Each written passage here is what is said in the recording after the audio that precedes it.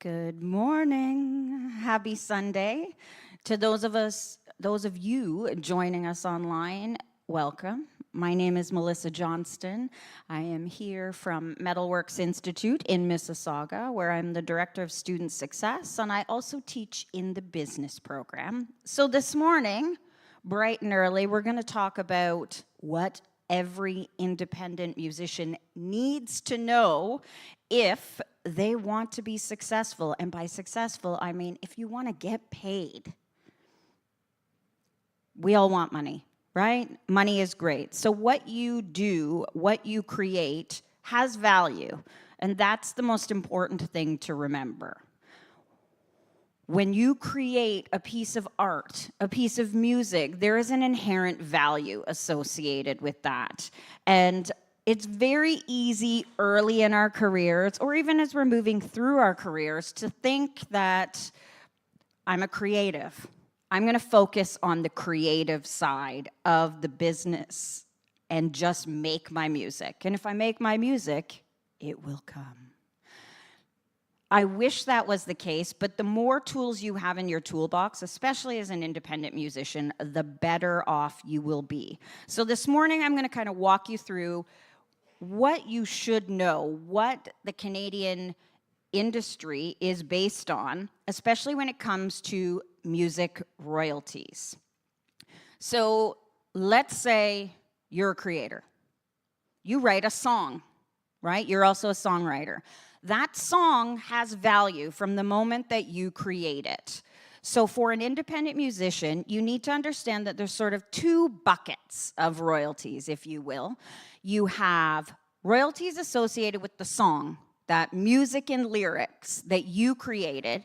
And on the other side, if you choose to record that music, there are royalties associated with that recording, that tangible recording that you hear. So for a lot of independent creatives, you have ownership over both of those things. When we get into a deal with a record label, things may change a little bit. But let's start with the song. As a songwriter, what do you need to know? Well, you need to register your songs. A lot of people will talk about things like poor man's copyright, all of that. I'm going to tell you the easiest things that you need to know. When we come or talk about royalties, the three main sources of revenue for a songwriter are, does anyone know? Any guesses? Yeah, for songwriters. TV and film and satellite radio. Yeah.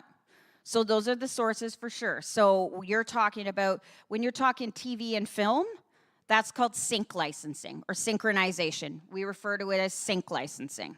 Yeah. Mechanical royalties is another. And the third is performance royalties. Okay? So songwriters need to know there's three royalties that are accessible to them. Mechanical royalties, performance royalties, and synchronization licensing. Let's go through a few of those, okay? So if you write a song, you need to register that song. To make sure you're covered for mechanical royalties, you have two choices in Canada. Used to be smaller, but you have two choices. So now you have CMRRA, the Canadian Musical Reproduction Rights Agency, or SOCAN-RR, SOCAN Reproduction Rights. I would encourage you, I'm not going to say that one is better than the other. Take a look at them. You are the owner of this. You should know and look into where you want to register. So mechanicals, you have SOCAN-RR or CMRRA. And that's for physical reproductions. So that they cover, in the traditional sense, pressing of CDs, vinyl. But there is also a mechanical inherent with streaming. Okay, there is a reproduction that happens in the back end of Spotify, Apple Music, YouTube. They also do audio-visual post-synchronization, TikTok.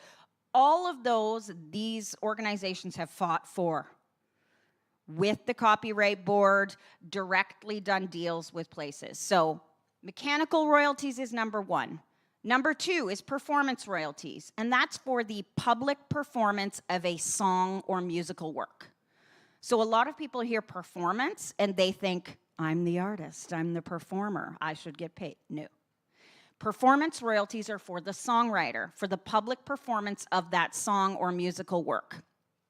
Does anyone know the song I Will Always Love You? Made very famous by Whitney Houston. I am not going to sing it for you. But every time that song, that recording, Whitney Houston performing I Will Always Love You is played on the radio, do you know who gets paid? Dolly Parton. You bet, man. Because Dolly Parton is the songwriter. She owns that song. So we're going to look at mechanical royalties, performance royalties. The third source of revenue for a songwriter is sync, or synchronization licensing.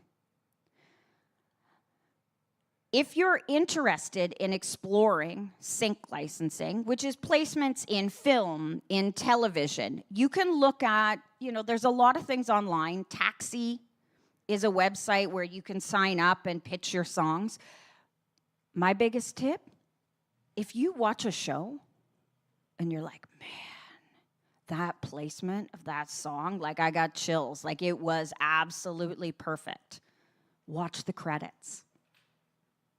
See who the music supervisor is. Let's be honest, none of us are above a little flattery, okay? And having talked to many music supervisors, they even own that. So sometimes you can make connections directly with them. If you wonder who the main players are, especially in the Canadian market, look at the Music Supervisors Guild of Canada. Look them up. See who the players are, who the members of that guild are, and start making connections with them. This industry is based on connections and meaningful relationships. So maybe you don't want to go hard and be like, here's my songs. Place them. Place them. Start a dialogue. Go to the events where these people are. Go to the Music Supervisors Awards show, right? You can get tickets relatively cheap. Start networking with these people. Talk to them, meet them. See what kind of works they're placing. Another tip for sync, coming from the supervisors, is always have your song with lyrics, but also have a recording of it with just the instrumental, right? In the event that that's something they're interested in. So have both available. And if you're pitching a song, right? You have a song that you want them to place. You think it's great. Make sure when you're sending these things out to people, if you're doing a portfolio and EPK, you want to send your best. If you've written 50 songs, don't send them 50. Send them the 5 best, right? Start that dialogue that way. So for songwriters, mechanicals, performance, and sync. For mechanicals, you're going to look at CMRRA, which very easily is cmrra.ca. You can check them out and their affiliation agreement. Or SOCAN-RR. For performance royalties, you're going to look at SOCAN in Canada. All of their affiliation agreements are available to you online. I can assure you that these organizations are there for you. So call them if you have a question. They have membership services people on staff, and that is their whole job, is to help creatives get fairly compensated for the work that they do. Another tip for songwriters, and this is just from my experience teaching.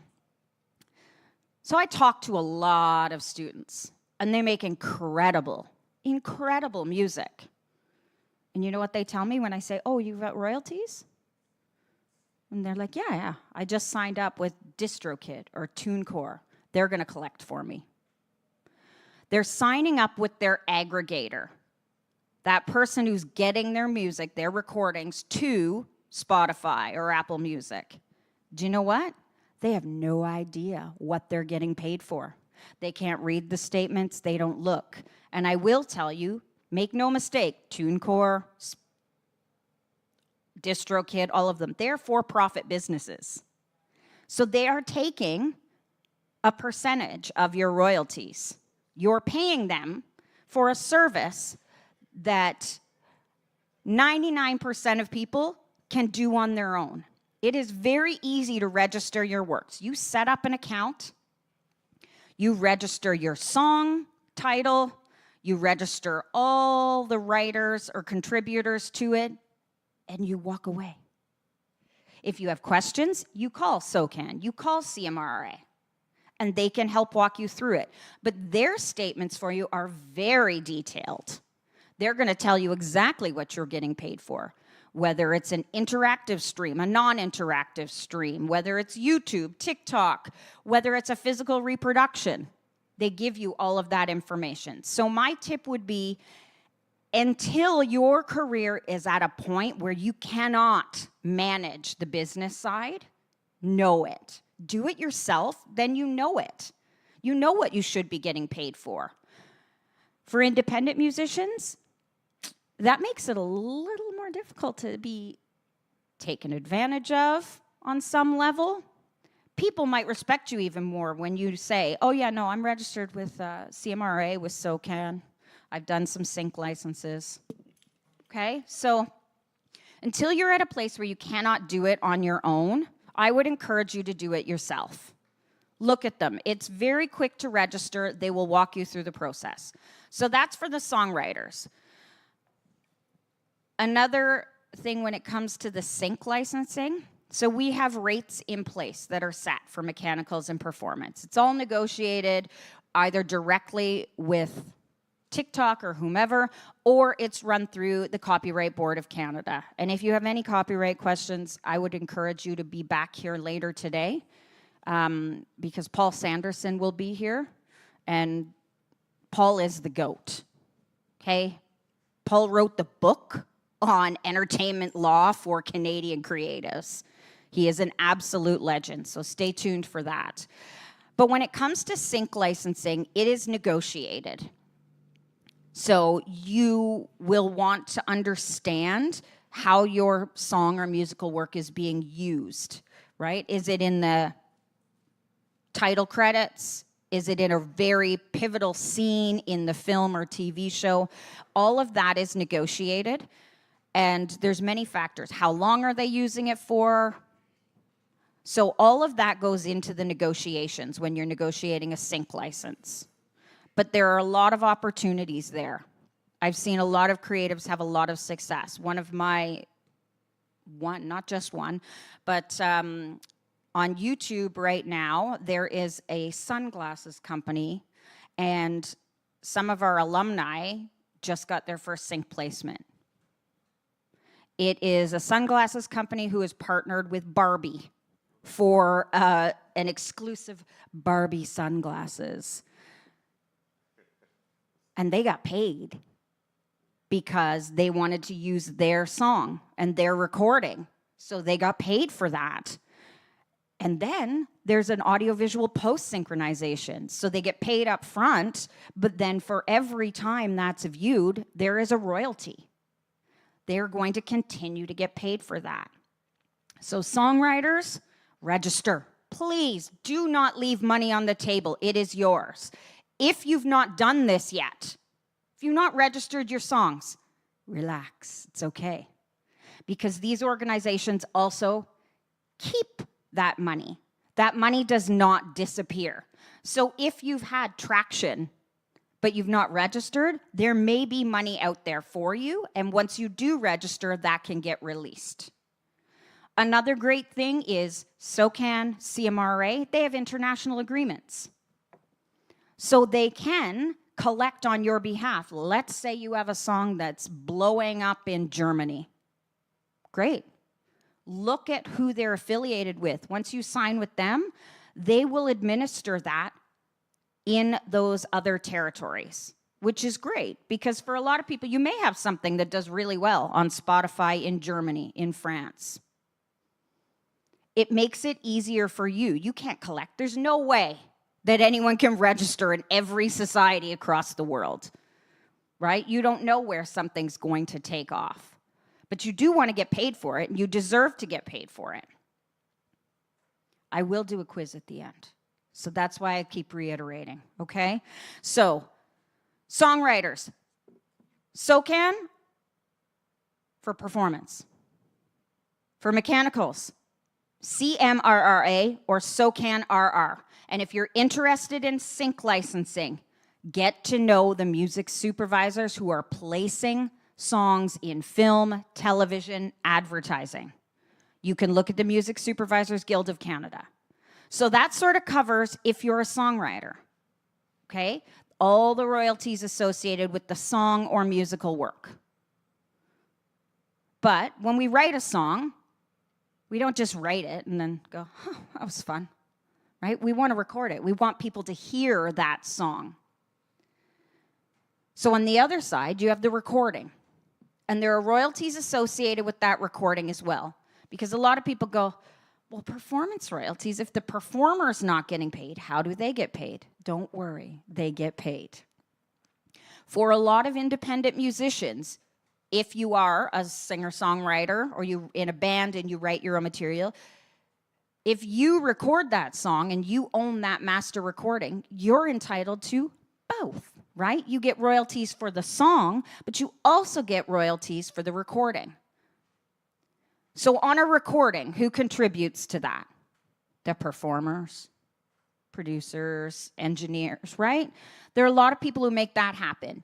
In the bigger ecosystem, right, it may be a label. They may be the people who own the master. We've all seen the Taylor Swift with every release of Taylor's version. That's because Taylor wanted to own her masters, and good on her, right? She really has changed the game for a lot of people by bossing it up. So she re-recorded all her masters, which means she owns those. So when Taylor Swift's version gets played on the radio, she also wrote it or co-wrote it, so her and her co-writers are getting paid from over here for being the songwriter. But over here, she's getting paid if she owns that master recording. And she's getting paid twice. Because the master recording is split between the owner of the master recording, right? Who owns that? Because what that means is they probably invested in it. They put money down to get that recording made. So they are entitled to some. But it also pays out all the performers. All. So if anyone does session musician work at all, guitar, background vocals, whatever, they may pay you up front, but you are also entitled to a royalty every time that is played. Yeah. So for the recording side, does anyone know who we need to affiliate with in Canada? This one, most people don't. So there's a few options. If you own the master recording, you own that, you're going to look at Connect Music Licensing. They're the organization in Canada who can assign you an ISRC, an International Standard Recording Code. A lot of the aggregators will assign that as well, but you can go through Connect directly, and I would encourage you to do that. Why it's cool is these ISRC codes are really important for tracking, for knowing where our royalties are coming from. And if I use DistroKid, for example, they'll assign me an ISRC, but it's going to go through with a DistroKid identifier. If you register as yourself, you get your own identifier. So you could, in theory, have all your ISRCs that are almost sequential in numbers, which makes it a lot easier for tracking. I know it's a creative business, but metadata is the future of music. And I hate to say that, but it is the way that you can track to make sure you are getting paid. It's also a really great way when you go to SOCAN or CMRA to search if there's any royalties outstanding for it. You can search by that ISRC because that information is embedded in everything from Spotify's records to album releases, everything. They're going to rely on the ISRC for the recording and the ISWC for the song or musical work, which SOCAN will assign to you. Am I losing everyone? Are we following? I know it's a lot. It is a lot, but I do encourage you to just look at the organizations I'm telling you to look at. It will be really helpful, and those people will walk you through it. So for the recording, we're going to look at Connect Music Licensing, if we own that master recording. Now, what do we do if we're a performer, if we're a vocalist, if we're a guitar player? Well, you have a few options there. You can go directly to an organization called Resound, R-E:"sound." You can affiliate with them. Or you can look at ACTRA RACs. You have a choice there. Previously, I would have included MROC, but MROC is going out of business, so I would kind of not look there right now. They were fabulous, which makes me really sad. I'm not sure what's happened there, but you want to look at Resound or ACTRA RACs. How it works for performers is there is 50% of that recording royalty goes to the performers, okay? And it's split. It's split from there. So if you are a feature performer, let's say you're in a band, there's 4 members, you're all feature performers. But if you are a session guitarist, you're what's considered a non-feature, and you're still entitled to some of that money. So for the performers, it splits 80% for feature performers, and the 20% gets split for non-feature. Typically, your non-feature performers will have been paid a fee to record, right, a session fee, but you are entitled to further royalties. I assure you, these organizations will walk you through that. They will make it seamless. But you need to understand how this ecosystem works, because you could be hustling. You could be playing live shows. What's the point of a live show? You want people to listen to your music. Maybe they buy something, buy merch. They buy physical product if you're selling it. Or they go to find you on Spotify, Apple Music, Amazon Music, wherever that may be, and they're listening to your music. That's the goal. So if we can translate someone, let's say, did anyone perform here this weekend? Yeah? Okay. But the hope is that someone heard you and then went and looked, right? Is like, oh my gosh, so great. I got to check this out. And then they go and listen. If they did that, you should be getting paid for that. So that's the goal, is to make sure that you are getting paid everything that you are entitled to. Okay, there's a lot of options out there for people. We know. There's so much music that it's sometimes hard to choose. If you're like me, I go down a rabbit hole. Right now I'm on a Chapel Roan. I got my Pink Pony Club nails because that's what I was feeling. But you can bet someone like a Taylor Swift, they've got a publisher. They got people doing the work for them, making sure they're getting paid. You have to fight as hard as they did. So you need to know the systems that are in place to make sure that you get compensated.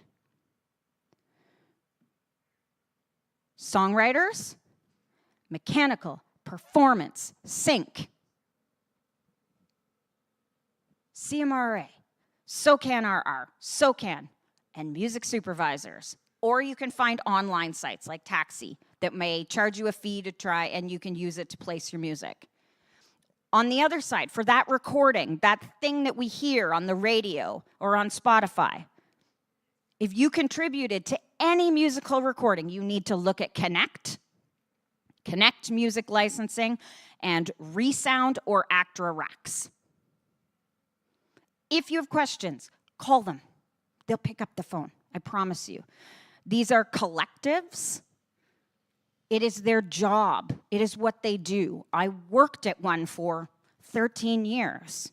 Our goal was to make sure that the creatives were compensated fairly for their work and their contribution to music. We wouldn't have jobs if you weren't making music. I love music. I am not going to sing or perform because I'm terrible. But music is my world. It has been from a young age. My dad is a gigging musician and has been my entire life. So I grew up listening to music, going to festivals like this, right? People deserve to be compensated. So often the people who work at these organizations are there because they love music and they want you to keep making music. It's exciting. Who knows, right? We don't know what the next big thing is. But if you aren't getting paid and you can't pay your bills, you might stop. You might, as some people say, get a real job. I don't buy into that. There's this idea of scarcity in the music industry. There is no scarcity. There is music for everyone. You can find something. I can find music for any mood, any beautiful weather, right? If you perform live and there's a ticket, right? You sell tickets. Did you know SoCan also pays that? Yeah. If you don't put the time into learning how you can get paid, no one's going to tell you, right? They're not going to be like, hello, I've got your money over here that you don't know about. Unfortunately, it doesn't work that way. So the more you know, the more you can take care of yourself and keep funding your creative pursuits. Any questions for me? Yeah. Okay, I'll see what I can do. I just had my first single on SiriusXM. Okay. Oh, thank you. Hello. I just had my first... Okay, thanks. I just had my first single on SiriusXM. Yeah. And a kind of two-part question. I'd love to know the breakdown of the industry standard breakdown of producer percentage, guitarists and bassists, musicians that recorded on it. Yeah. But also, I'm Canadian, but I used to live in England, so I first registered it with PRS. Yep. And SiriusXM is an American company, so what's the best way 15 months from now for me to collect royalties, with all, I don't want to lose money twice on international fees and stuff like that. Yeah. So to answer that second part, are you registered yet? I am registered with PRS. They have all my songs. I have not done SoCan, RR. Okay.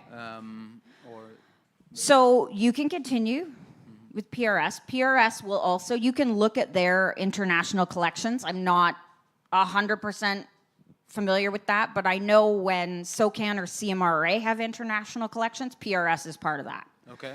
But that's covering you for the performance side. So I would definitely look at, in Canada, for sure, either SoCan RR or CMRA, because there's also a mechanical, especially when it comes to Sirius. Satellite radio is covered under one portion of the mechanical, so don't miss out on that. So that would be my tip. Look at and even call them and let them know that you're registered or affiliated with PRS. They can probably navigate or tell you what to do. Mm-hmm. But you might be missing out on mechanicals, so definitely go there. For the breakdown, as far as it goes, looking at like producer and performer. Like I'm talking about in studio. No performance right now. It's just the studio recorded recording. Recorded song is out there. I know that money's coming in. When I get, let's say, $100. Yep. Just for easy numbers, what percent goes to the producer? What percent goes to the guitarist? So it's usually, that's something that's decided then and there with the producer. If you gave them points, if you will, on that recording. It was all done very informally. Okay. And should I say, do I pay out after I make, the recording wasn't free. I paid everyone in the room. And this, so like, do I make a profit and then they get a piece of the profits, or do they get percentage from $1? So with a producer, that would have been something they had to negotiate. If you just paid them to produce it and that they walk away from that, like it was just a transaction one-to-one, okay. Yeah. The musicians, you maybe paid them for the session. Yeah. But they can then register with Actor Racks or Resound directly for the public performance of that recording. And the way that's going to be split is 80% of the royalties available go to the feature performer, which would probably be you if it's under your name or a band name. And 20% of that royalty will be split amongst all non-features. Okay.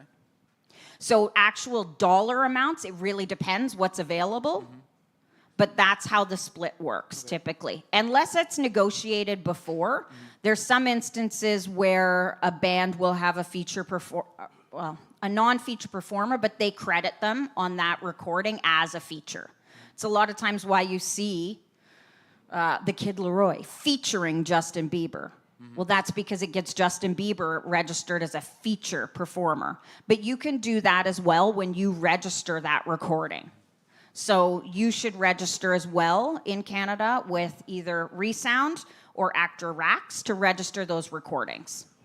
You'll already have ISRCs and everything, that's great, but you then can list. And so anyone going into a studio anytime, keep a list of everyone who is there who contributed to that recording, right?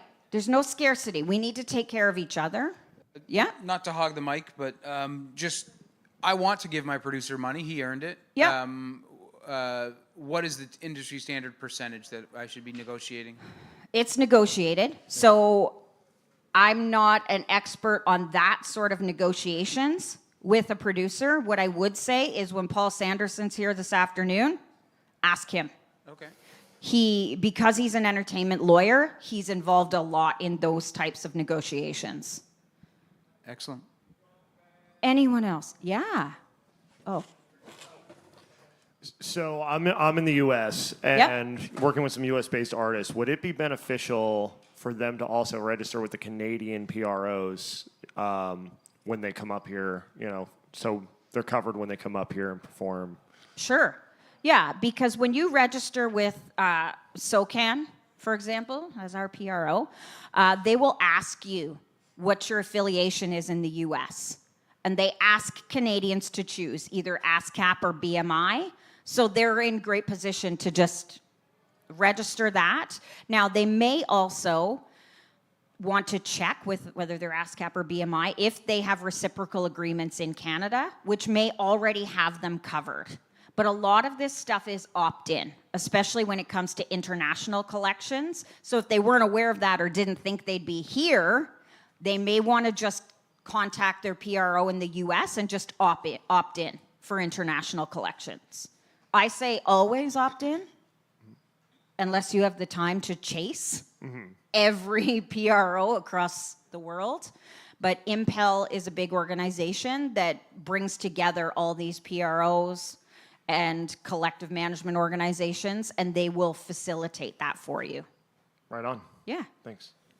Okay, my question is just real quick because I missed the first half. I'm sorry, I apologize. I thought It's you were early. the next person coming up, so I'm timing. But is there any way, because I missed the beginning, of getting, do you have a list of like all these places you're supposed to be looking at? Because you're sitting here saying all these names and stuff. I and know. I'm kind of going, what?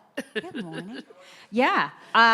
So I'm not sure who I can share that with, but I would be happy to share it. I'll give you, actually, I have my card. Wonderful. So you can also email me with any questions. My students get really annoyed because I'm like, hey, guess what? We're back together. Let's get nerdy and talk royalties. And they're like, ugh. And I was like, you'll thank me. You'll thank me down the road. I promise you that. So I'll share my card. I have some stickers, guitar picks, and I have my card for anyone who has any further questions. Because I know it is a lot. Yeah. Do you have a breakdown of the royalty stream for the songwriter? Oh, yeah. Get the mic here. Get the mic. Sorry. Do you have a breakdown of those royalties if you're a songwriter and a producer and everything, and you own the recording, you own the masters? Do you have that? Yeah. Yeah. So I can share that with you for sure. Okay. I find for a lot of people it's visual. Yeah. So what I do have, and I'll share my contact, is I do it in a way that I find over many years of teaching has helped.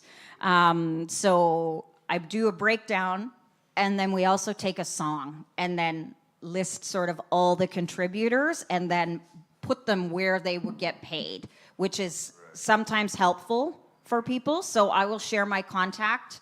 For anyone online, if you want my contact, it's really easy. It's Melissa, Melissa, at metalworksinstitute.com. And it might even be on the Gussapolooza page. If not, they're welcome to share my link. I'm happy to talk royalties to anyone, anytime. Did you have a question?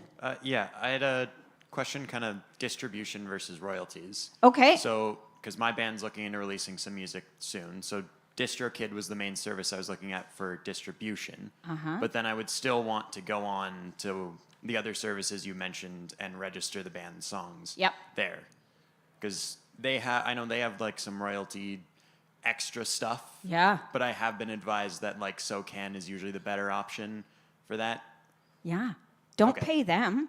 Yeah. Pay yourself. So distribution. DistroKid, you're saying. I don't distribute music, but can I give you a tip? Sure. If you look up online, his name is Ari Herstand, A-R-I, and his last name is Herstand. He has a website called Ari's Take. And on it, he has the most incredible chart that is updated all the time of all the aggregators that are out there. Why I say that's important is don't just look at one. Because depending on what type of release you're doing, whether it's an album, if it's a single, if it's an EP, there are many options, and based on the fee structure and what you'll pay, who they send your music to, what their time is to get music out, DistroKid may not be the best for your project. So he has a chart where you can kind of go through and look. DistroKid is great for people. I just encourage people, look at all the different options available and find what works for your release best. Because there's so many of them, it's mind-blowing. And he is constantly updating this. He includes information on everything, like what territories they distribute, whether they distribute to TikTok, whether they distribute to YouTube, whether they distribute lyrics, whether they offer pre-save options. So it's good to take a look at that. And then, yes, my advice would be opt out of any royalty collection through your aggregator. You can do it yourself. Right. If you can make a spreadsheet or write a list, you're fine. Just go through SoCan. If there's, how many people in your band? So there's 5 of us. 5? Do you all write? Yes. So you split it, songwriting 20, 20, 20, 20? Yeah. Okay, that's so easy. So you're going to register that, and you're going to get your bandmates as well to register with SoCan. So they'll get their own IPI, which is Interested Party Identifier, that identifies you as a songwriter, and that will carry with you throughout your career. Then you'll get an ISWC for that song. It'll be linked to all 5 band members, and you tell them, we each get 20%. Easy peasy, they pay you. These organizations like SoCan and CMRA, you can look up what their fees are that they take, but I can guarantee you it's fine. It just covers their operating costs for the most part. But if you're using DistroKid, they're still taking their fees. DistroKid's getting the money from CMRA, SoCan RR, or SoCan. The money's still coming from the same organizations. It's just that then DistroKid is taking a little bit off the top when if you register directly, it goes right to you. Right. And then just a question for, dealing with a band. Yep. So would I make a SoCan account with like our band email to register the song, and then each individual person makes an account so they get paid? Or I was just a bit confused how that all works. Register as an individual. Okay. So when you register the recording or the song, you can say the band name, that's who performed it, but you are all individual songwriters who contributed to a song. Okay. So you should all register as individuals. Okay. And then Yeah. just one person out of that has to put the actual song and add the others onto it? Yeah, they may ask that you all put in your claim for the 20%. Okay. Or what they'll do is typically if one person submits it, I've seen it, there's many different ways you could do it. You could register as like almost your own publisher. Whatever yeah. your band name is, XYZ Music. And then you could claim on behalf of all 5 band members, but you need to put the individual splits in, so the 2020, 2020, 20, and then they could pay it out to that publishing entity, and then you split the money, or you can all register as individuals and each get your own individual payment. Okay. So it's thinking about what works best for you as a band.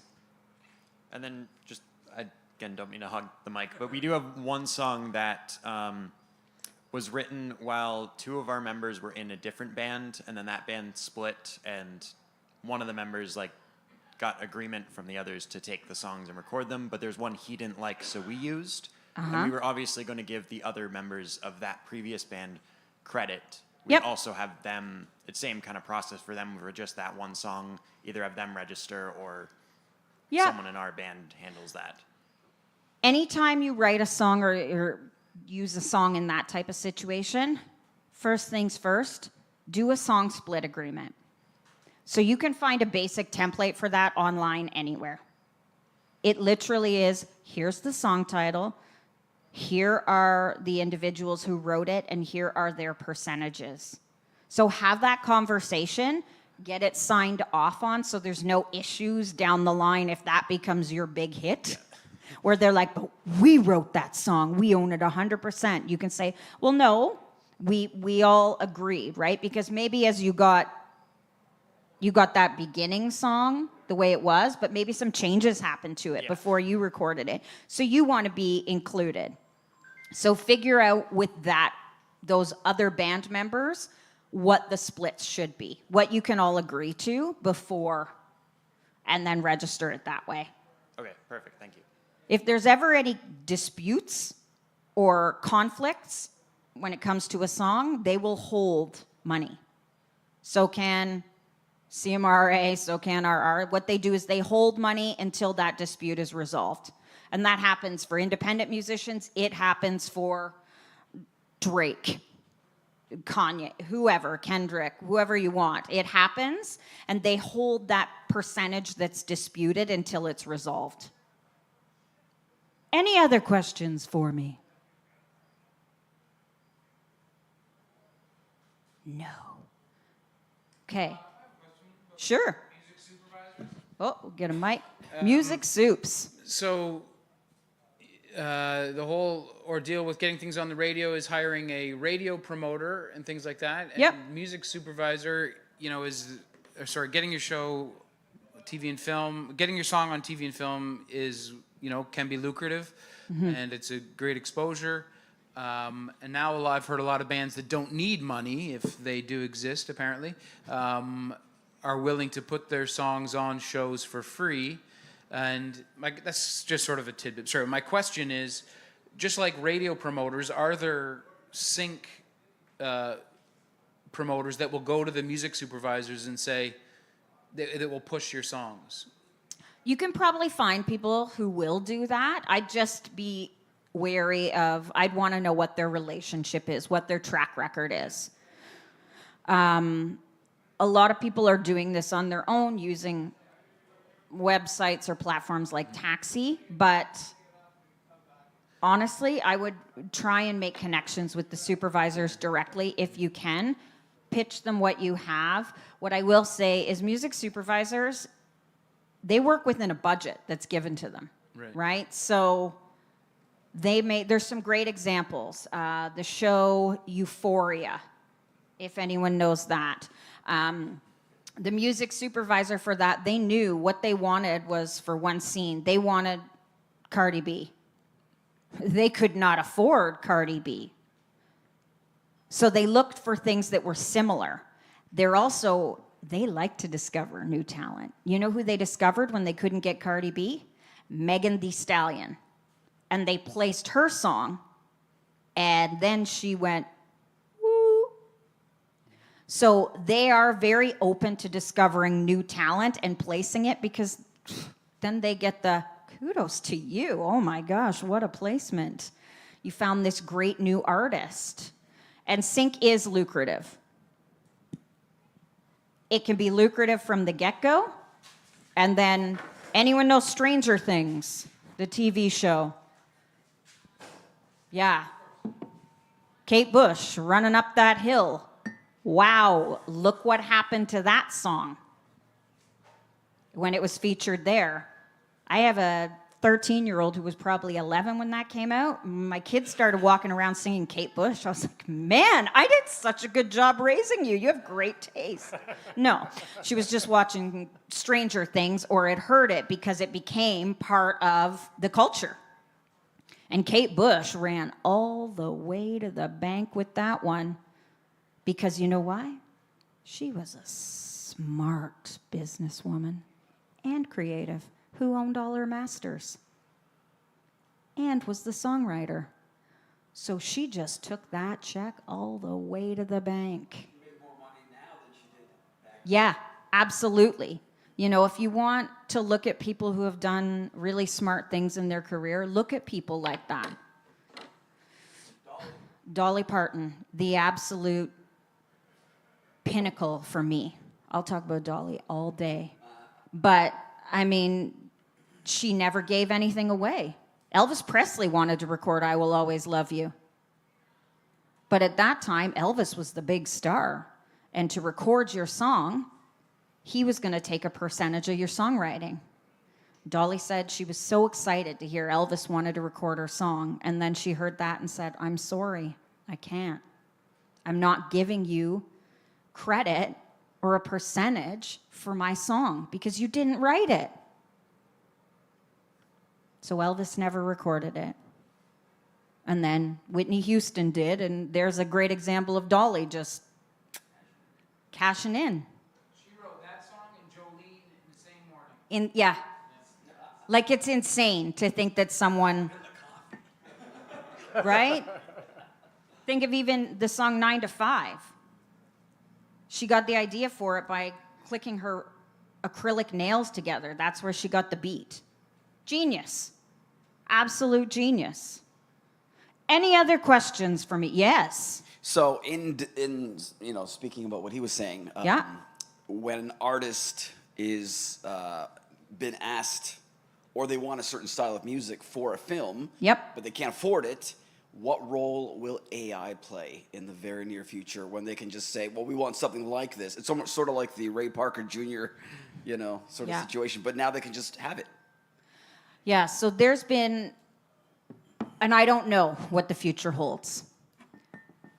I know when Paul's here, that's a great question for him, how the legal side of things is going to play out.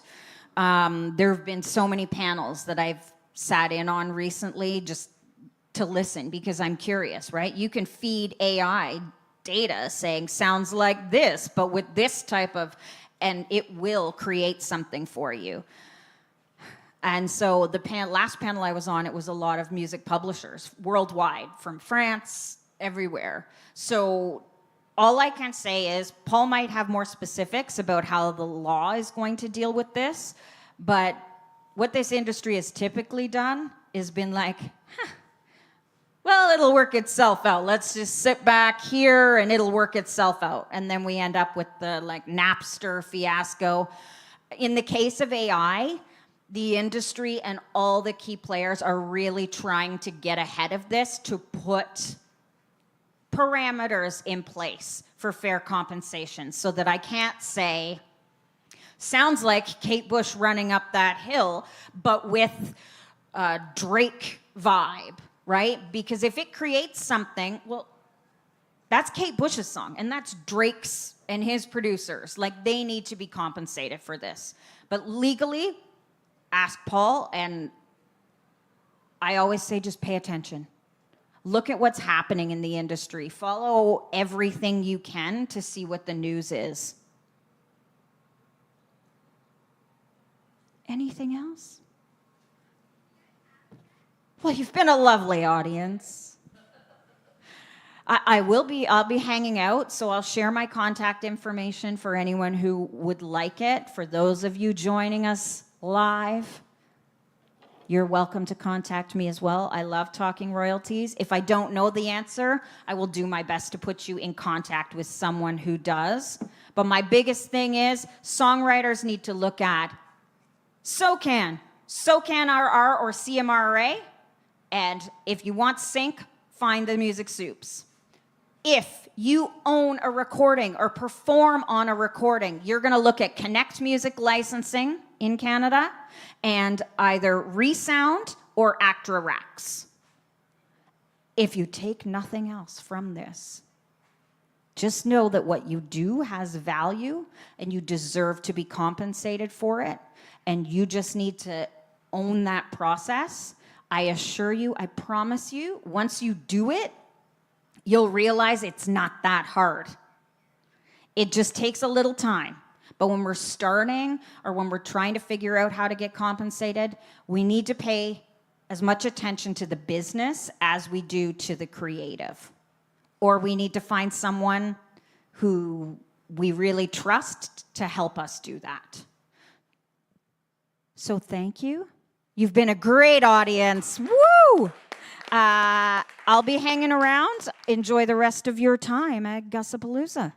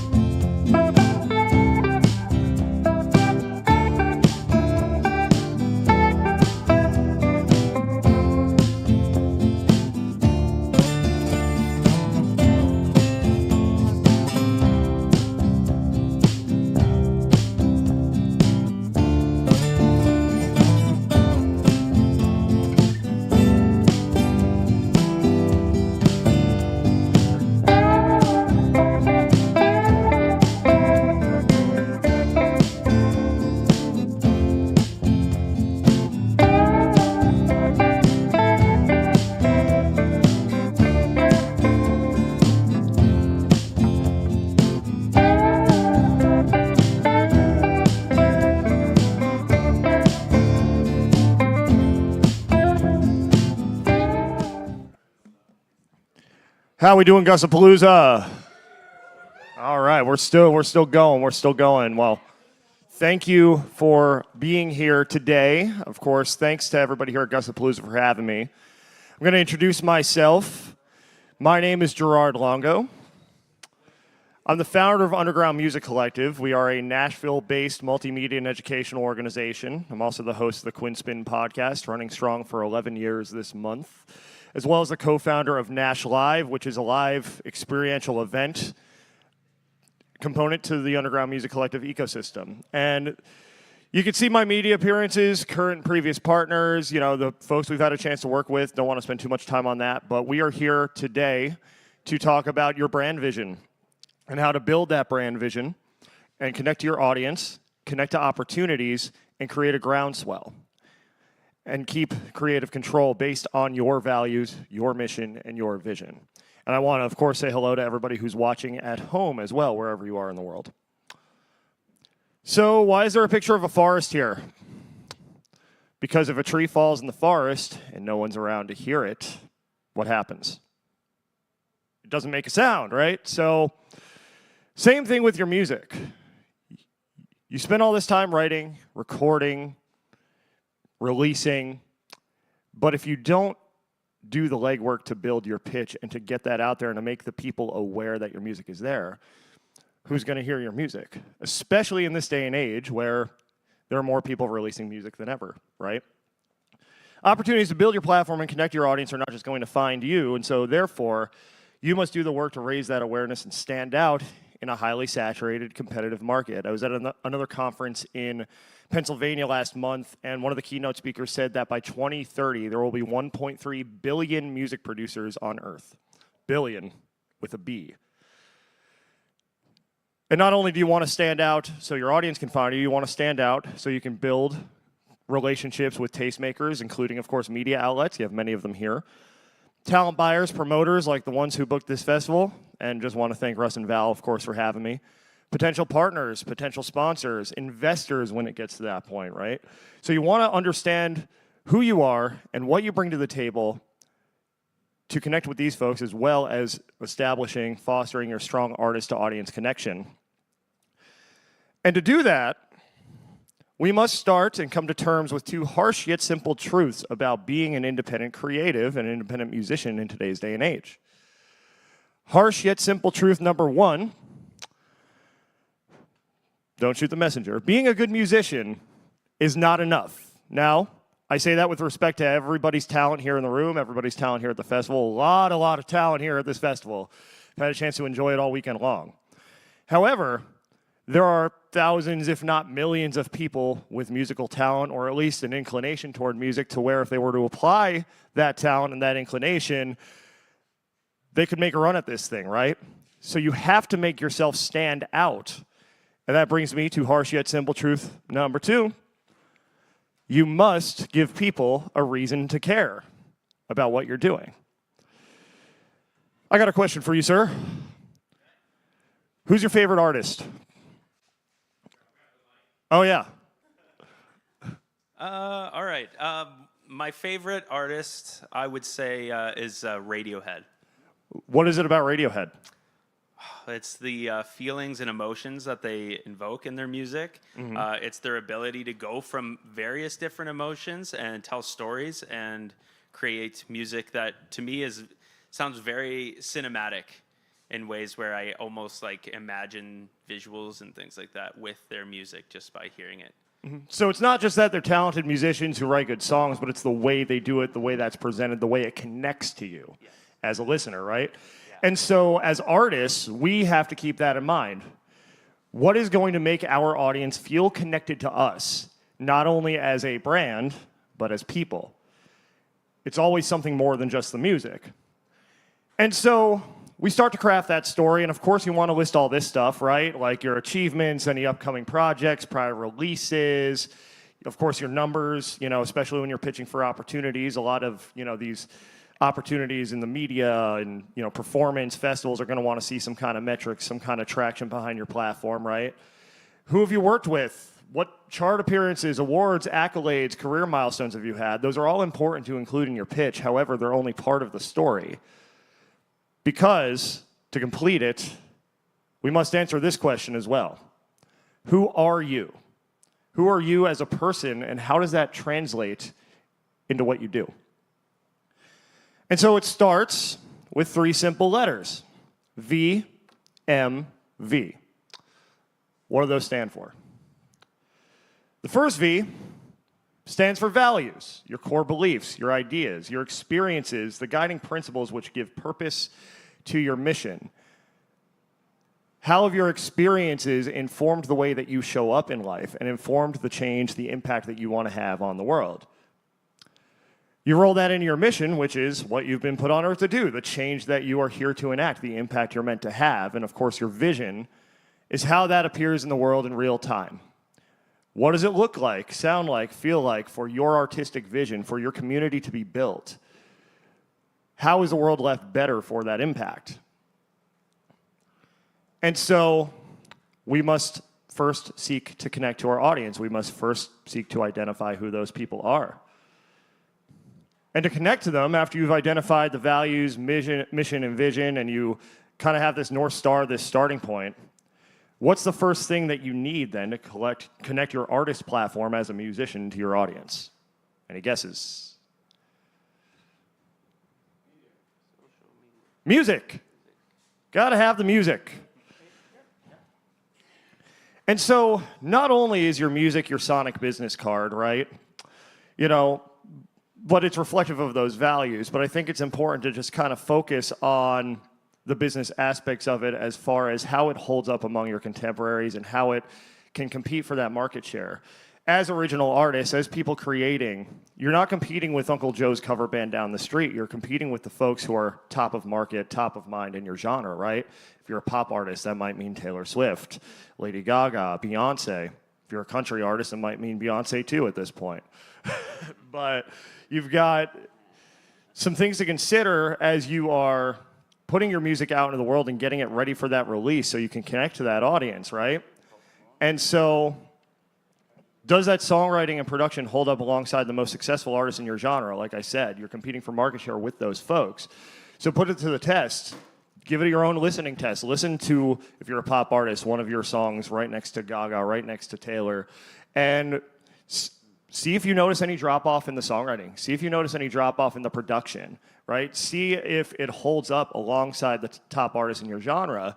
And if you need some feedback on this as well, you can go to the other industry professionals. You're meeting plenty of them here at Gussapolooza. I'm sure you all know plenty of them outside of this festival as well. Get feedback on your music from producers, sync agents, your fellow artists. See what they hear and be open to their feedback. Be open to change. Projects are seldom perfect on the first try, right? So we're always iterating. We're always creative. That's part of the creative journey. So if it's not perfect the first time, keep in mind nothing's ever perfect, right? We're all just continuing to create, continuing to build, continuing to get better every single time. And so you're honing your sound, you're getting all that together, you're getting your feedback, you're implementing it, you're making your finished product, the music, stronger every time out. But you're also, while you're doing that, developing the value that your audience will get from listening. And this is important. I think it's important not only with your audience, but with the opportunities you're going to seek and pitch for. We'll get to that in a minute, but it all starts with determining what this is. And I'm going to give you something to write down. I'm going to read it twice. The value proposition. What is the value proposition? To create your value proposition, answer this question. What can your audience get from you that they won't find anywhere else? I'll repeat that.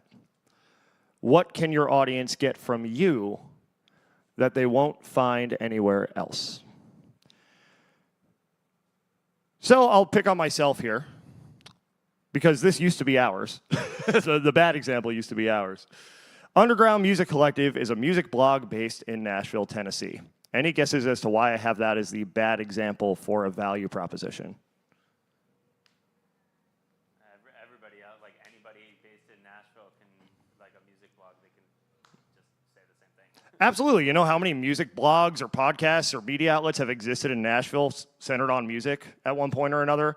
It doesn't actually tell you anything about who we are, what we do, why we do it. So again, going back to harsh yet simple truth number 2, you must give people a reason to care. Once upon a time, we weren't doing that. So this is our current one right now, the good example. And I'm not entirely married to this. It can always get better, right? It's never perfect. But Underground Music Collective is a Nashville-based multimedia and educational platform which inspires independent artists to think like entrepreneurs.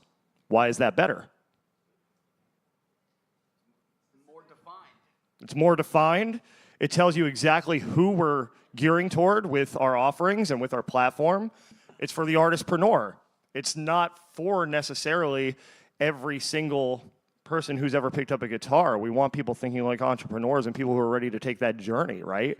And so it sets a better target for us, and it gives people a better idea of what to expect from our platform, so they know whether to tap in and whether it aligns with their values and they're going to get value out of it, right? An artist example, picking on my hometown here, John Smith is a singer-songwriter from Bethlehem, Pennsylvania. Why is that the bad example? Same reason, right? Doesn't tell you anything. Just tells you he plays music and he's from this place. But if you go down to the good example, John Smith combines modern pop production with folk-inspired storytelling, creating relatable songs which destigmatize mental health and addiction. Suddenly it tells you what he's about. It tells you, first of all, what you can expect to hear, and if you're going to vibe with his music in the first place, right? If you like that kind of like Lumineers, Mumford & Sons type of thing, you might like John Smith. But also, if you or someone you love has struggled with mental health, addiction, anything of the like, then his message will resonate with you, and that's what truly creates fans, is what connects, right? What resonates, what hits you at a deeper level to where, regardless of the sound or the trend or the era, you're going to be there.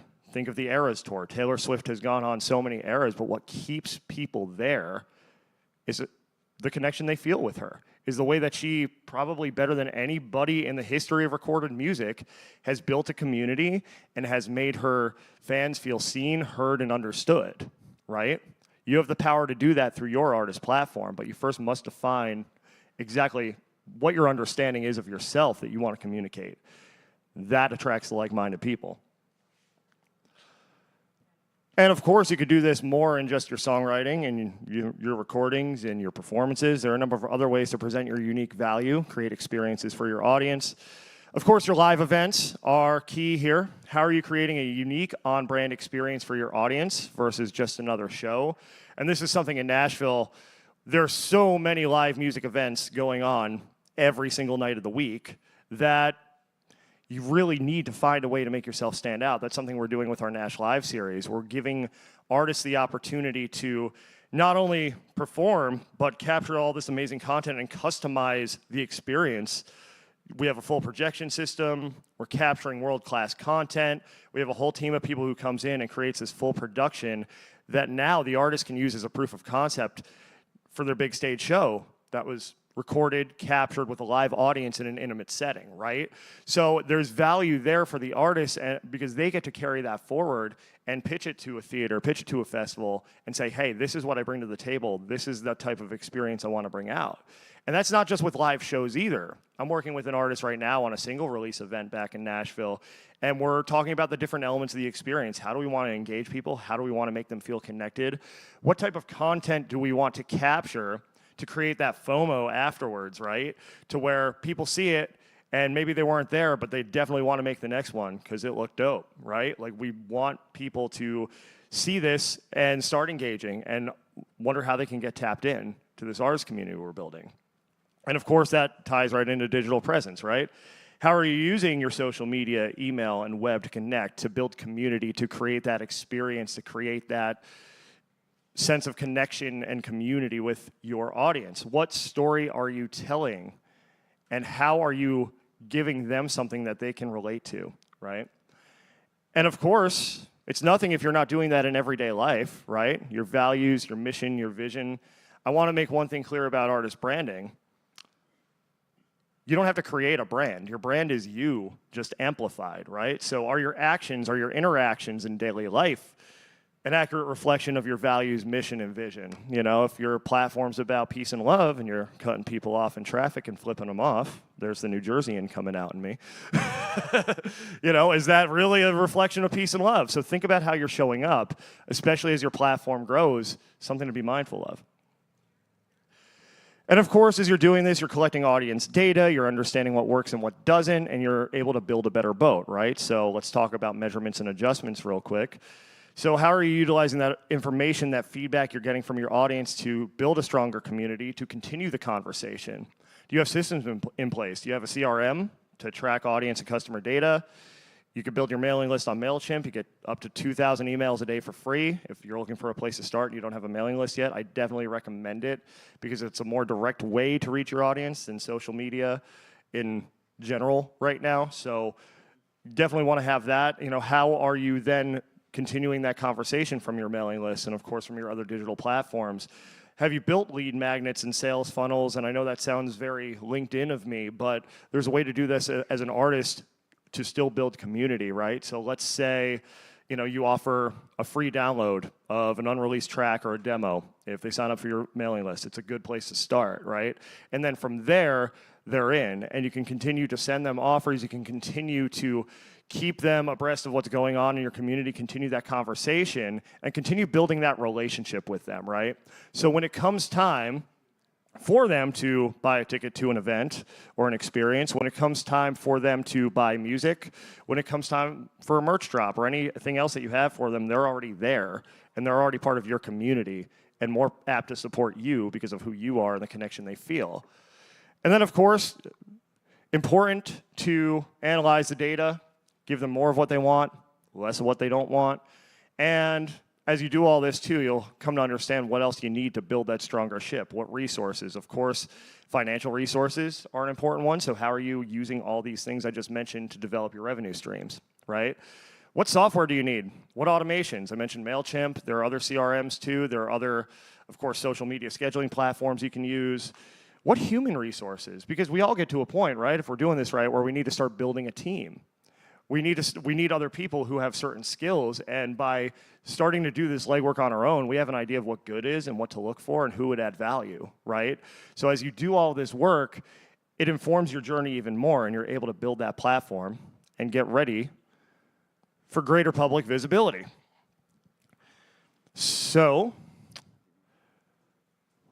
you're getting ready to pitch, you have enough audience data, you have a groundswell, you have some music recorded. So you want to make it easier for the tastemakers you're pitching to, be they in media, live performance, any other sponsors or potential partners. You want to give them everything they need, right? Great way to do this. How many artists in the room have an EPK? All right. Important thing to have because it's your one sheet. It's usually on a web page these days. Sometimes it's still a PDF, for those who don't know. Tells the story of your artist platform. So, of course, it contains all that biographical information, and as well as the information that reflects your values, your mission, your vision, going back to that VMV, and relevant metrics, notable milestones, information about current and forthcoming projects. It's your one-stop shop if you're a tastemaker to go and make a decision, a business decision on whether or not you're going to work with this artist, right? So here's an example of one, and I can tell you one thing that needs to be better about this bio that I wrote years ago before I designed this course was it does a great job communicating all the highlights and the accolades and the biographical information. What it doesn't do is that VMV. So I'm going to go back with Billy. They're good friends of mine, Billy Bauer Band in Bethlehem, Pennsylvania, and we're going to rework that bio. But you see what we have here. We have a strong header image. We let you know what they sound like right away. We let you know where they are and where they're seeking opportunities right now. You've got your social links, your bio information, and some strong multimedia options here. Photos, videos, what's going to present you in the best light and what's going to make people take notice of you, right? So, and of course, the latest release, that Live at Sherman Theater album, people have a chance to go listen and see if sonically it's a vibe and a fit for the opportunity they're pitching for. So once you have that ready, how do you figure out where to send this thing? I think it's important to know, because we're all at different levels in our career, to know where we stand in our artistic journeys, right? What do I mean by that? Well, if this is your first rodeo, you've got to build some equity. You've got to build some groundswell. Taking a swing right for the big leagues, like major media outlets, like a Billboard or Rolling Stone, major festivals like Bonnaroo, sponsors, partners, that have a global presence that might not garner the short-term results you'd like if you haven't built that value into your platform, right? Takes that patience, it takes the buzz, and it takes sometimes a significant marketing budget to land some of these opportunities, specifically on the media end. A lot of the big boys, it's pay to play. There's a fee involved at certain points. I know the iHeartRadio interviews that I've even had, they give you the option of you could do the interview for free via Zoom or come into the studio and purchase a social media package. And, it's a small fee. It's like $200, $250. I took them up on that because, of course, I have all this great content that I can use, and I've been rolling out on social media now. So it's an investment, right? So media at that level is an investment, and there's nothing wrong with paying for a placement as long as you can see the value you're going to get back. But just keep in mind when you're pitching for that caliber of opportunity, there's often a price tag. The good news, if you don't have that kind of marketing budget, is we all start somewhere, and there are plenty of opportunities suited for independent artists. This amazing festival, of course, being one of them, which does such amazing work for indie artists, not only here in this region, but across North America. And what you're getting here this weekend is you're getting a professional at bat. You get to meet industry professionals. You get to be on these huge stages with these bright lights, and that gives you the building blocks that you need to create more and more groundswell, more and more buzz over time, right? So if you're stumped as to how to find these opportunities, let's go over a few ways you can. Of course, the internet. At this point, any reputable opportunity in 2024 is going to have a digital presence, so a quick Google search. If you search Nashville music blog, you'll find some music blogs in Nashville, for example. It's going to turn up the results, and it should turn up what you need to get in touch with people directly, right? If, say, you're still stumped and you do have a little marketing budget to invest, might not be a bad idea to look into PR and what it can do for you. I can say that we did this as Underground Music Collective last year, hired an amazing firm out of Austin, Texas called Branding PR. And that's how we got the iHeart gig. That's how we got so many opportunities in media, because a good publicist is going to have connections you don't and know how to make those introductions, right? Now, of course, that comes with a price tag, and I will say, one thing that I wish we had done was had better systems in place to capture that audience, right? To capture the attention we were getting so then we can continue that conversation, right? So make sure that if you're going to go that route and you're going to make any investment into something, that you have a system that can give you a return on that investment built in, right? I think a lot of people just see like, oh, I just need to hire a publicist and like all my problems will be solved. It's going to put my name in lights. I'm going to get discovered. You still have to have something that your new audience can latch onto, and that they can follow. They need some kind of journey to follow. You need to then have the systems in place to lead them somewhere, right? And of course, you can ask your friends for any opportunities they're finding as well. Your peers might be getting bookings you're not. They might be getting placements, media features that you're not. They might even have a good sponsor or partner contact. Don't be afraid to ask. Don't be afraid to ask for an introduction. And a bonus point as well, particularly on the media end, we have a bunch of podcasts and radio outlets here that you can go make conversation with as well, who I'm sure would be more than happy to help you and perhaps give you that professional at bat. But the opportunities are all around us. We just need to do the work, dig in, and find them. And of course, we need to build relationships with these people, because they're people just like you and I, building a platform. They have lives and families, and they, of course, are trying to do good in the world just like you. And so something to keep in mind, this is another one of those repeat twice things, in case you want to write it down. The quality and the frequency of the opportunities you receive are in direct correlation to the quality of your relationships in music or any industry. I'll say it again. The quality and the frequency of the opportunities you receive are in direct correlation to the quality of your relationships in music, in business, and let's be real, in life, right? So how do you build relationships with tastemakers? First of all, do you share similar values? If you are an activist, say, on one side of the political spectrum, and the opportunity you're pitching for is clearly on the other side of the political spectrum, is that a fit for you? Probably not, right? So can you see yourself building a good working relationship with them? Do you see yourself sharing similar values and moving in a similar direction? Do you want the same things, in a macro sense? Do you want to have similar impacts? Are you doing good work for the right reasons? And are they, right? What's the quality of their platform? Will working together present you in a positive light? If you do a search for a blog or a podcast, you'll find that not all media opportunities are created equal, right? Some will give you a more professional at bat than others. So always keep that in the back of your mind. If you can see the quality of their work, then that's an opportunity worth tapping in to, right? If you can't see that as clearly, or you can see that the quality is not quite there, think about how that might reflect on you to be associated with a platform that's not putting out quality, right? What genres do they feature? Now we live in a genre-fluid world. Underground Music Collective features genres of all kinds. Gussapolooza features genres of all kinds.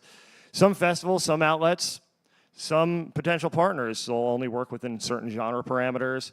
So make sure you do your research and make sure that you're aligning with opportunities, reaching out for opportunities that match your musical output. It saves you a lot of time, right, to go toward the things that are best aligned with you, not only in terms of values, but in terms of your sound and the work that you're doing. Once you've done all that research, dig a little deeper, find out what they offer, pitch to the specific opportunity. Ask yourself this question: what do I appreciate about what they do and how they do it? If there's, let's say, I'll use us as an example again, like if somebody wants to come on the podcast and they pitch to the podcast, I listen, and it's like, all right, come on, we'll chop it up. Like, they demonstrate, like this is something that, I really appreciate about your platform and I want to be involved in it. It's like, great, come on in. Like, I have built so many great relationships with artists based on that. Either me reaching out to them and saying, hey, you're doing great work, like let's tap in with each other, or vice versa. But it shows that you've done the homework, you've done the research, if you point out something specific about what they've done, right? Or the work that they're doing, how they're building community, so on and so forth. So, of course, you're highlighting what you value of theirs, but also highlight the value that you offer. Again, like I said, these tastemakers are people just like you trying to build a platform. We're all building from zero, even if we're further out from zero. So how will working together be mutually beneficial? Think about that value proposition again. What can they get from you that they won't get anywhere else, right? How will working with you be a benefit? Mutually. How will that rising tide raise all boats? And then, of course, if you have any questions, ask them. If something's unclear after your research, reach out to someone with the answer. And if you just want to ask a question for the sake of starting a conversation, never hurts to ask how you can get involved, how you can be helpful, how a mutually beneficial relationship would go with the entity that you're reaching out to. It's very important to show interest beyond the transaction, right? How are we all helping each other? And now for my favorite section of Perfect Your Pitch, what not to do. Got some funny stories in here, things I've seen, things I've experienced. What not to do? Number one, do not present your work without confidence. We've all heard this. You must believe in you before anyone else is going to believe in you. You've got to believe in your dream first. I remember this was way back in Bethlehem when we were Lehigh Valley Underground, probably like 2017-ish. I got a pitch email from an artist, and I'm reading it. I'm like, all right, I'll probably give this a shot. And at the end of that email, they dropped a bomb on themselves. And they said, I think it sounds okay. Sorry if it sucks. Do you think I listened? No, because I had probably 10 emails waiting for me, and nobody told me their music sucks, so I wouldn't listen to those. You've got to believe in what you're putting out. You have to believe that it's worth someone else's time. All right? Present with confidence. Believe in yourself. It's that simple. Number two, do not engage in unprofessional behavior. Be courteous, be respectful, and be accommodating as much as possible. Handle rejection well. It happens in this industry all the time, in all corners of this industry. If you find yourself taking a rejection personally, take the opportunity to pause and reflect. So many times I've seen artists get turned down for an opportunity, for a festival. They start going on social media, blasting the organization, blasting the organizers, and that's just never the way to go. It's never the way to go. Like, always take rejection as an opportunity to get better, right? So go back, look at your pitch, make sure your submission's the best it could be, make sure that it hit all the parameters they were looking for. We'll get to that in a minute. make sure that you've done everything that you can to present yourself in the best light. And if you still feel you have, well, then it wasn't your day, but there are always more opportunities out there. Do not try to be somebody else. There's a thin line between being influenced by an artist and emulating that artist. My favorite example of this is the boy bands in the 90s, because you had NSYNC and the Backstreet Boys, 1A, 1B, whoever's 1A, depends on your preference. And then, like, every time that model was repeated, you had 98 Degrees, successful. You had LFO, had a couple hits. New Kids on the Block had a bunch, though. Anybody see what I did there? Dad jokes up here all day. You had O-Town, but then you had a bunch of other boy bands being pumped out of a factory in Orlando that nobody really remembers, right? Every time, every iteration of the same thing has diminishing returns. You can be influenced by something, but make it your own. How did you spin that design into something that is your signature, right? And you can look to examples, throughout the course of recorded music. Pop punk, there are artists that had the lion's share of that movement, of course, in the 90s and 2000s, and then others that didn't. Look to your favorite genre for those examples, but the point is, make sure that you are bringing something unique to the table, even though you're influenced by all this other art and creativity out here, right? The last what not to do: do not give tastemakers even more work to do. Follow the guidelines, include the required materials, don't make people have to go hunting. Again, just to make the point again, these are busy people. They've got lives, they got families, they're receiving tons of inquiries. So make sure that you're willing to go the extra mile and you're willing to provide everything that they're looking for in a submission so they can make an informed decision. Because keep in mind too, every time you submit for an opportunity, especially a paid one, you're asking the person on the other end to make a business decision. So what will the return on investment be? And if they see that you're putting the effort in to give that return off the bat, your chances will be better. So first of all, before I get to the promotional stuff, I just want to thank Russ and Val and everybody here. This has been an incredible, incredible weekend. Just really love what's happening with Gussapolooza, and I think it's just a tremendous testament to the community you all have built here. Give yourselves a round of applause. This is awesome. And I was driving across Ontario on the 401 by the windmills thinking about, the whole journey, my journey, 11 years ago, I started a podcast in my childhood bedroom with a USB mic and a laptop and an idea. And since then, I've learned a lot of lessons. And I'm actually releasing my first ebook, February 25th. It's called 60 Plus Lessons from the Creative Journey. And it's got a lot of funny stories, a lot of anecdotes, a lot of lessons, a lot of what to do, a lot of what not to do. A lot of what not to do I've done myself. And what's great about this too is it's independent of industry. I think there are lessons that you can learn just as a creative, whether you're a musician or not. So if you want to scan that QR code, digital version's available for pre-order now. Paperback will be coming. Amazon just doesn't let me do that until it's like 2 months before release. So if you want to wait for that too, all good. And then another thing about Underground Music Collective, we're actually building a member community as well, where people can connect to new opportunities, new artists, creatives. We've got a lot of great beta testers in already who have been engaging with us pretty regularly.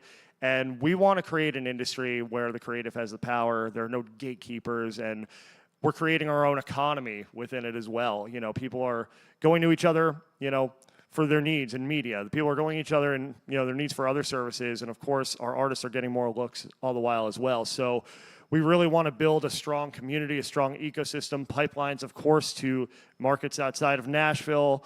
And if that sounds like something you want to be a part of, there's another QR code for you, and I'm happy to talk more after. And we've come to the end, and how are we doing on time? 5? All right, we got 5 minutes for questions. Anybody have any questions? Oh, thank you. So I have an EPK that I've done just on a PDF. I know that you can do it on a website now. I know Bandzoogle does it, but I have a Shopify page. So I'm just wondering, do you have any suggestions on online EPK services I could maybe use on my Shopify website? On a Shopify website? Very specific.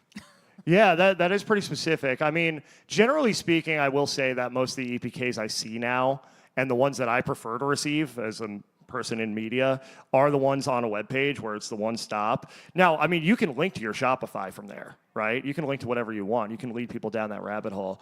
I mean, a lot of people are even using their link tree right now, you know, so they'll have like the one sheeter, which is essentially the EPK, but then they'll have all their other links, you know, so you'll have your Shopify, you'll have your streaming, you'll have your socials all in one place. So that I think makes it easiest, you know, for, you know, the person you're pitching to for these opportunities to just go in and kind of choose their adventure, you know, is to just have it in one place, one link that they can go to and access everything. I don't know if that helps you, but. I mean, I think I want my main page to, it's technically run by Shopify, but Okay. the website is like harleyliviamusic.com. Like, that's all my stuff. But Right. yeah, I guess maybe I'll just try to find a website that I can like go onto my main menu that can host the EPK, I guess. Yeah. Yeah. Yeah, where do you have it now? So I just have a PDF that I like send Right. out. But I wanted to hear what you preferred as well, so that answers that question. Yeah, for sure. I'll have to look into any kind of Shopify integration. I'm sure there's something that can be. I'll have to look into that because that is pretty specific. Yeah, I mean, I should probably do that research myself. If you had your EPK on your website as a link, like as one of the little headers. That's what I want to do. Yeah. Yeah, that's probably the best way to Yeah, that's the best way because then it's there, it's discoverable, it's got all the links to everything, you know, and it's all right there. And cause sometimes with the PDFs too, like the links don't always work, you know, depending how it's exported. So always good to, you know, have it be as streamlined and simple as possible. Yeah, that makes sense. Thank you. Yep. Any other questions, comments? All right, well. Doesn't look like we have any other questions. I'll make myself available as well out here. Would love to chat more. And thank you again for being here. Thanks to Gussapolooza. Tremendous event you have going on. Look forward to being a part of it in the future. And everybody have a great rest of the festival, and I'll see you.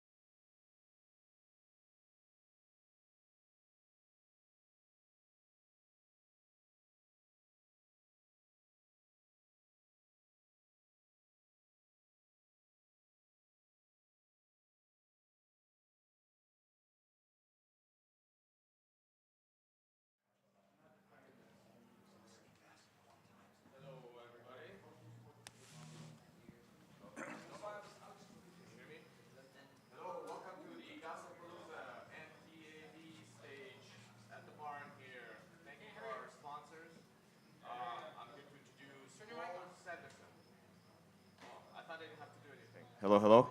Oh, there we are. All right, welcome everybody to the MTAV stage here at Gussapolooza. Thank you guys for being our sponsors today. I'm here to introduce Paul Sanderson. Paul has over 40 years of experience in arts and entertainment law, advising thousands of clients, including major music publishers, independent record companies, and gold and platinum recording artists. He has worked on recording, licensing, and distribution contracts across the globe, including in Canada, the US, Japan, and Europe. Paul is a licensed Canadian trademark agent, an instructor at Metalworks Institute, and co-founder of Artist Legal Advice Services, offering legal support to artists since 1986. He authored Musicians and the Law in Canada and Music Law Handbook for Canada, Volume 1 and 2. Paul is also a co-founder, guitarist, and a songwriter for the blues group Blue Room. Without further ado, I will let you speak there, dear sir. Thank you very much there, Thank you. Mike. Appreciate it.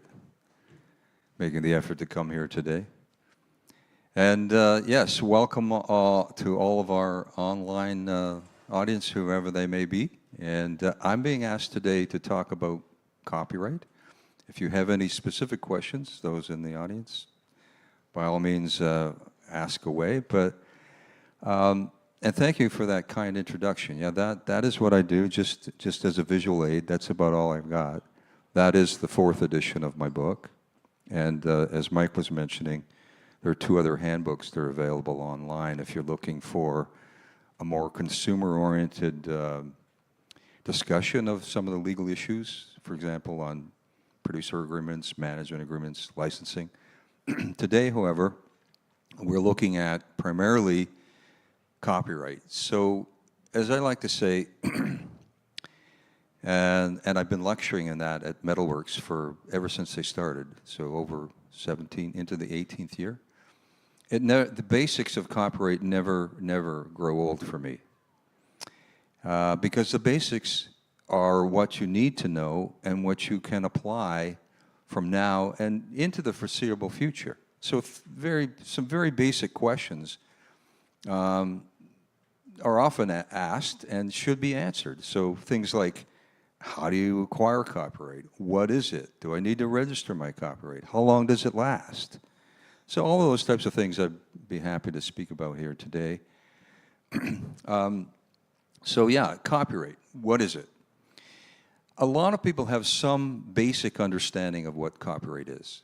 And if you use the words and just kind of flip them around and said it's the right to copy, you wouldn't be wrong. But would you be fully correct?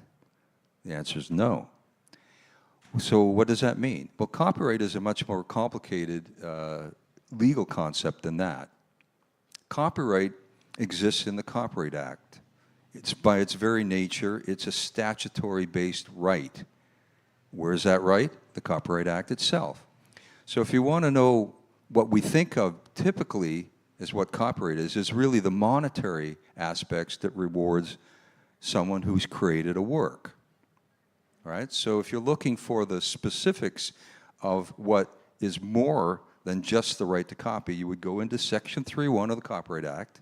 And no, I'm not going to bore you with all of that technical detail. But in short, it includes the right to reproduce, distribute, make an arrangement, make an adaptation, perform in public, adapt a work from, let's say, a play into a musical, or a novel into a film, all those rights. So if you look at Section 3.1, A through J, those are the so-called monetary rights to economic copyright. And that's what we generally think of. So I like to think of copyright, not just the right to copy, but a bundle of rights that is granted under the Copyright Act. And you need to understand, you acquire copyright when you create a work, spelled W-O-R-K. Well, what is a work? Once again, a statute will give you some indication of what that is. If you look at Section 2 of the Act, and you're welcome to do that, it's all available online. Go to the Copyright Act itself, and you'll see a long listing of alphabetically of works that constitute works that can acquire copyright protection. So one of the most common misconceptions is that copyright protects ideas. It does not. It protects the form of expression, which has to be in a work, a form of a work. So artistic works, musical works, films, videos, literary works, etc. Those are what are protected under copyright. That's not enough, though. The work has to be original, and it has to be in some type of more or less permanent form of fixed form of work. So, for example, if you want to write the next great Canadian novel, you can't walk around with that in your head.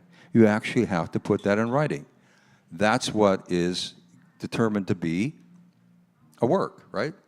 So there's what's called a fixation requirement. You can't just have an idea that's in your head and expect to get that to be copyrighted. Now, in terms of ideas, you can protect ideas, but that's a whole other set of laws that has nothing to do with the Copyright Act. Nothing. It's the area of law, which I'm happy to talk about if anyone has any questions about laws of confidentiality and trade secrets. So you can protect ideas, but it's usually through what they call an NDA, also known as a non-disclosure agreement, or some other form of confidential relationship. So copyright, again, just to recap, is acquired when you create an original work, and the rights are then, what you do acquire is under the Copyright Act, there are certain exclusive rights that you have when you create a work. The work itself must be, like I said, original and fixated in a particular form of expression, and they say technically more or less permanent endurance. So that's not a very hard, shall I say, threshold to meet. Putting lyrics written down and by hand or on a computer, that's enough. Doing a demo, that's enough. It doesn't have to be anything particularly, like a master recording for a song, for example. So I mentioned the word original too. That has a meaning in the dictionary. But as you might suspect, it also has a meaning in law. And the legal definition of what is original and what we would think is original under the dictionary meaning are two different things. So it's a legal test. What does that really mean? So for all intents and purposes for copyright, originality means it has to be the result of a certain amount of industry experience or knowledge or any combination of those, and not substantially copied from another. So you break that down a bit. So you have to apply some type of industry experience or knowledge and not substantially copyright. So that begs another issue. The moment you get into substantial copying, you get into the issue of, are you infringing someone else's work? And once again, as you might suspect, the word substantial has a legal test. What does it mean to substantially copy from someone else? It means that either on a quantitative basis, like you took too much. Let's say it was a 32-bar song and you took over half the song. That crosses the line. But let's say you only took, say, 2 bars, but maybe those are the most important bars, the motif, the hook line, right? Is that enough? Well, on a qualitative basis, yes, it could be.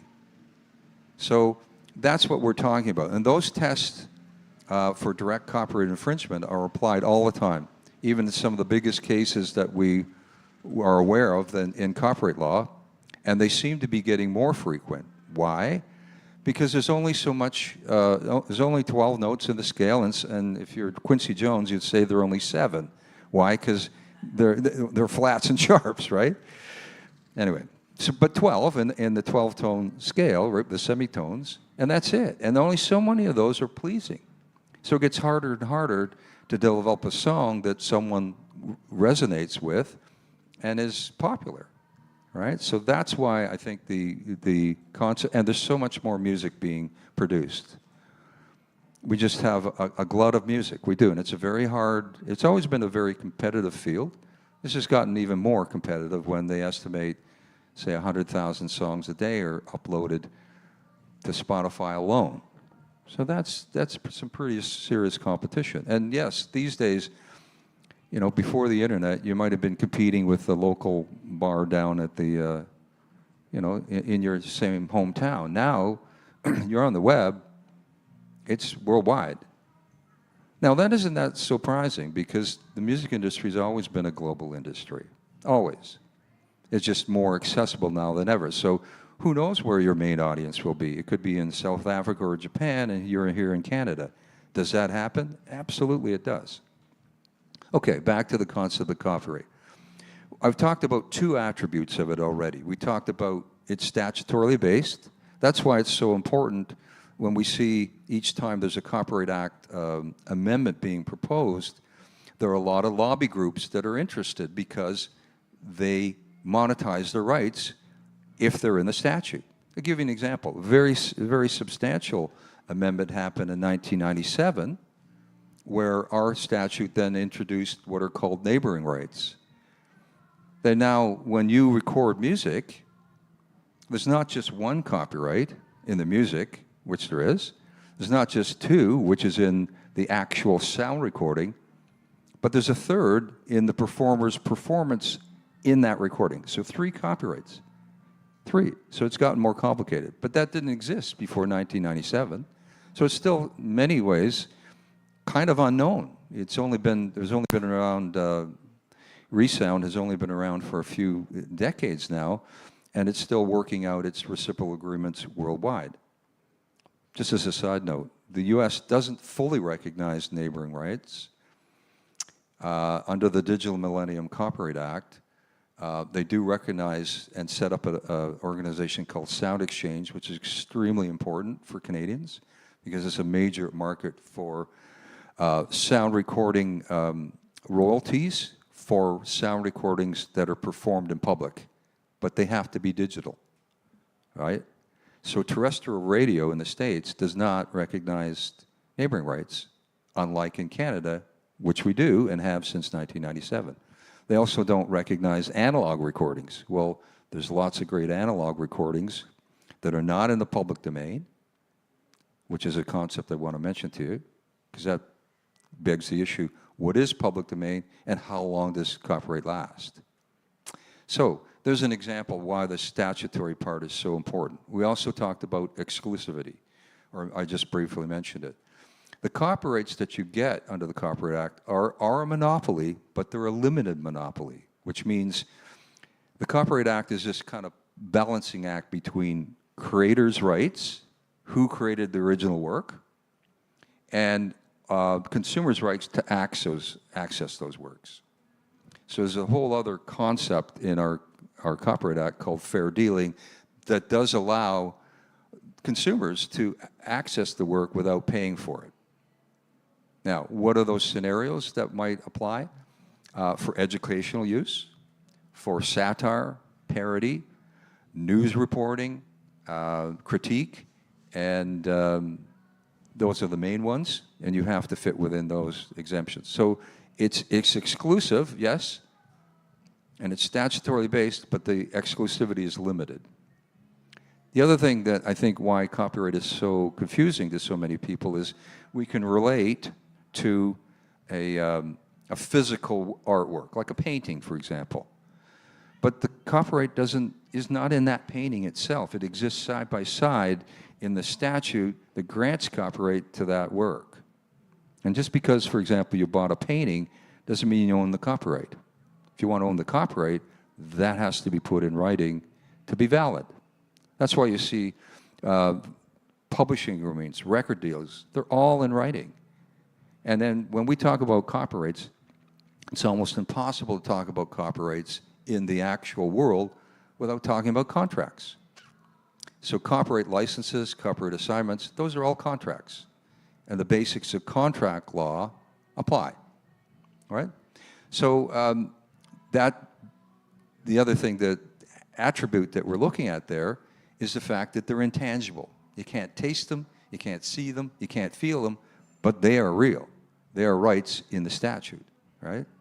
And lastly, the other thing that's really important to know about copyright itself, go back to what I was saying about that bundle of rights under Section 3.1. It's a fairly large bundle. which is the primary economic rights that you have as an owner of copyright, to exploit them and be rewarded for your efforts in creating it. But in that scenario, the work itself is, you don't have to use all of that bundle all the time. So there's another concept that you should be aware of. Copyrights are what are called divisible. Almost infinitely. Let me give you an example. Let's go back to the painting, because that's a visual idea that I think you can grasp. Now I want to reproduce that in a poster. Okay, great. And let's say I want to do it in black and white, 11 by 14, in the territory of Canada only. Good to go. Okay. Now let's say I want to take those same rights to reproduce, which I have the right to do. I'm going to grant them now for color reproductions on canvas only in North America. Can I do that? Yes. Why? Because they're divisible. You can separate these each out and make, different licenses, like I said, almost indefinitely. As long as the market's there, you can exploit them. So there's a question that was raised when I was talking here, the concept of public domain. It's a very simple concept, but it's not easy in practice. So what is a public domain? Because it goes to the issue of how long does this right last? It's a very long right. It's a very long duration. The general rule for copyright acquisition and duration is life of the creator, or in this case, the more technical word would be the author of a work. Doesn't matter whether it's music or a sound recording or film, plus 70 years after their death. That's a long time.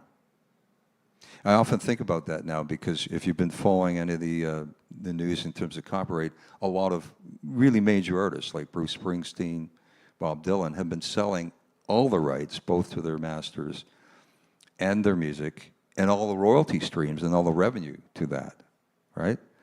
So that gives someone like Universal or Sony that bought those rights respectively a long time before they go into the public domain, before you can use them for free. So once it's in the public domain, you don't need a license, and you don't need to pay any royalties. That's why just back in 2015, which isn't that long ago, just before the last conservative government passed, and we've gone into the liberal era, if you will, Stephen Harper decided that he didn't want to see the Beatles recordings go into the public domain.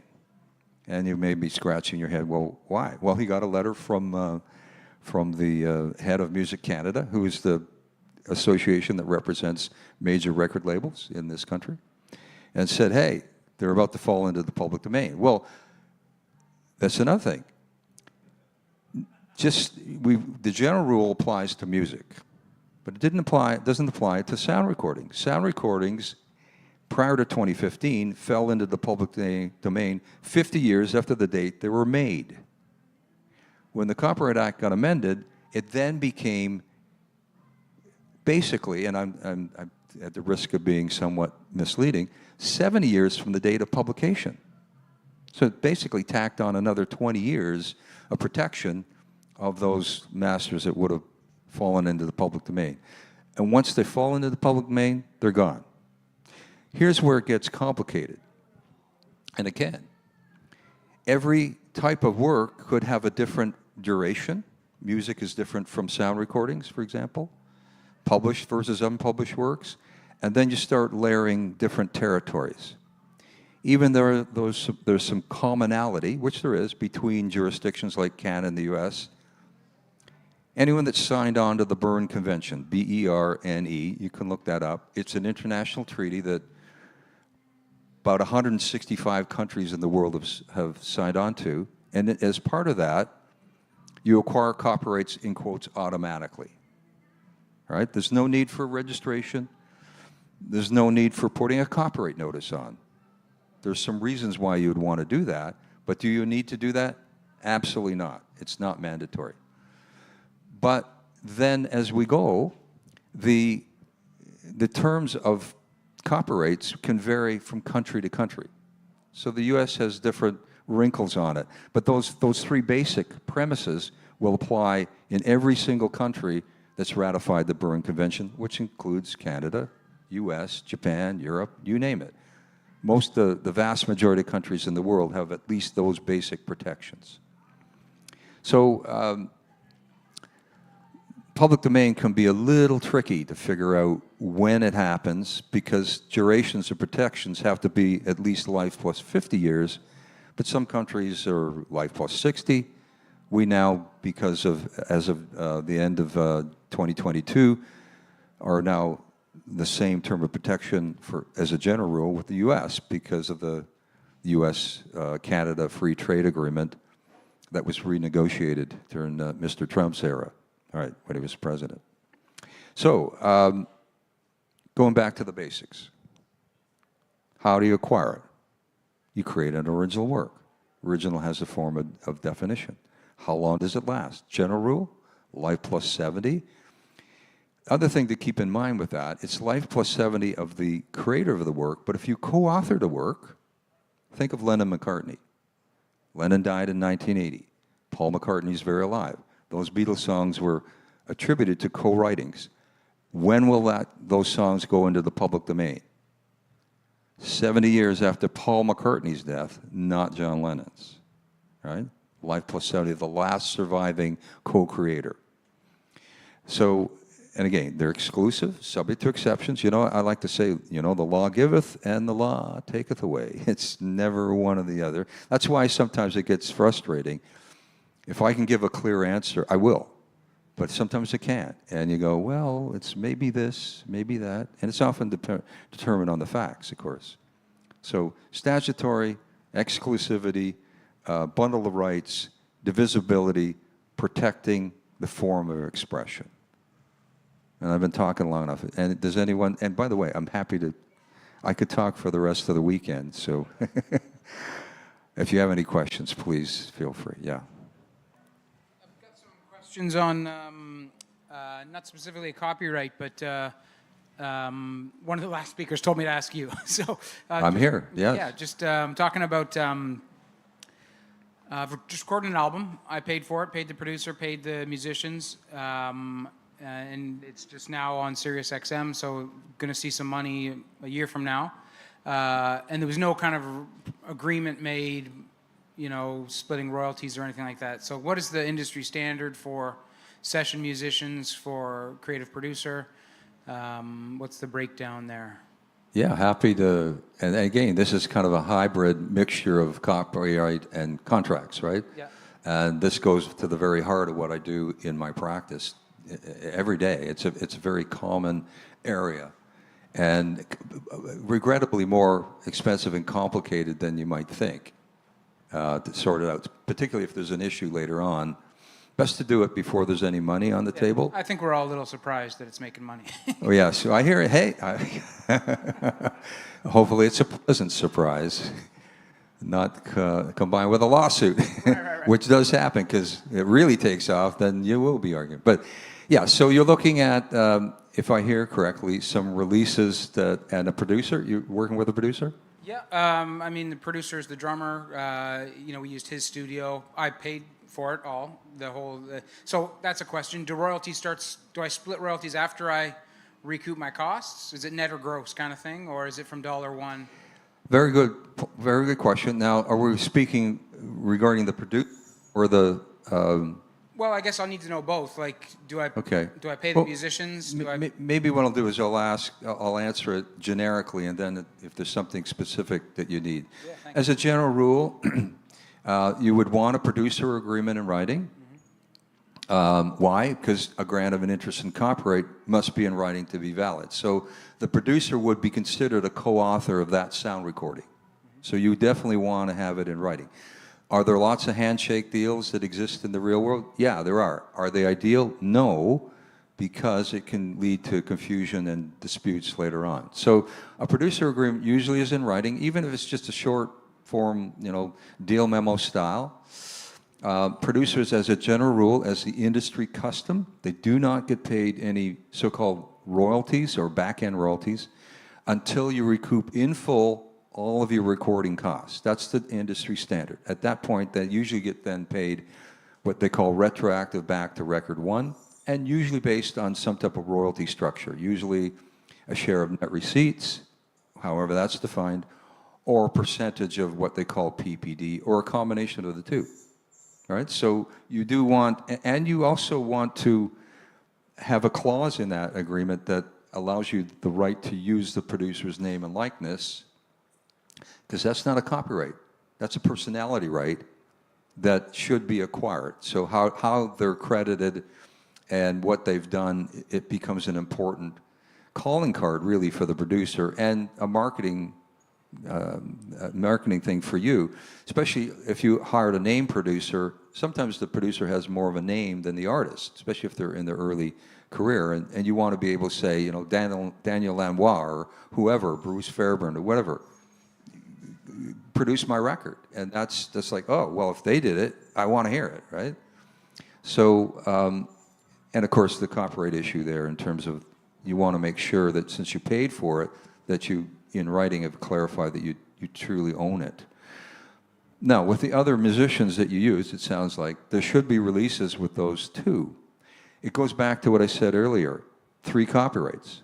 Those performers, after 1997, not before, because it didn't exist in the Copyright Act, it has to be in the Copyright Act to exist, right? They have rights in those performances.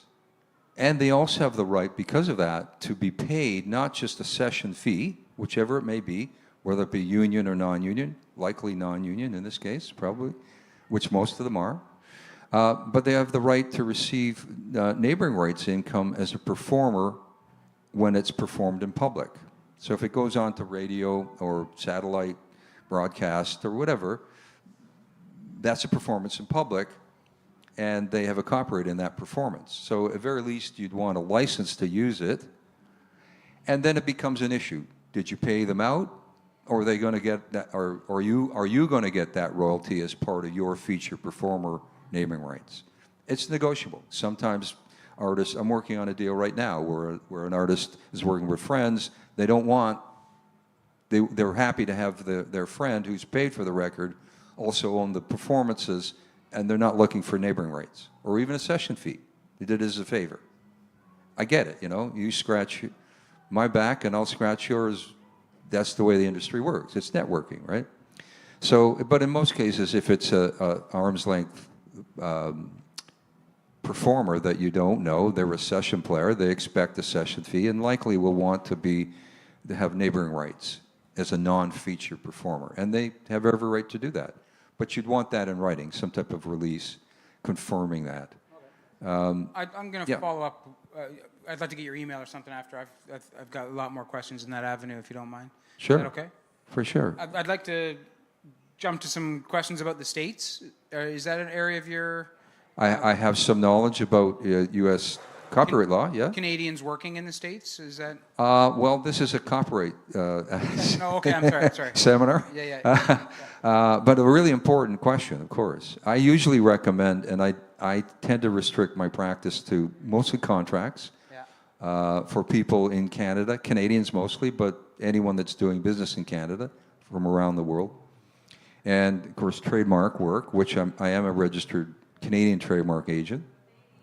And we do some corporate work, like in setting up band names and partnerships and incorporations, that type of thing. So, but yeah, a lot of our artists, I usually recommend they hire specific qualified Canadian or U.S., but often Canadian U.S. immigration lawyers have expertise and deal with these people all the time, because there's a fair lot of complexity and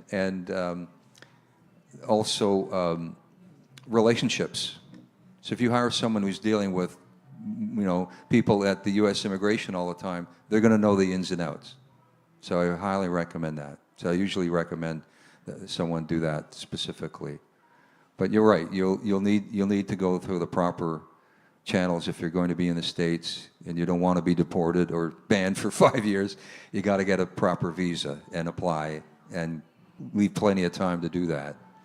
So, Any other specific ones? Because I have a list here of things that I wanted to, one of which I've already done with. I wanted to explode some of the most common myths about copyright. Yeah.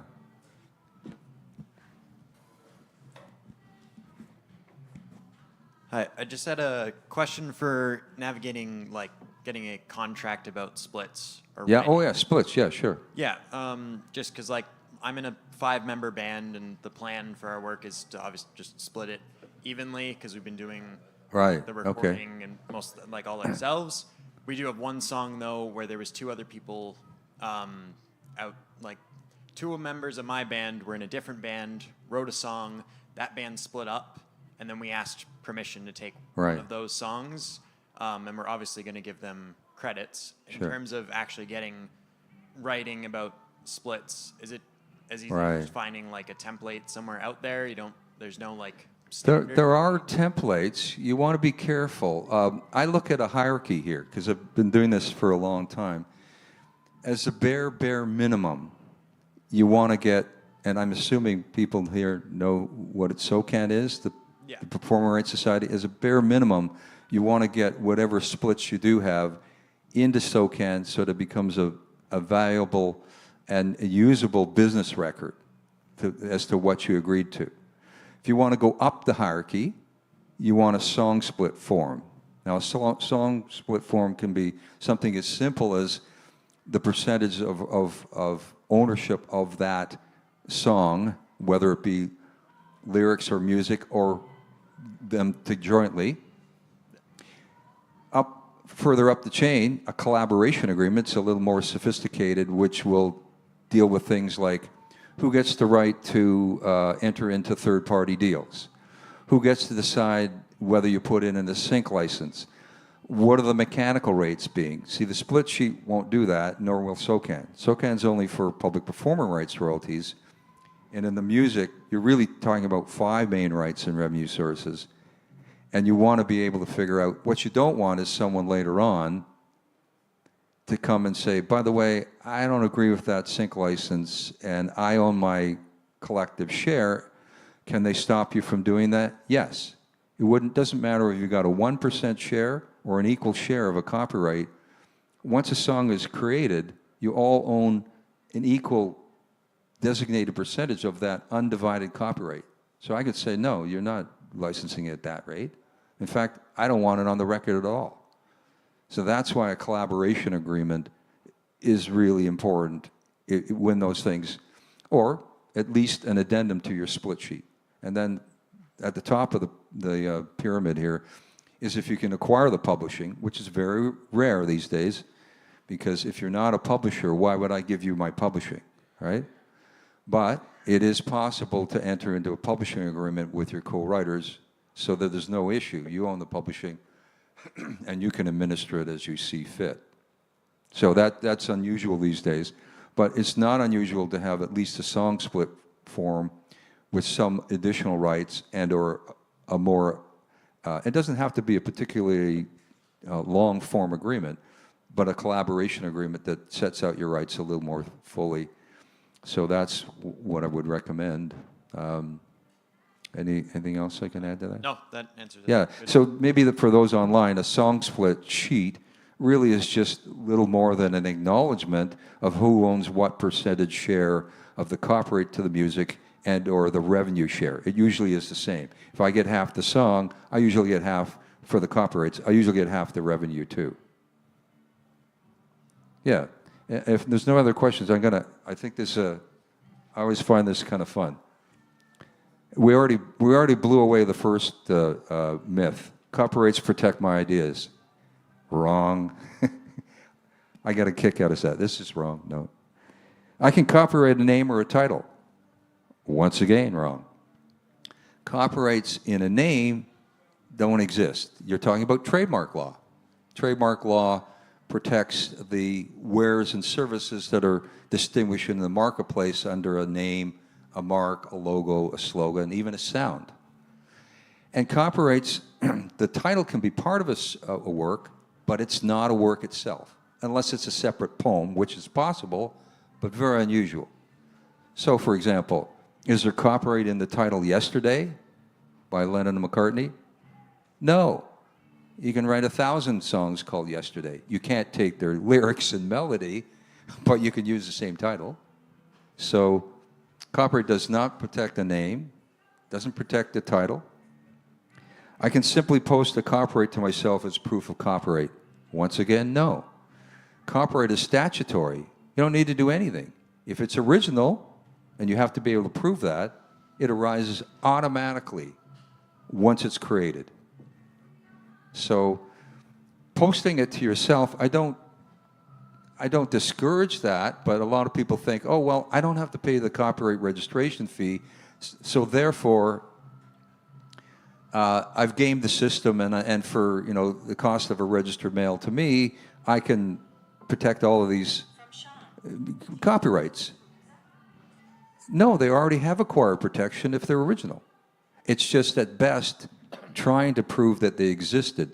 And just because you mailed it to yourself doesn't make it original and doesn't make it the fact that you own it. It's totally rebuttable in terms of evidence. So, no.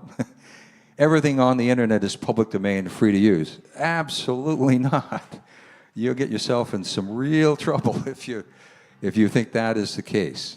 No. Not to say there aren't some things that aren't available so-called free, and some of them may be under so-called Creative Commons licenses that may be usable, but you want to be very careful. Even the Creative Commons, which is an attempt to make a copyright more usable and accessible and less costly, those do have terms to them too. They're licenses. Remember, contracts.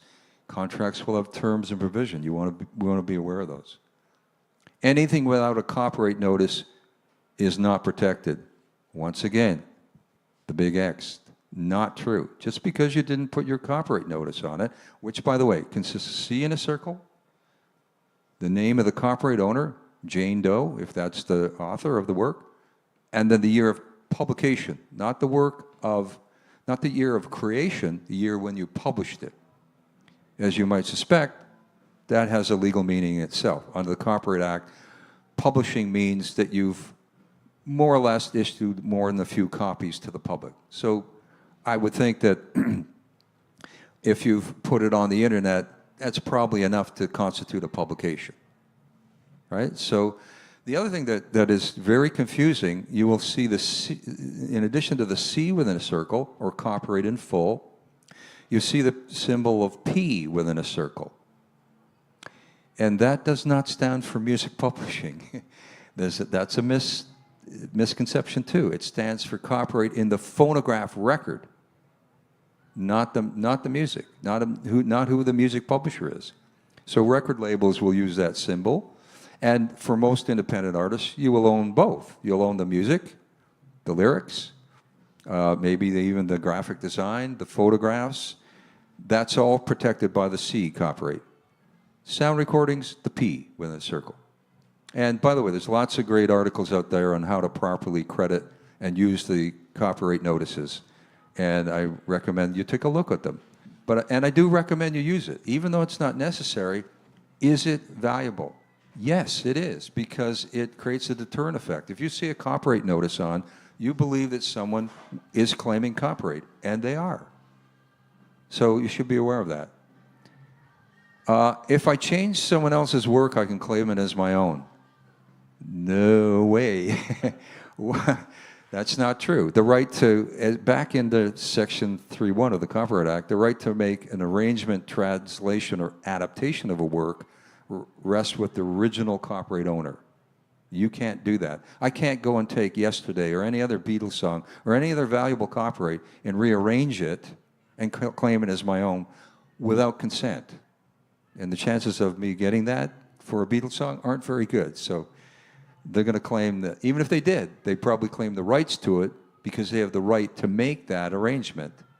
It's part of the essence of Section 3.1, those monetary copyrights, or so-called economic copyrights. If I legally copy 10%, it's not infringible. I can legally copy 10% of a work, Absolutely not. Once again, as I mentioned, someone no less to the stature of George Harrison from the Beatles in his first and biggest post-Beatles hit, My Sweet Lord, got sued. What did he take? 2 bars. He even took it unintentionally, or what they call subconsciously. But he was found to have access to the work, and it was the most valuable part of the work. The work that he infringed was a girl group called the Chiffons that recorded He's So Fine. Well, the hook line of My Sweet Lord and He's So Fine were identical. He got sued, he lost, and he never made a dime off of My Sweet Lord. It all went to damages. There's more history to that case, but there's an example. 10%, that wasn't even close to 10% of the work that he took, and he didn't even intend to take it. That case also stands, and it's an American case, but the premise is valuable here in Canada, that you can subconsciously copy a work. How did they find that he did? He was exposed to it on the radio, he knew the group, it probably stuck in his subconscious, and he used it subconsciously. Does that principle apply here? Absolutely it does, in Canadian law too. Again, just because it's a U.S. law doesn't mean it will be followed here.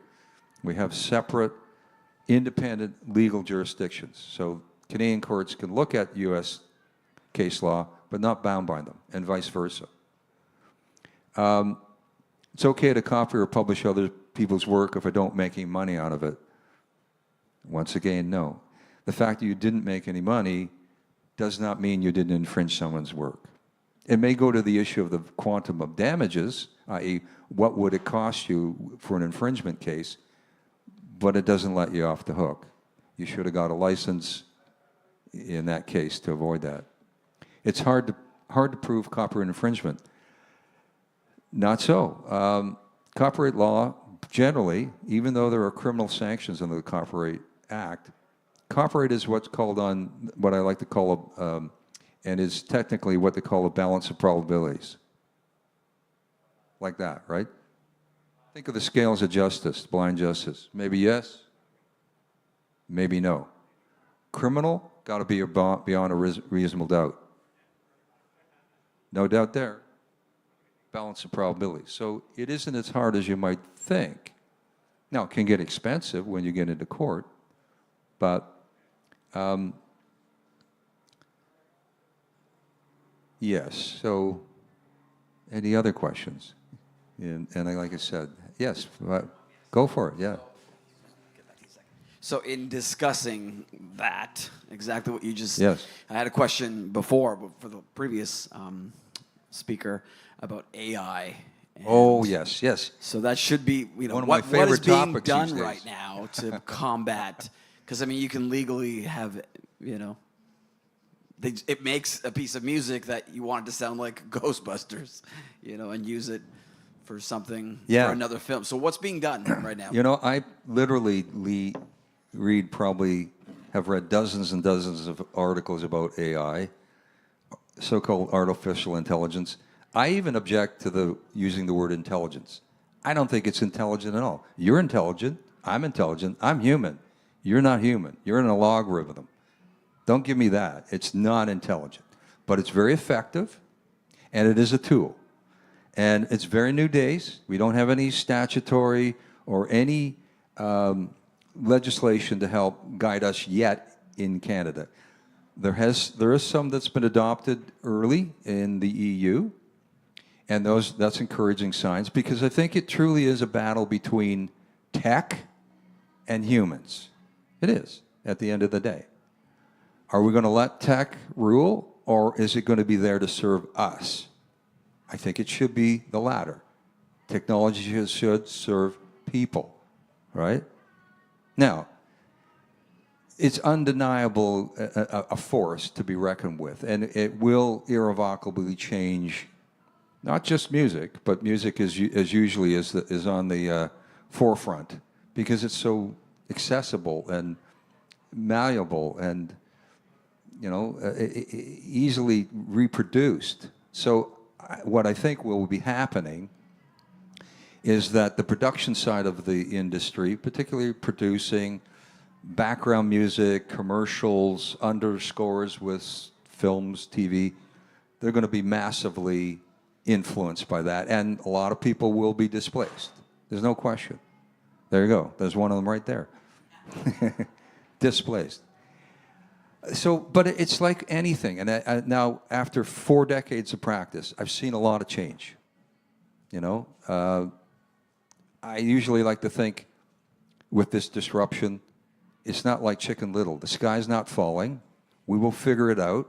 It took a while to figure out streaming, about 15 years, because the record side of the industry went at a double-digit decline, sales, right?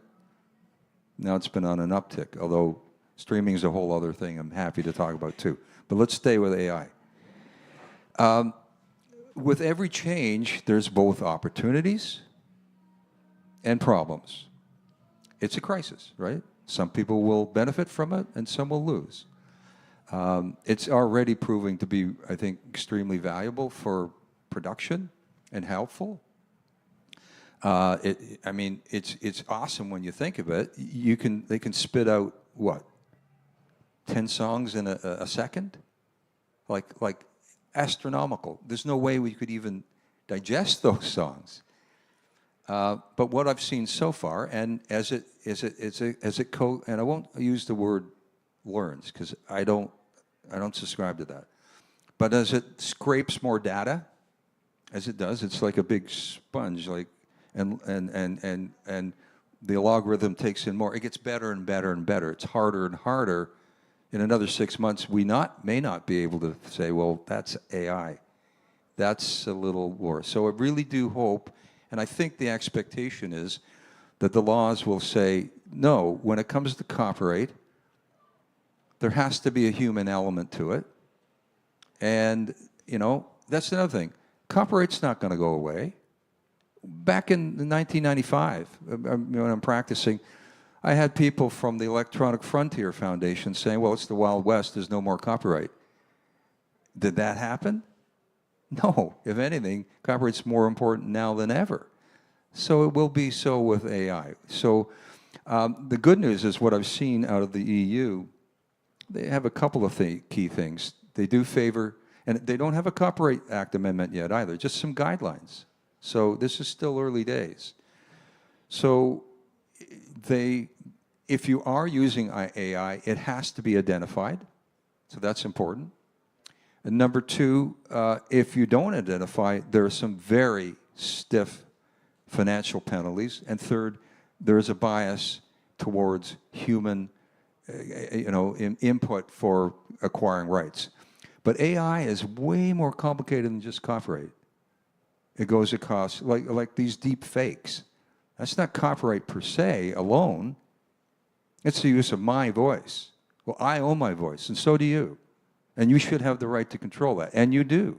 So if someone takes your voice, or I guess more importantly, a celebrity voice, because that's where the economic value is. Right now, I don't think many people would be wanting to hear my voice. It might put them to sleep at night, but other than that, you see what I'm saying? But there is value there, but it's still mine, and you can't take that right away. If you do, that's infringing my name and likeness rights. That's not copyright, right? And if you took my voice in my recording, which I do have in my band, and my solo recordings, that's copyright infringement of my music and my recordings. So you can't do that, not without repercussions. So, we're in new days, early days with it. It's going to be good and bad. It's always. Change is always the same. I mean, it's like the same thing. Do you really want to go back to the era when there was no internet? Most people wouldn't. Yes, right. And we do want refuge from technology. But as a general rule, we're way better off and way more interconnected for the technological changes. And we are in a technological digital revolution. Make no mistake about that. We're only about one generation in to the internet era. And technology continues to grow exponentially. So think about it. In the days gone by, we lived off the land, right? We did. We as society, we were agrarian. Then along comes a major disruptor, the steam engine, and all of a sudden we're in the industrial era. People coming off the farms to live in urban environments. We're now in the IP era, and all digital technology and technology generally is in intellectual property in nature, of which copyright is only one. The other rights and main family of those is trademarks. And every musical artist or band has a trademark of some type and or a pseudonym which is a trademark, and their copyrights, but also industrial designs, the way products are aesthetically featured, and then patents for inventions. That's what's driving the economy these days. And don't let anyone tell you that copyright's just for artists and it doesn't mean anything. Based on my studies, a good 10% of the industrialized Western world GDP is through intellectual property, and a good chunk of that is copyright. Think about it. On any given day, we use computers. Guess what? A computer is protected as a literary work under Section 2 of the Copyright Act. It's a copyright. So when you think of it, you know, this isn't just, you know, for sloughed off politically a bunch of, you know, artists that don't have any economic value. That is not true. And like I said, you know, big tech is based on computer programs, and those are copyrights, worldwide recognized. So, you know, and most of us will be making our living with our minds, intellects, right? You don't have to be an academic to be an intellect or use your mind. When you use your mind to create music, that is intellectual. It's an intellectual, you know, it's emotional too and satisfying, but it's still using the mind. You're not working in the field with your hands and labor. And that's where a lot of us are making our living. And that's where we're at. And society, I think, if anything, you're smart. I really do feel, now of course this is my bias, but that you need at least some fluency in very least copyright law, because it affects you every day. You write a business memo, then, you know, let alone a musical work with lyrics, what is it? Guess what? If it fits the definition of original, it's a literary work and protected by copyright under the Copyright Act. So the definition of originality it's not like, it's not a high bar to meet. You don't have to be original. You have to be the next Miles Davis. You don't. And thankfully you don't, because, you know, how many of us would actually achieve that level of originality? No.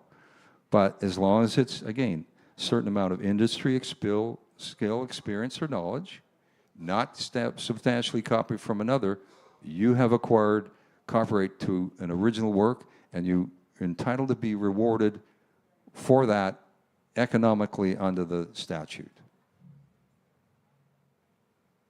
I'm getting the Twister sign, which, by the way, I just saw that movie last night. Thank you so much. Tornado Wrangler, yes. The Twister, all right.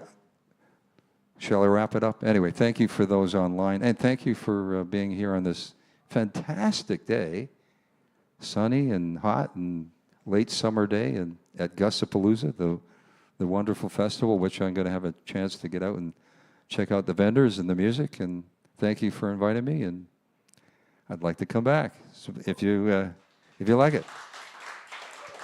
Thank you.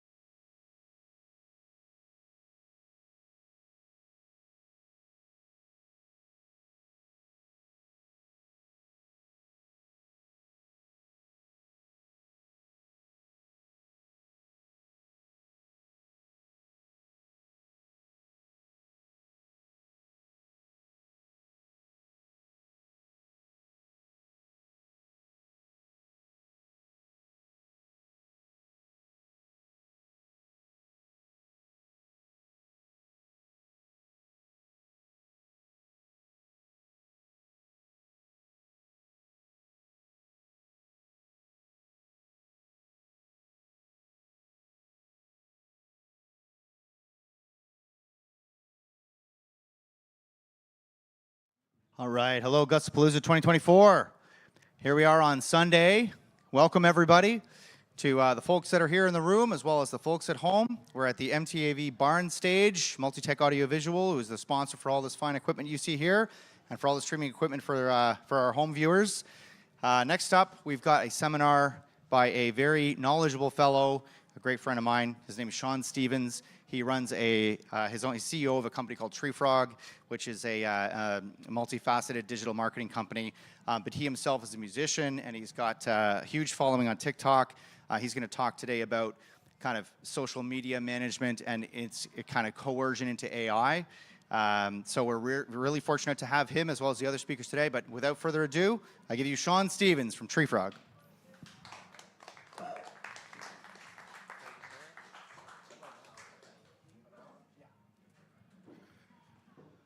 Why, hello, everyone. Nice to see you all. I'm having fun tonight with my with my new glasses, which are AI. So if you see this blinking, I hope I'm not violating anyone's rights. We'll talk about that later. You did a nice setup for me earlier today, a couple of minutes ago, and I appreciate it. So have you guys all been having fun for the last couple of days? I've been having a lot of fun too. It's been an amazing time. Nice to see some of you from a while ago. For those of you who don't know me, my name is Sean Stevens, and as mentioned by Kevin, there's a couple of things that I do and that I have done. And I feel it important that I'm going to state at the beginning, especially for the online audience that can't ask the question. Can you guys all hear me okay? Oh, first time using a microphone, sorry. I just wanted to state a little bit why is Sean Stevens here, this random guy with green hair who runs a digital marketing agency when it comes to talk about things around AI. So I'm going to validate why it is that I'm here to talk to you guys. Number one, I am a musician in the past.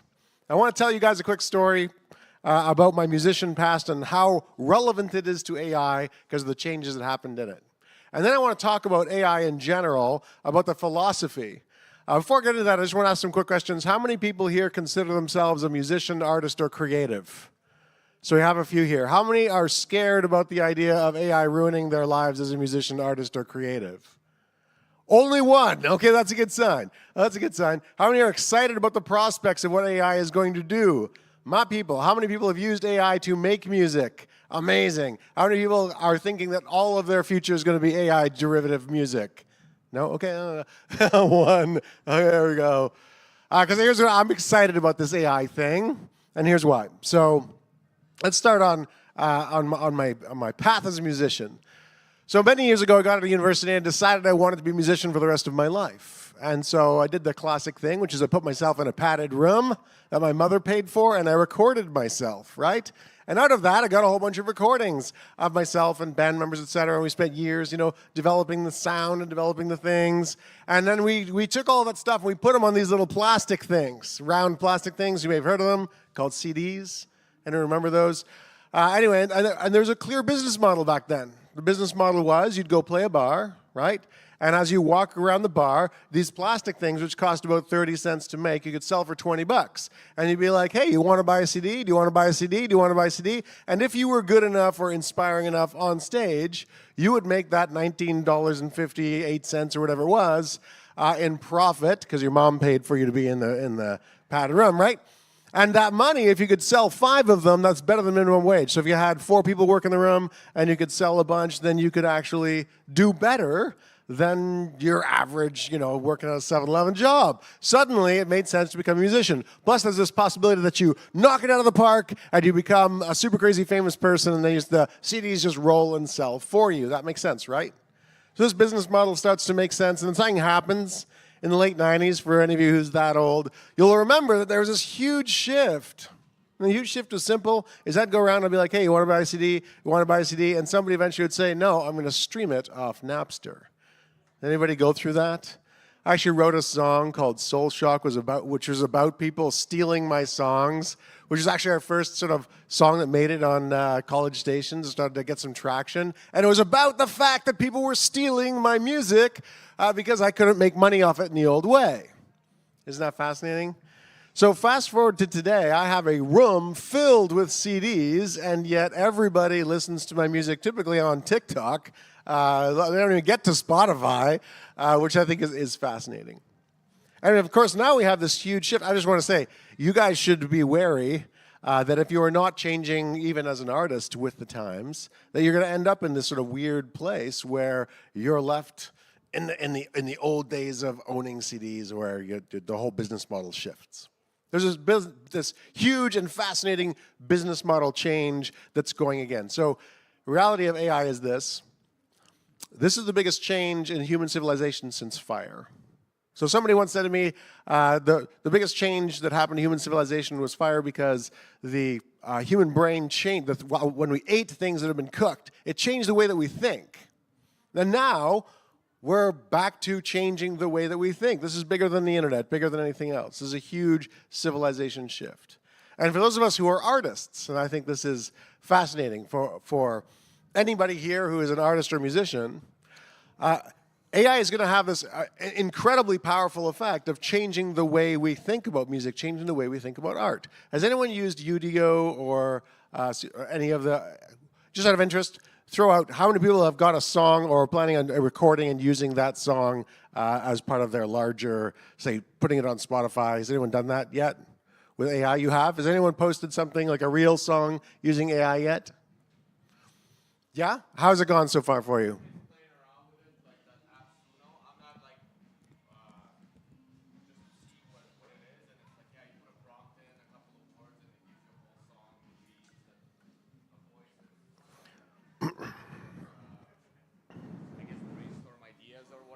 So brainstorming ideas and stuff, using the idea of, I love it. Okay. Check. And things like that. Amazing. So you can use it to make music. How many people have used ChatGPT? Have you used that? Amazing. How many people used it today already? A couple, yeah, at least one. So listen, anyway, does everyone understand what a GPT and what this massive shift in civilization has been? I want to just take 5 minutes right now and explain what the big shift has been, so we're all on the same page. And I need to come back to Suno and some of the other music and the changes in philosophy. So the first concept here we have is the massive shift that is GPT. That stands for Generative Pre-trained Transformer. Now, AI has been around for a while, and I've been deeply involved in the AI space since about 2014. We started building models at my company, Tree Frog, to do things. And the idea was we'd take a bunch of things, we'd use it to predict what the future thing would be. So take a bunch of pictures of a face, and we'd use the prediction of the face to figure out what a future face might look like, something like that. Now there's been a huge shift in even AI, and that's the Generative Pre-trained Transformer. So let's talk about what this concept is. The first, and you probably have heard of ChatGPT or ChatGPT, which in French means cat I farted, for those of you who are aware. So ChatGPT is simple. It's GPT concept. The P for pre-trained. So let's pre-train something. What we're going to do is we're going to take all sorts of books, and we're going to put those in a big pile. We're going to take all sorts of magazines. We're going to put that in a big pile. Everything we can find off the internet, we're going to put that in a big pile. We're going to take everything off Reddit. We're going to put it in a big pile. Now we have this huge pile of stuff. One at a time, we're going to take everything out of this pile. We're going to put it down on the ground. We're going to draw a little picture on it. Take the next thing, draw a little picture on that. Take the next thing, draw a little picture on that. And what we have now is a giant set of patterns, right? From that pattern, which is a pre-trained pattern, out of that stuff, I can now generate stuff. Here's an example. Later on today, I'm going to pick my kids up from... Did y'all hear school in your head? Not all of you. Depending on if you have children or not, you may have thought the bus, you may have thought jail, depending on how bad your parenting is. Anyway, the idea is we have this thing that can create stuff using a model. So pre-trained, generative. Now, let's go back to this transformer idea. So you've got GPT. The transformer is simple. In this giant pile of stuff, if I just tried to create words or music or something else using the giant pile, it would be confusing. It wouldn't make sense. So what I have to do is I go to that pile, I take everything out of it, and I assign it a number between 0 and 1. And then when you ask me a question like, later on today I'm going to pick my kids up from, that sentence I can take every single word out of, look into the giant pile, see what the reference is to it, turn it into numbers, take those numbers and turn that into something that makes sense for humans. And now suddenly it makes sense. And now it looks like the machine is thinking. The machine's not thinking, it's not trying, it doesn't have emotion. All it is creating something based on a set of patterns from what humanity already created. So what's fascinating is I don't see this as art. It's not net new stuff. It's literally just pattern recognition from this pile. And basically, if I can put it inside the pile, then I can generate something out of it that makes sense, that seems right to humans, that looks like a human created it. And the first thing I'm going to say, example of this, is with ChatGPT. So we saw ChatGPT, be amazing, I don't know, a year and a half ago, and then suddenly pictures start to come out, suddenly video starts to come out, suddenly music starts to happen, is where musicians start to get a little twitchy, right? We're like, wait a second, this is going to take over and do all the things that musicians used to do. Now I want to go back to a few articles that I've read recently, which are basically talking about the idea that artists this is the end of artists and the end of art, and that we should all rise up as artists and fight the machine. Because if we don't, we're going to lose what we have. I'm going to say, go back to where I was as a musician. I should have fought the machine then of going to streaming, which we did, fought Napster and killed it off. And now fast forward 20 years, do any of you have a CD player? And you guys are musicians. One, is it plugged in? Okay, you have all the CD players. That's not fair. So statistically, everyone here has a CD player because Buddy over here collects CD players. They're going up, yeah, I know. So are buggy whips. Yeah, so, right? Anyway, where was I? This idea of the ability to create amazing music. I'm fascinated by this. If we go back to the 1800s, so late 1800s, there was this period of about 30 years. And in that 30-year period, when it started, the pinnacle of art, of painted art, was the Mona Lisa. It had been around for a couple hundred years. Everybody just wanted to paint as beautifully as Leonardo da Vinci, right?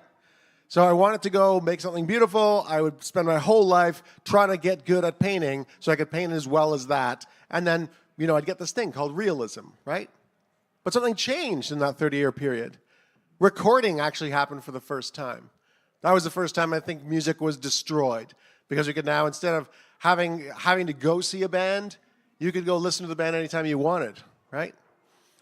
We got the idea of the camera. Suddenly the camera was out. Now pictures, ruined art, of course, because now the skill set that you needed in order to paint disappeared.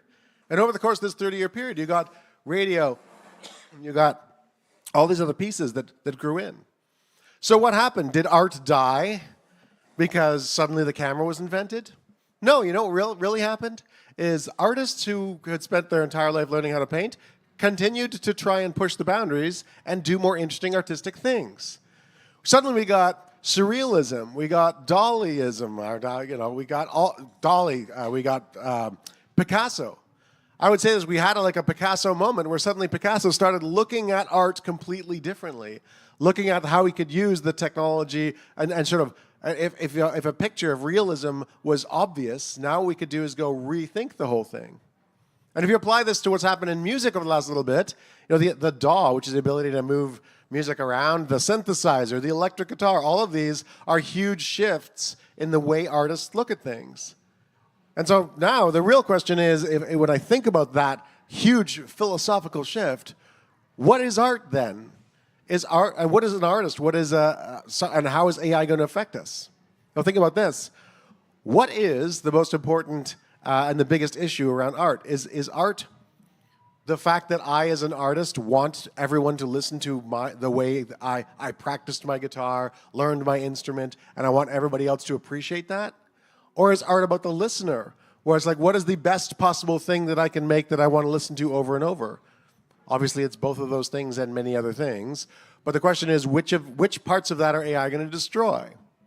When I look back on the Picasso moment, which is this huge change in civilization, the way the photography and recording changed music and art, what happened is that shift changed the way human beings think. Suddenly we started thinking outside of the box. We started thinking about things in new ways. And suddenly we started to explode, and things like the internet started to get invented as a result of the change of the way human beings thought, as a result of the fact that the camera was invented. Does that make sense? So now we have this new shift. This amazing shift with these new technologies. Let's talk about some of those. So Suno, you've played with that one. So has anyone heard of Suno? Has anyone used Suno? A few. Who has never heard or used Suno? Okay, this is amazing. So go to suno.com, I believe it is. And what you do is you can do it on your phone right now. It's absolutely amazing. It's just like ChatGPT, where you can type in, write me a song about a green-haired guy who's speaking about AI on a Sunday morning while I'm hungover, right? And what will happen is and then you pick, I want it to be rock and roll, I want it to be 3 minutes long, and it will actually make you a song that's pretty frickin' good. And then I can actually have it split that into stems that I can actually then go use elsewhere. So the fact that I can go make a song as fast as I can write a letter, as fast as I can that kind of ruined art. Kind of. But if you go back to the thing that I was just saying, which is AI is just a pattern recognition pile, it's not actually changing art at all. In fact, art, the entire artist where we are, is looking for a giant upgrade. We just haven't figured out what the Picasso thing is going to be.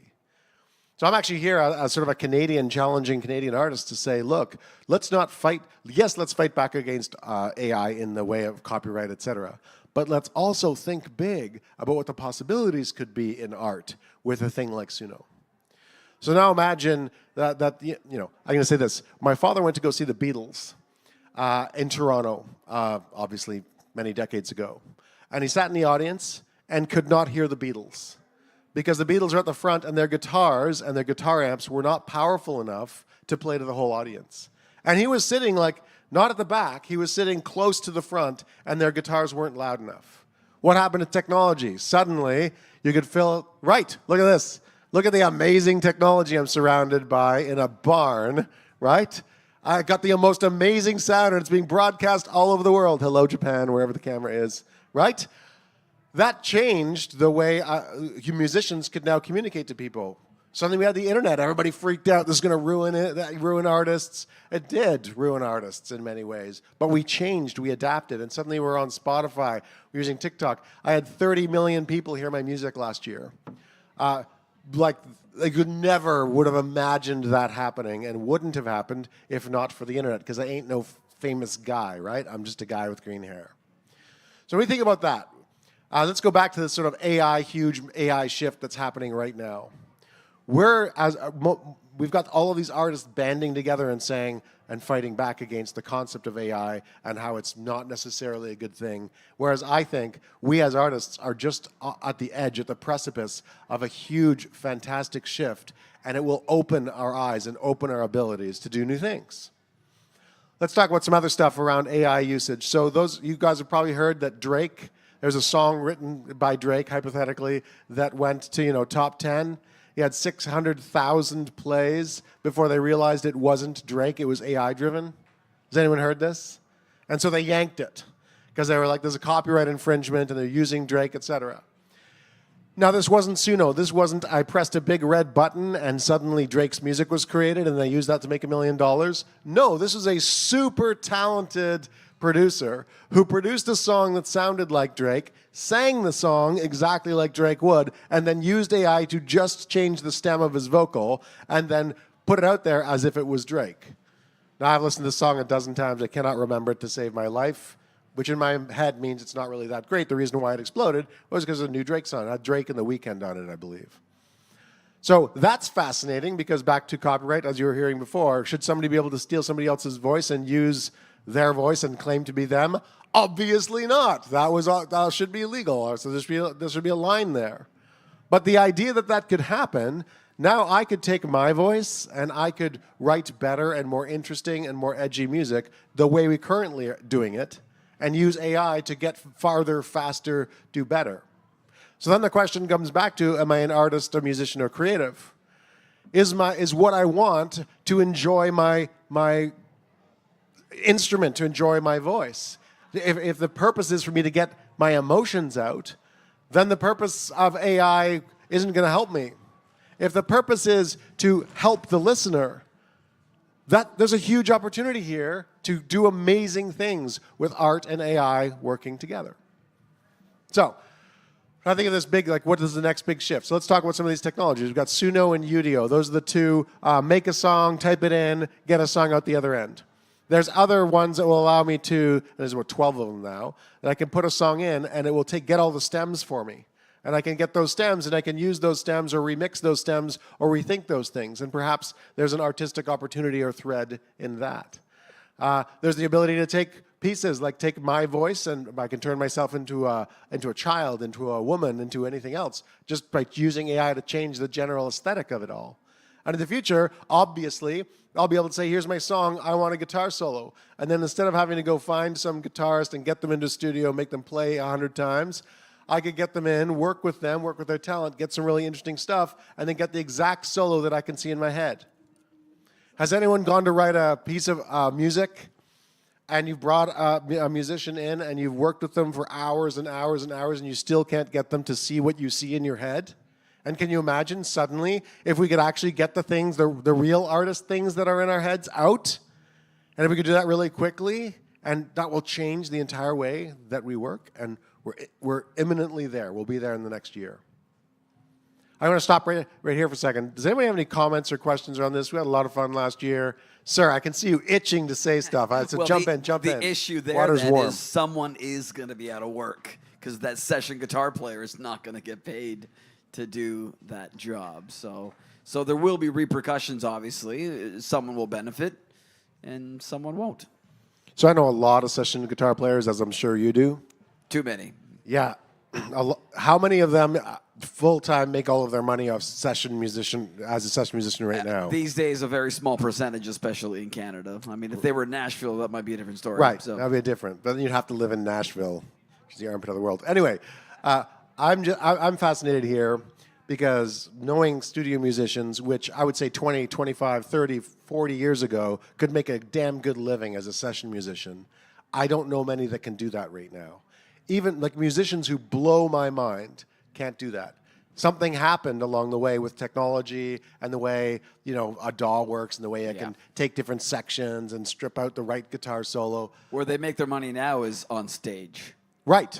Every one of them are doing. If there's a couple of good drummers around, they're in 5, 6, 7 bands, and they're making great money right now. Exactly. Now, you take one of those musicians and you give them the power of AI behind them. There's a TED Talk that just came out, and it's an artist on stage. She's an artist, and she has an entire band behind her that actually uses AI to dynamically do stuff. So dynamically add people singing. So as she's making it up on stage, AI is actually live creating things and giving it to her. Now, I imagine that session guitar player could now go play a cafe that they couldn't get 4 people. Cafe can't afford to pay 4 people. But they can afford 1 person to come in with AI, and suddenly we have an explosion of opportunity for live music again, if we think about it differently. Anybody else? I love this. Sir, with the glasses. So in your presentation, you talk a lot about adaptation and how humans are going to adapt to like new types of AI.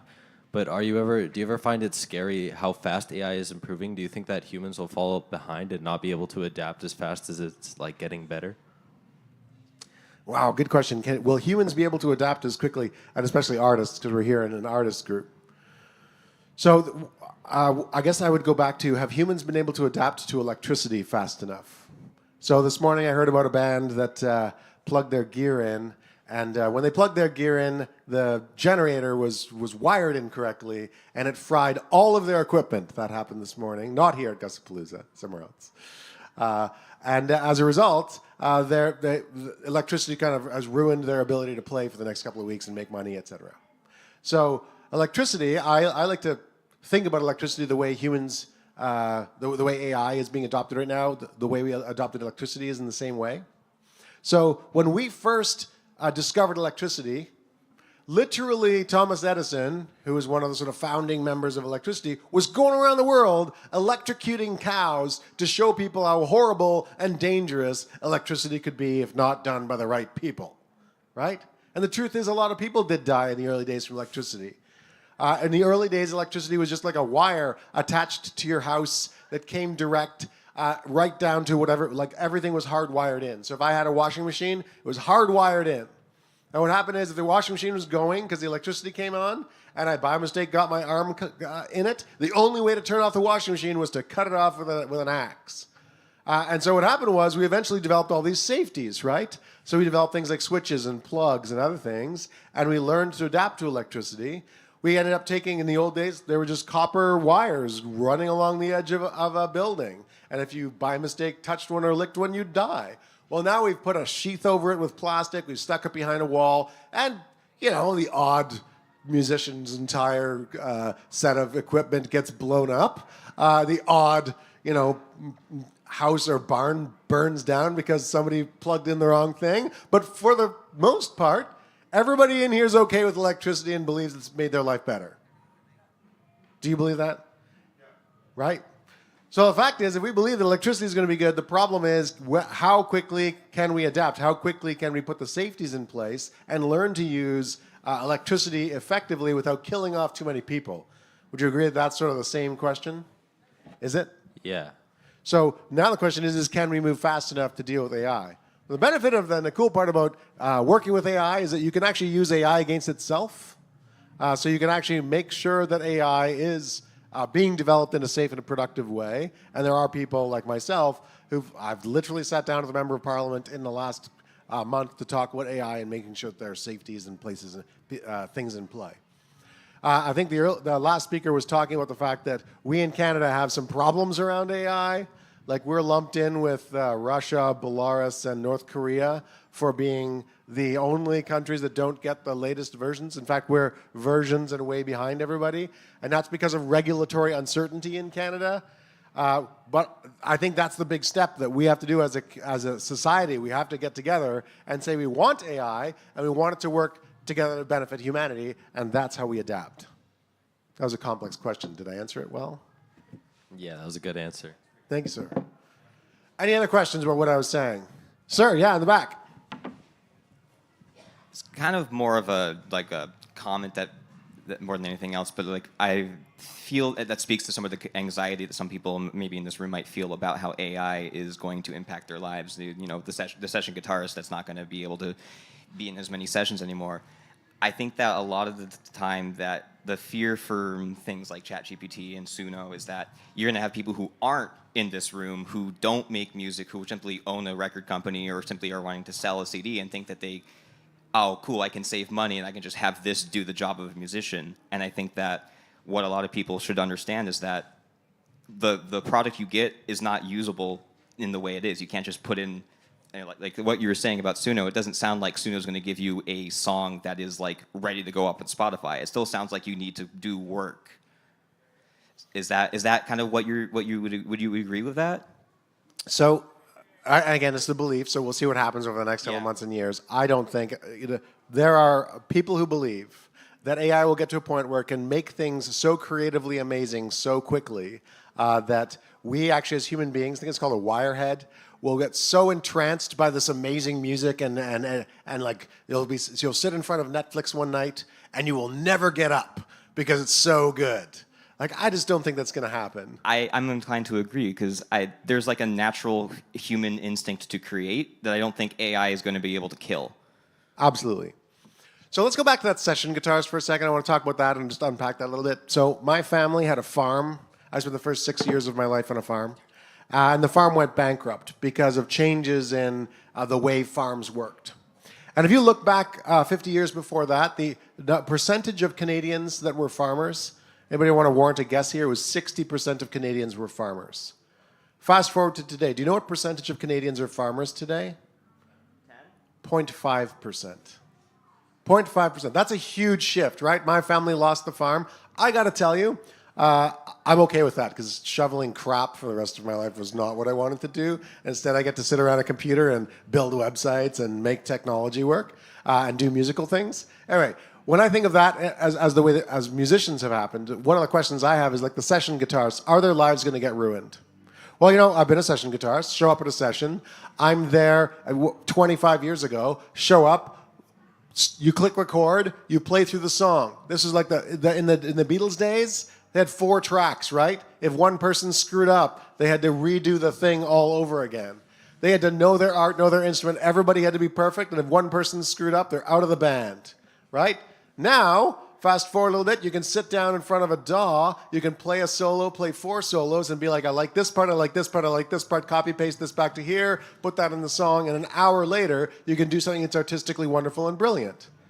Now in AI, I could take that person's way of being, and I could take their entire thing. That opens that, in my mind, that opens us up potentially artistically to go pursue a new way of looking at the guitar. So one of the questions is, what will happen to the studio sessions? Yes, I do think some people who had a studio session gig where they went and spent hours and hours and hours doing that is going to go away. But to be honest, it already did go away. Because you're not paying a session guitarist to come in for 72 hours on a song. You're paying them to come in once for 25 minutes and being like, hey, can you be more like the Beatles or more like the Chili Peppers or whatever, and I want you to sound like this. Or you give them a little bit of artistic freedom and pull them back and say you want something like that. That's how music kind of gets created these days. And then when I hear, incidentally, and I love this sort of concept, everybody who's been in a band knows you're sitting there and the guitarist, I don't know why I'm picking on guitarists today, I'm just going to pick on them anyway. And I'm going to like the guitarist, who's obviously standing right here. That's the bassist, actually. This is the guitarist. I'm like, guitarist, could that last thing you played, it sucks. Can you play it more like McCartney would play it? Or play it more like, can you make it a little bit more Alice in Chains, right? And I'm like, okay, how is that not the same as going to an AI and being like, make me a thing that's similar to Alice in Chains and having it do something, and then I just have to put up with all his crap. Now, the guitarist, I'm picking on the guitarist again, can go actually make music in the same way, and then we could collaborate in new and more meaningful and more, he could come back and say, no, here's 45 different ways you could potentially play that. I've been through every possible iteration of this. What if we did it this way, that way, and this way? And suddenly we have this artistic, magical explosion of the way it is that we're using AI to predict and follow and approach art in a new way. Make sense? Anybody else have any other questions? Sir, I love this. No, you in the pink shirt. You have a question? Yeah. Oh, you need a microphone. Yes, that's what I'm waiting for. Good call. I was also just thinking, have you also considered in terms of like a benefit of using AI in terms of sessions that it will also create more competition in the marketplace and force people to be better if they want to be involved in these kinds of enterprises? If you want to be a songwriter and compete with AI, you're going to have to be better. If you want to play if you have someone who wants you to play more like Alice in Chains, you have to be the guy who can think, I can do that immediately and not complain about it and do it, to actually compete with it. So it could actually end up making better musicians. Is that something at all you've considered? I'm just wondering. Absolutely. I'm sure you've heard this before, but we were told when we were kids that Microsoft Word was going to kill our ability to spell. It was going to ruin civilization because no one was going to be able to use or be able to predict anything anymore. And in fact, I believe the opposite. Microsoft Word, seeing your spelling mistake over and over and over and over again, taught you how to spell better. You actually got better faster.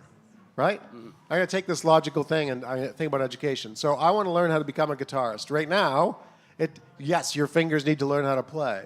But you still have to know what was wrong, what's another potential chord, where else could I go? And if you look at some of the cool apps right now using AI, they'll actually figure out what chord you're playing and make recommendations on what other chords might be nice with that. That's better than you could learn faster than you ever could before to do the same things. You still have to teach your fingers how to play. There still needs to be that thing in your body. But the fact that there's something there to help you along. So imagine the education of the future. So right now, you want to go get a degree. It takes 3 to 4 years, right? You sign up for however long that is. So what happens is I got this giant pile of information. What I could instead do is I could take the 3 years of information, give it to AI, and go hold my beer for a second, then ask another AI, could you look at me as a human being and tell me the best way that I could possibly learn, the fastest way that I could possibly learn, and have it predict the exact type of person that I am to learn, and then go back to the pile of data that makes me, and take that pile of data and make the exact fastest, most incredible course for me to learn that 3 years. And I could ask it, can you make me learn this in a month? And suddenly I could get a degree in a month and get all the relevant information, not be bored, because it'll find the delta of the stuff that I don't know and get me there. Now imagine that for every instrument. Yeah. Now okay, I don't want to learn drums. I don't want to sit down with a drum instructor and start at the beginning and go through the whole thing. I just want to sit down quickly and go bang, bang, bang, and the AI to say, here's how you can learn how to play the drums way faster. Wouldn't it be cool if I could now learn all the instruments? And now I'm going to be a better session guitarist because I know what to say to the drummer and I know what to say to the bassist. Wouldn't that be cool? Yeah. So yes, love it. I think it's a huge and interesting concept. Anybody else have any questions? How much time do I got? Yes, there's a question in the back. No? Oh. 5 minutes, 5 minutes. Okay, well, let me just end on this note. I think this is going to be the biggest single change in human history. Some of the major changes that will happen as a result of all of these changes include changes in relationships, because the entire scene of dating, the entire scene of the way we communicate with one another is about to change. Medicine, how long we live. I'm not sure if you guys have heard, but by 2030, if you've lived that long, AI will have probably solved most illnesses and most problems, and you will probably solve aging somewhere in around 2050. And as a result of that, we may live forever, which gives us huge opportunity to do other artistic endeavors. You think about the change on religion, let's say. We're going to have, well, right now, pastors and priests use ChatGPT and AI to write their sermons. Like, it's changing the way we look at that. Think of the way death happens. Right now, we could take John Lennon's videos of him recording, some of his pictures and stuff from him, the letters he's written, all the things, put them all together, and actually have an AI John Lennon that anyone could go talk to. You could take a loved one, take all of the information about them upon their death, or if they've already died, put it into an AI, and use that to continue your conversation in the future. Which means every single one of you is not going to die anymore. You might leave meat space, right? But your cyberspace version of you and the way you think and the way you are is going to continue. So on the concept of copyright, to me, what makes you unique as a human is that what makes you beautiful. What makes you unique as an artist is what makes an artist amazing. That uniqueness isn't getting taken away. It's only going to continue in magical and new ways. And we're at this like meaningful point in history, which is literally this year, which is the big shift in human civilization, which using AI is going to allow artists to do new and explosive things. We're about to have our Picasso moment. I can't wait to see what artists actually do if we stop fighting against AI and start working with AI, and how we're going to use it differently. And that doesn't mean the guitarist is fired. That means that the guitarist needs to relearn how to use those tools in a meaningful way to become a better artist. The way they use the electric guitar to play it to a lot more people. The way they use the synthesizer to, continue and change music. The way you use the DAW to not have to like bleed your fingers out to try and get that one stupid solo perfect, right? I mean, that doesn't say that you still can't do that. You can still sit in your basement and just play guitar into a single microphone, or you can rethink the way you use all of technology and get a lot farther thanks to these new technologies. Thank you guys, really appreciate it. Hope that was a lot of fun. And reach out to me afterwards if you want to keep talking about AI and cool things. Thank you.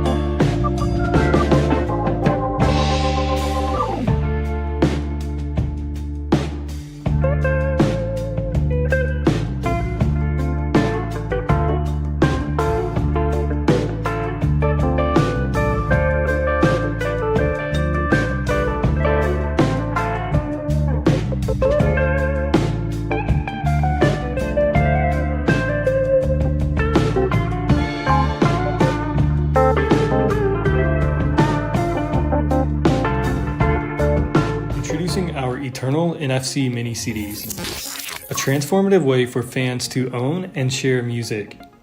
To get started, all you need to do is go to our website and create a multimedia page. From here, you can upload music, videos, and images that can only be accessed through the CD. Once you're finished, you can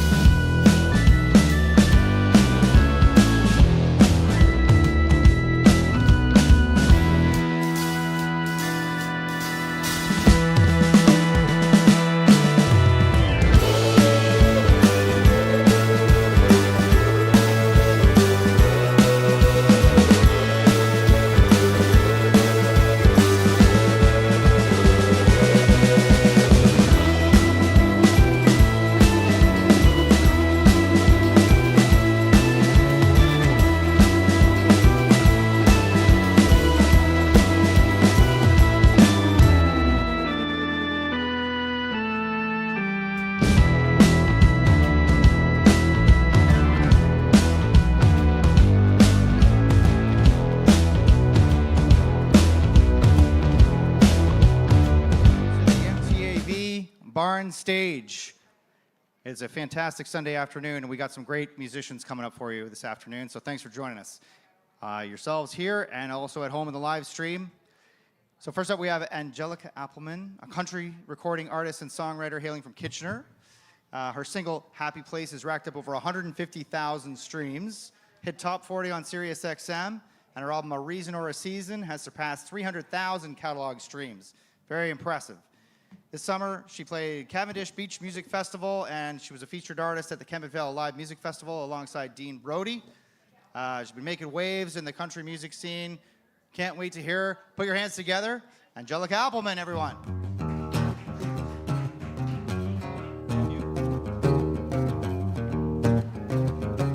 Gussapolooza, are we ready to party?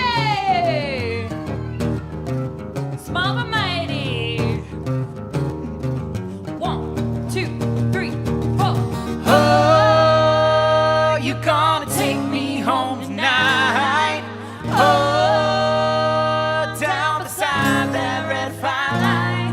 And oh, you gonna give it all you got. Fat bottom girls, you make the rocky world go round. Who out here has a fat bottom? I know I do.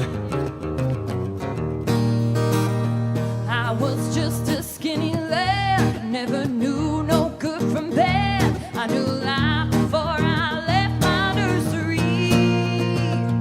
Left alone with a big fat fanny, she was such a naughty nanny.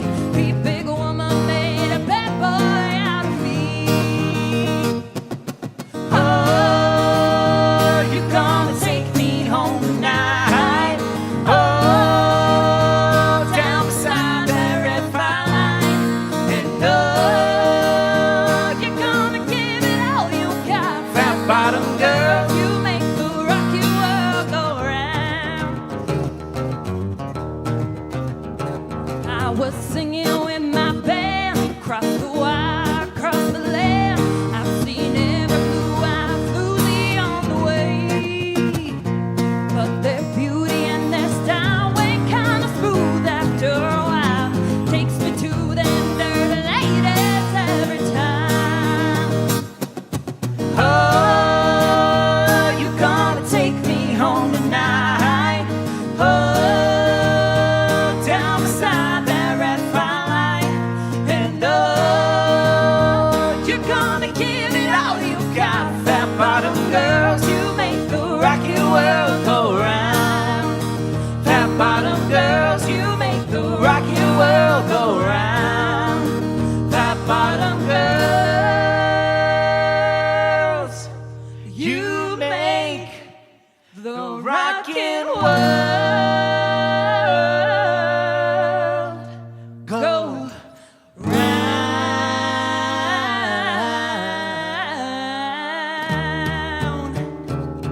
Who's got their cowboy boots on?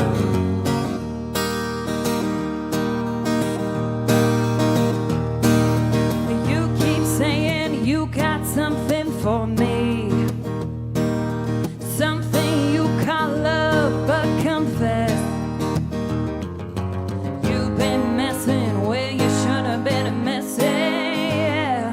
And now someone else is getting all your best. These boots are made for walking, that's just what they'll do. One of these days, these boots are gonna walk all over you.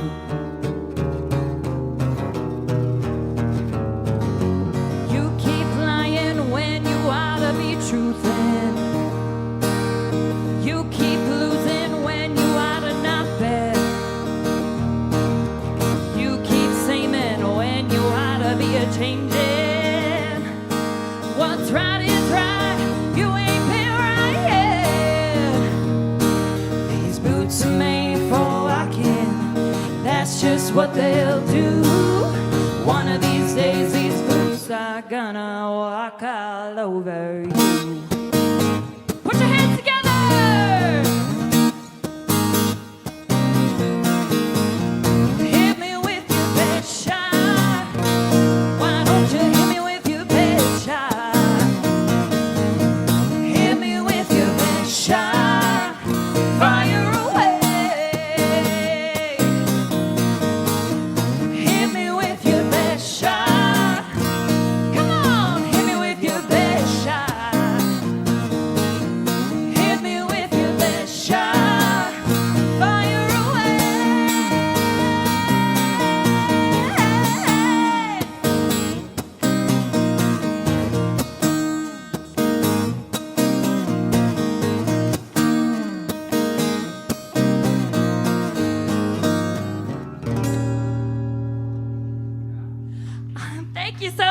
My name is Angelica Appleman, and I am a country artist from the Kitchener area. I'm now in small town New Hamburg. I'm so happy to be here at Gus. How are you guys having a good time? You're enjoying all this great music? Well, I'm here to countrify it up a little bit for you.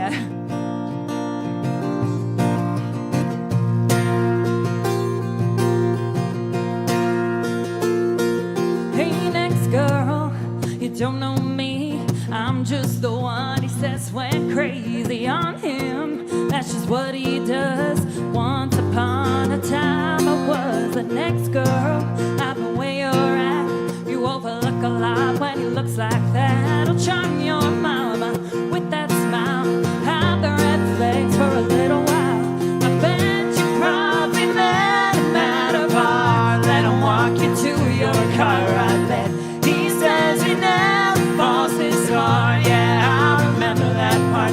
He knows how to say all the right things, knows how to get you out of that dress, knows how to make you think you're the best thing. But I know what happens next, girl.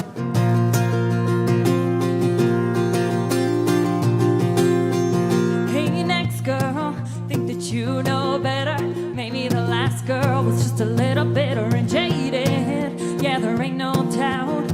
If he ever talks about the ex-girl, she tried like hell. It was too late to save herself. Now she's just trying to help the next girl. I bet you probably met him at a bar. Let him walk you to your car, I bet. He says he never falls this hard. Yeah, I remember that part. He knows how to say all the right things, knows how to get you out of that dress, knows how to make you think you're the best thing. But I know what happens next. Gonna think it's all your fault, just a switch that he turns off, make you think it's love. I promise you it's not.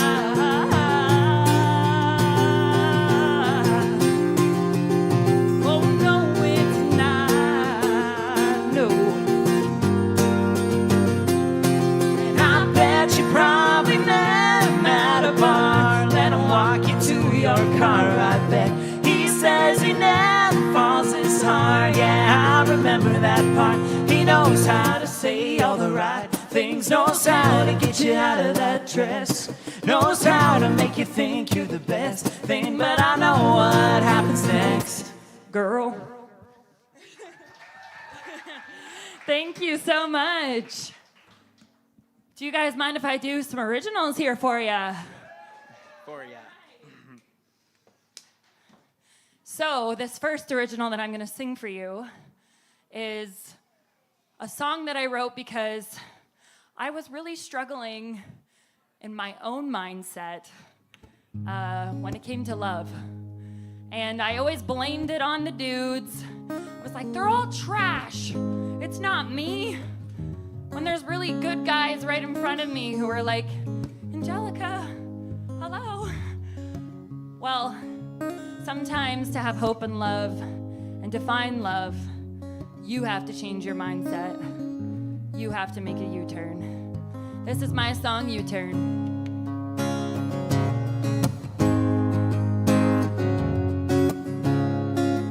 You turn down that dirt road, you say we're taking the long way around. But I know you don't know where you're going. We sang and we talked and somehow we got 10 miles out of town. We both got so caught up in the moment. Yeah, even if we're off the map, you know how to bring me back. You turn a bad day into the best one. You turn my worst bet into a jackpot. You turn my hand and lean in to kiss me and tell me you miss me. The way you turn me on when you hold me close, there's nowhere else I need to go. Before your love was a dead end road, now I'm making a U-turn. You turn down that voice in my head that says I'm not worth the time. call, you always got a minute. I got so used to boys playing around, tricks and traps, being knocked down, just giving me excuses, making me feel useless. But boy, you were built different. You turned a bad day into the best one. You turned my worst bet into a jackpot. You turned my head leaning to kiss me and tell me you miss me. The way you turn me on when you hold me close, there's nowhere else I need to go. Before your love was a dead end road. Now I'm making a U-turn. Yeah, I'm making a U-turn, U-turn. Thought my luck was running out, but you turned me around. You turned a bad day into the best one. You turned my worst bet into a jackpot. You turned my hand and leaned in to kiss me and tell me you miss me, yeah. You turn me on when you hold me close. There's nowhere else I need to go. Before your love was a dead end road. Now I'm making a U-turn. Yeah, I'm making a U-turn, U-turn.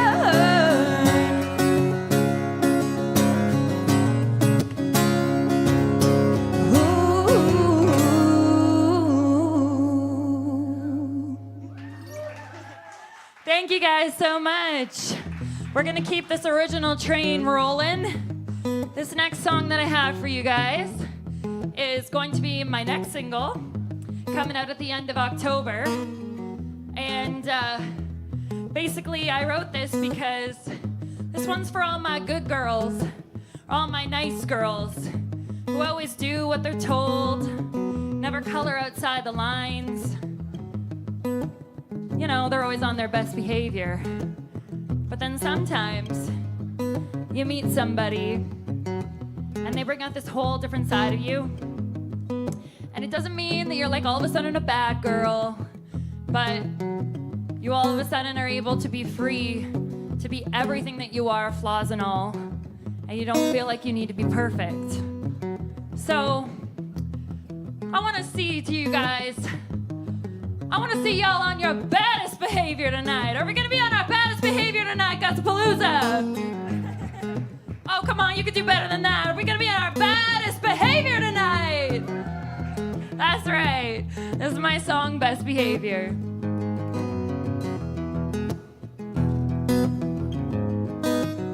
I never met a rule that I haven't followed. Gave all my exes back sweaters that I borrowed. I feel a little bad when I tell a white lie. Cuss one time and it made my mama cry.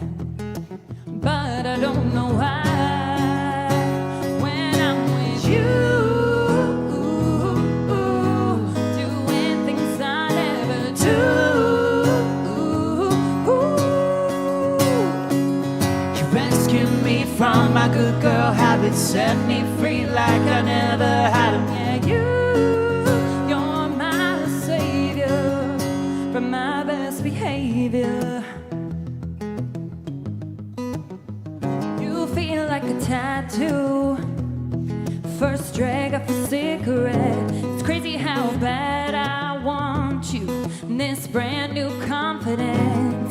Every little taste and touch of your lips, yeah, you got a way you get me like this, flipping some kind of switch. When I'm with you, doing things I never do. You rescued me from my good girl habits, set me free like I never had them. Yeah, you're my savior from my best behavior. My best behavior, my best behavior, my best behavior.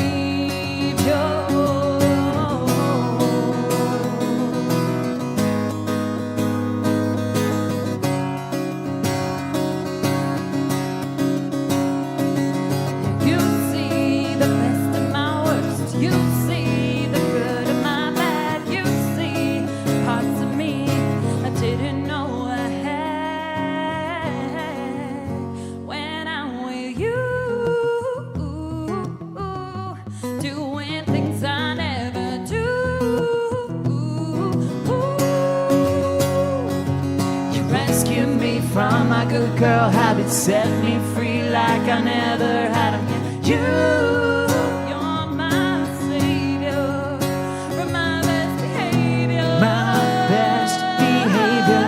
My best behavior. My best behavior. My best behavior. My best behavior. My best behavior. My best behavior. My best behavior.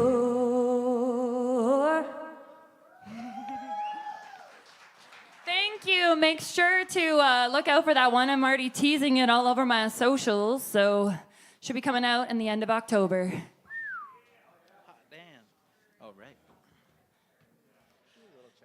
So I had the experience of playing Country Music Week this week, so I I literally just got off the plane this morning at 6 a.m. to make it here because I do believe in this festival. I think it's so important that we're here to support each other, and you never know when you can say, saw him here first.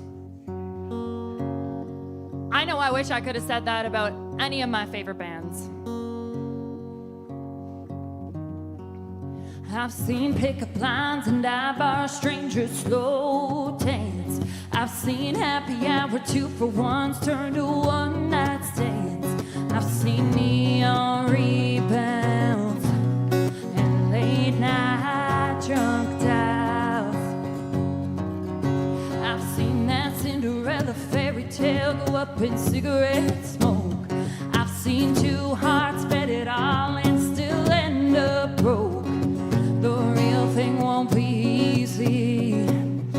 Yeah, it might take a while, but I want that all in, falling. Keep the fire burning like the first time feeling. No matter what, if I'm gonna love, I'm gonna love somebody like that kind of heart, open arms, that's forever and will never ever take it back. If I'm gonna love, I'm gonna love somebody like that. I still remember Mama walking down the living room stairs, and Daddy saying with a smile, that's my girl right there. They had their share of ups and downs. I saw the best and the worst and the work and the worth it to get to that all in, falling. Keep the fire burning like the first time feeling. No matter what, if I'm gonna love, I'm gonna love somebody like that kind of heart, open arms, that's forever and will never ever take it back. I'm gonna love, I'm gonna love somebody like that. I've had a few close calls, a couple diamond ring thoughts, and enough midnight tears to know what love's not. But I want that all in, falling. Keep the fire burning like the first time feeling. No matter what, if I'm gonna love, I'm gonna love somebody like that kind of heart, open arms, that's forever and will never ever take it back. If I'm gonna love, I'm gonna love somebody like that. Ooh, somebody like that.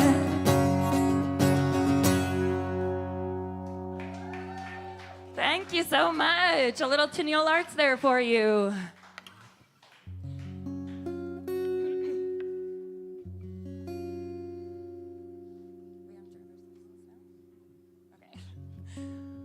So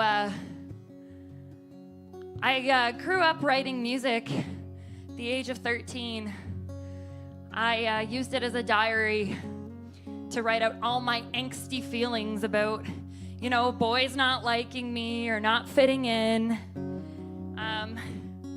And I kind of grew up a little bit in like the pop world first, and I wanted to pay tribute to somebody who I feel like does the teenage angsty songwriting thing so well, and then countrify it. So this is a little driver's license. I got my driver's license last week. It's like we always talked about. You were so excited for me. Finally drive up to your house, but today I drove through the suburbs crying 'cause you weren't around. You're probably with that long girl who always made me down. She's so much older than me. She's everything I'm insecure about. Yeah, today I drove through the suburbs, 'cause how could I ever love someone else? And I know we weren't perfect, but I've never felt this way for no one. And I just can't imagine how you could be so okay now that I'm gone. I guess you didn't mean what you wrote in that song about me. 'Cause you said forever, now I drive alone past your street.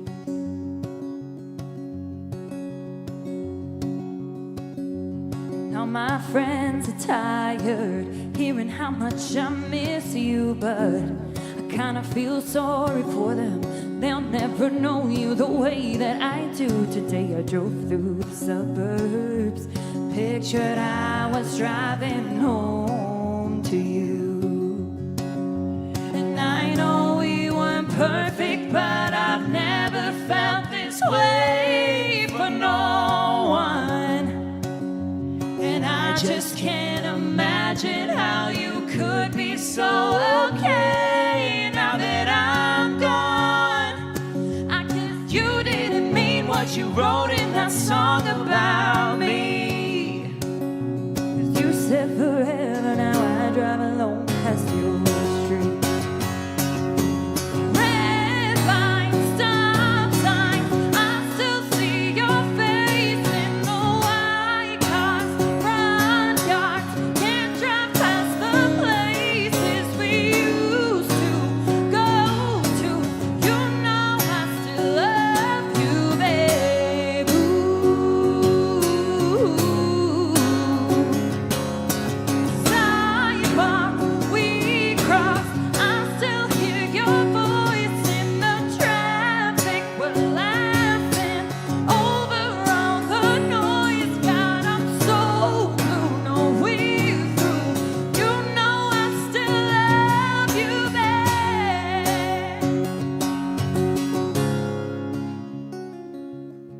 And I know we weren't perfect, but I've never felt this way for no one. And I just can't imagine how you could be so okay now that I'm gone. I guess you didn't mean what you wrote in that song about me. 'Cause you said forever, now I drive alone past your street. Thank you guys so much. That's a tough one to sing after being on a flight, a red-eye flight. So, staying in this kind of sad spot, I wrote this song kind of because I was getting into something new with someone. And I had been on my own for so long, and I got really comfortable with it. And I had done a lot of work on myself. I've been going to counseling and all of that, and I really was nervous about kind of giving all of me over to this person. And I was having the hardest time. I felt like, you know, there's something holding me back. And what was holding me back was myself. It wasn't the person. So this is my song, Half-Hearted.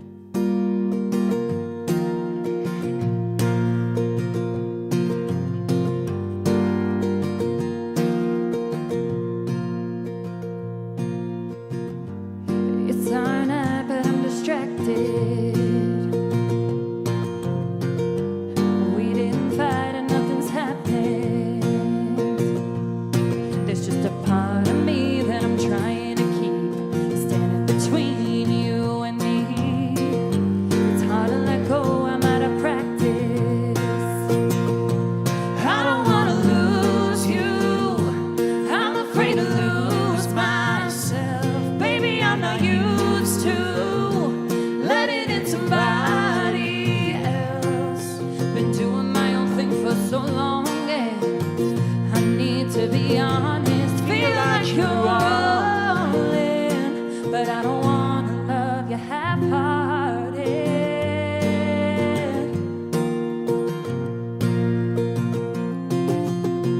You know I love what we have then.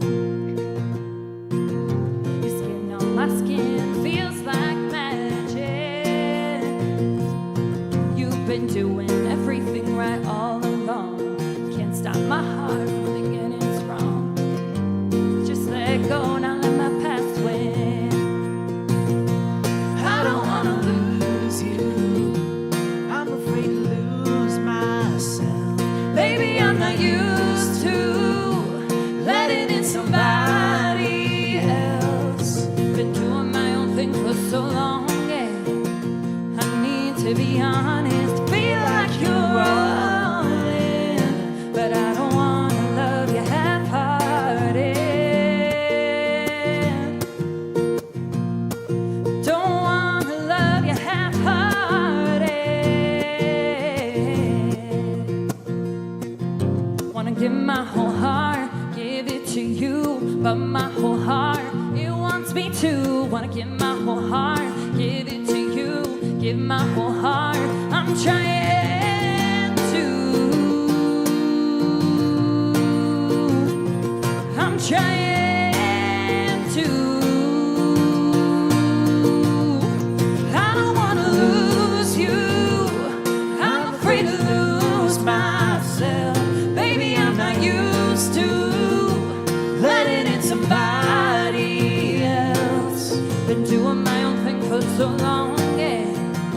I need to be honest.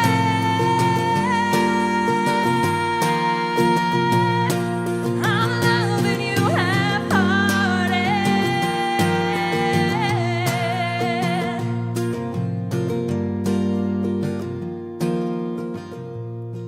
Don't wanna love you half-hearted.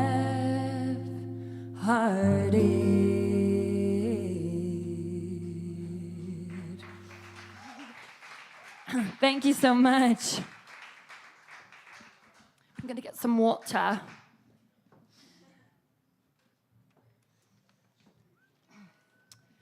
All right, so, cheers. Thank you so much for being here. I appreciate that. We're gonna stay in a little sad place again. But this one is so important to me because this comes with a really personal story. About almost 3 years now ago, I got into a really serious car accident. And I was hit on the 401 by a truck, rear-ended, and then they took off the shoulder. And I hit my head off of the steering wheel, the back headrest, and the side window. And because of that, I've suffered a brain injury as a result. My car was completely totaled, and I was very lucky to get out of the car. And when I got out of the car in confusion, I started pacing into oncoming traffic. And luckily, there was what I call my guardian angel who came and swooped and put their arm around me and pulled me to safety. But I've had a lot to work through since then. I now suffer from post-traumatic stress disorder. It took me a really long time to get back behind the wheel. My whole life was pretty much flipped upside down. I couldn't work anymore. I was talking in mashed up sentences, and I had to move home from my one-bedroom apartment. Now, this one-bedroom apartment was the place where I did all of my growing up. It was the place where I wrote all of my songs. And it was the place where I found my feet. Now, unfortunately and fortunately, I have parents who are so great to take me in and take care of me. And I had to learn to find my feet again in a 500 square foot little bedroom that they gave me. Things got pretty dark for a while. I'm a pretty happy-go-lucky person, but I was starting to experience some pretty intense feelings, and I didn't really want to be here. Now, I'm not trying to tell you guys this to depress you. I tell this story because I know that we all go through really, really tough times in life. And sometimes you do have to slow down, take a breath, slow down from the rat race, and just take it one step at a time. I'm here to provide hope that if you're ever in a situation like that, there's other people out there like you, and it's okay to ask for help, because you will find your feet again. This is my song, Finding My Feet.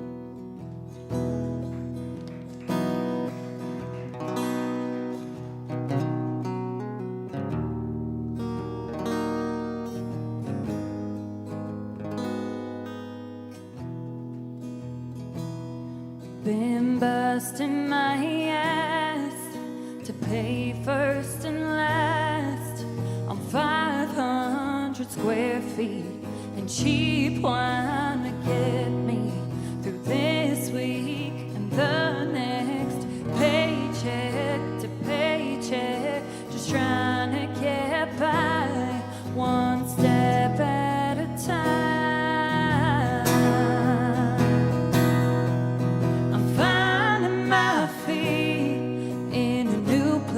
But it's my own space, a tiny one bedroom with enough room to grow. I find myself walking towards the woman that I wanna be, finding my feet.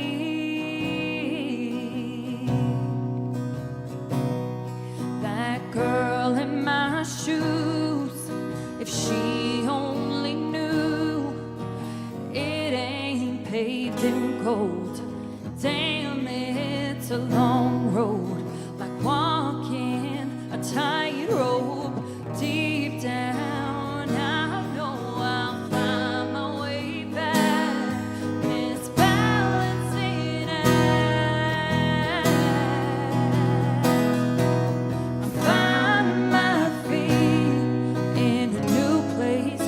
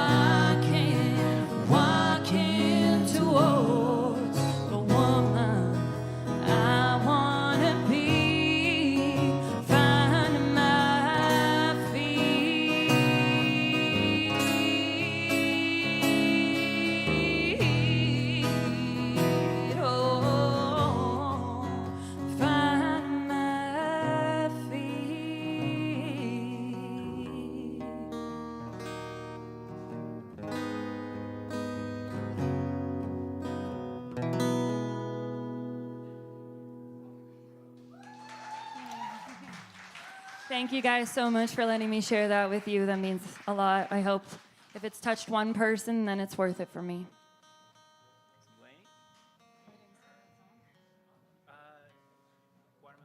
Oh, okay. All right. So, do we have any Lainey Wilson fans in the audience, perhaps? All right. So, I personally think this is one of the best songs that's ever been written in a while in country music. And Lainey Wilson is somebody who I definitely look up to. In fact, when I put out my first ever song, I tagged Lainey Wilson because I was doing a whole promo about how it was a person that you wanted with you during your quarantine, and I tagged her. And she replied to me, and she listened to my song, and she commented on my song and gave me a rock on emoji. And her and I have had little back and forths every so often, and I just really, really appreciate that about her. And now she's a freaking superstar, and someone else has got her Instagram, so. Anyways, this is Watermelon Moonshine.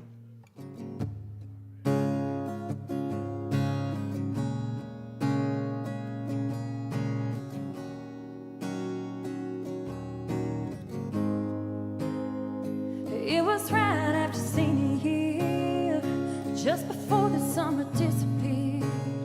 We went around on them old farm ruts, hanging out on the gate of his truck. We threw a blanket beneath the sunset, big and brave as 18 gets.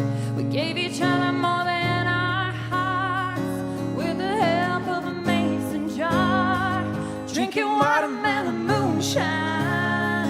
Cut the burn with a little lime, talking back in them kudzu vines. I was his and every bit of that boy was mine. Too young to know what love was, but we were learning on the sweet bus.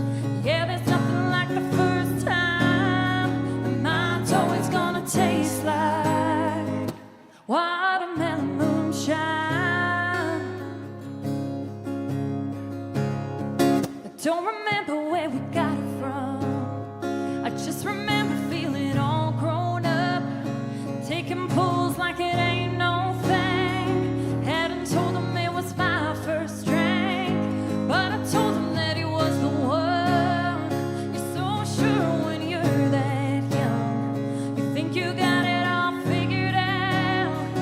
Now I laugh when I think about drinking watermelon moonshine.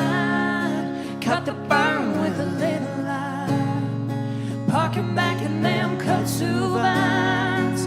I was his and every bit of that boy was mine. Too young to know what love was, we were learning on the sweet bus. Yeah, there's nothing like the first time, mine's always gonna taste like watermelon moonshine.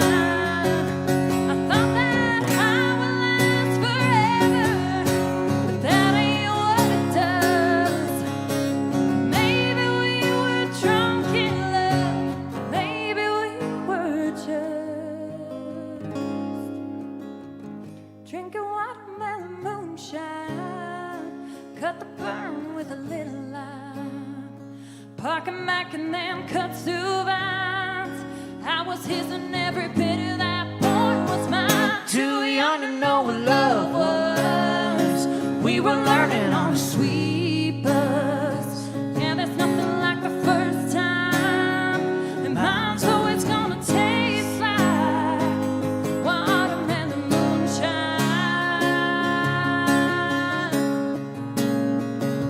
Watermelon moonshine.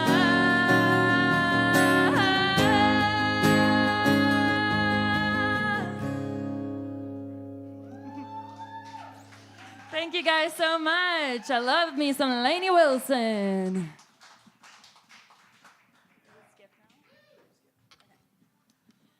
All right. So this next song is going to be an original, and it's coming out next year on my EP, which I am naming. Oh God, what am I naming it?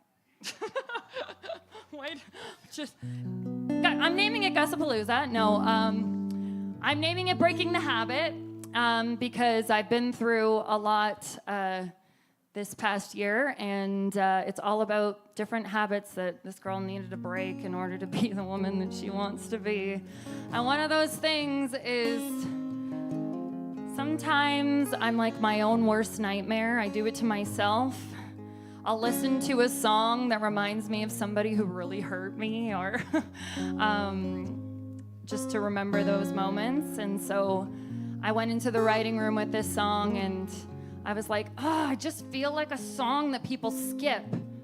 Because I was tired of being that frickin', I don't know, situationship girl or whatever. And I really wanted something great. And we kind of unpacked, well, what does it mean to be a song that you skip? And we came to the conclusion that it's like that song that you literally just can't listen to anymore, that used to be your favorite and has so much meaning attached to it. So this is my song, Skip That Song.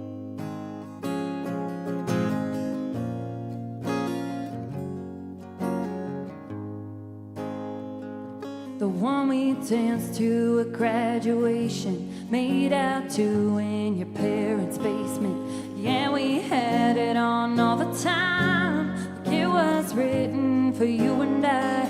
The one we sang down every highway, had on replay our very first date. If I'd have known you would ruin this, would have never shown you it. Used to be my favorite, I never wanted it to end. But now when it stops playing, I feel my heart break all over again. 'Cause since you said that it was over, I can't keep my composure. Whenever it comes on, all I can do is skip that song.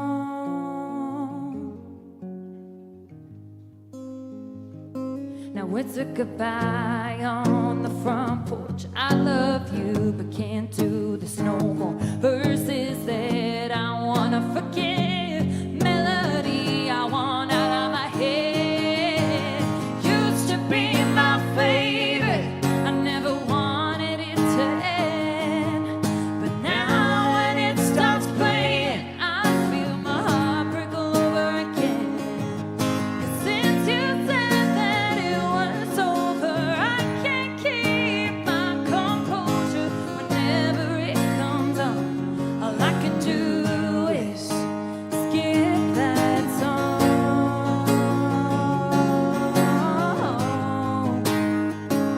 Skip that song.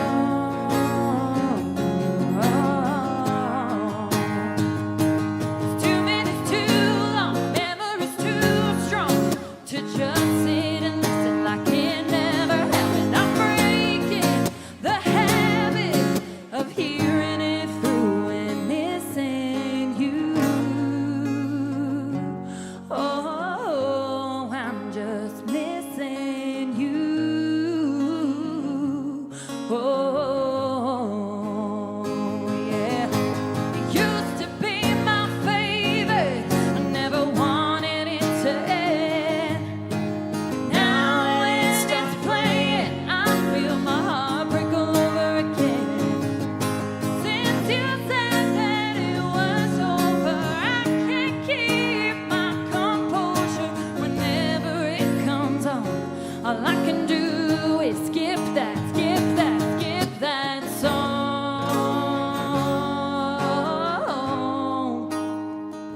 Skip that song.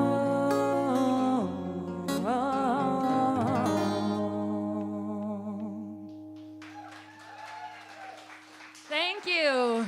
So you're saying I should release it, or? Thank you so much. All right, I got another original for you. We're just gonna stay in a really sad place, and then I promise we're gonna kick it back up. So I wrote this next one, basically because I had a breakup with a best friend, and Sometimes they're harder than romantic breakups. This one was for me, especially because we were best friends since we were kids. We grew up together. And the imagery kind of behind this song is, you guys remember those best friend necklaces where the one would say best and the other says friends? Well, kind of when you have that breakup, you're just left with that one half. This is my song, Broken Heart Necklace.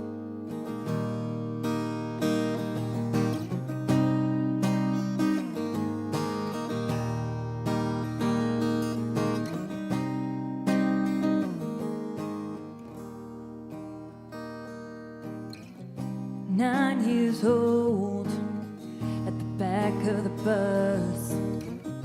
Trouble finds trouble, that was us. Sharing families, sharing clothes, laughing till we cried at all our inside jokes. How did we get here?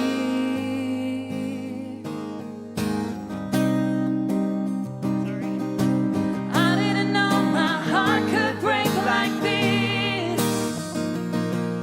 'cause it's been you and me since we were kids.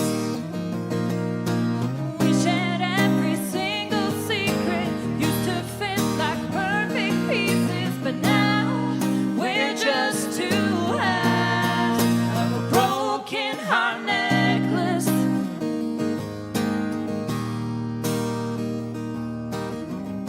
Life of the party, the girl next door. Trouble was trouble, no fun anymore. Growing older, growing apart.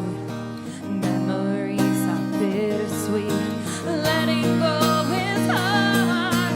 I didn't know my heart could break like this, 'cause it's been you and me since we were kids. We shared every single secret, used to fit like perfect pieces, but now we're just two halves of a broken heart necklace, yeah, of a broken heart necklace, heart necklace. You threw me a pity party, you let me down. I put you on a pedestal and gave you a crown, but I'm better off now. Yeah, I'm better off now. How did I know my heart could break like this? 'Cause it's been you and me since we were kids. We shared every single secret, used to fit like perfect pieces, but now we're just two halves of a broken heart necklace, yeah, of a broken heart necklace, a broken heart necklace, yeah.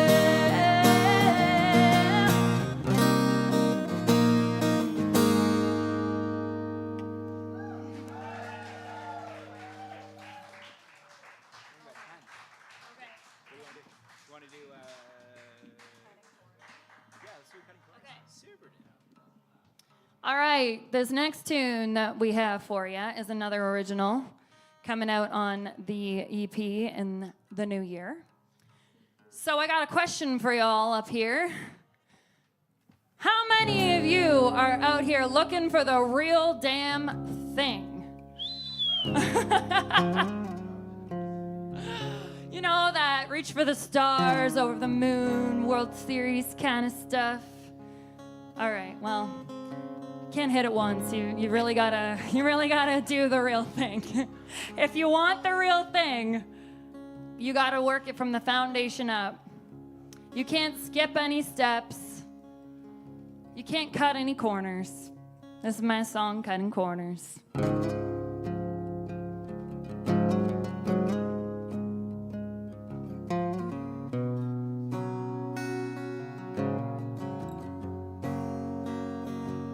It's a shaky foundation, house of cards just for show.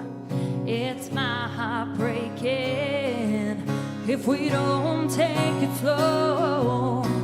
Tell me this is more than a Friday night. There's something about the two of us makes me want to do this right. This ain't no shortcut loving. We won't be rushing nothing. All the good things come from the ground up. Only grows if you water it enough. I'm not looking for a quick fix flame. My heart's longing for the real damn thing. Running around in circles if we want to move forward. We won't be cutting corners.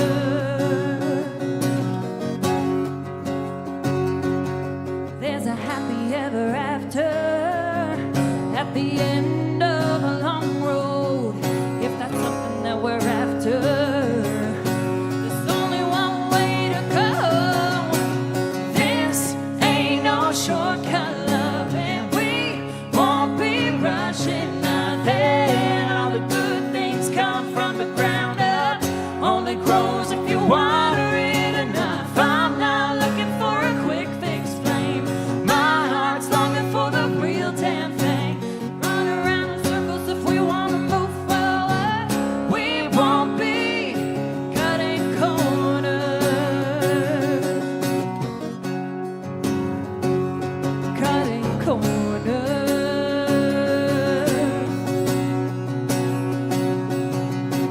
Tell me this is more than a Friday night. 'Cause something about the two of us makes me want to do this right.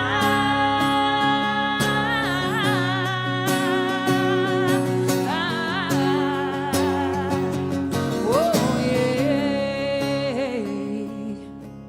This ain't no shortcut loving. We won't be rushing nothing. All the good things come from the ground up. Only grows if you water it enough. I'm not looking for a quick fix flame. My heart's longing for the real damn thing. Round in circles if we want to move forward. We won't be cutting corners. Oh no, cutting corners.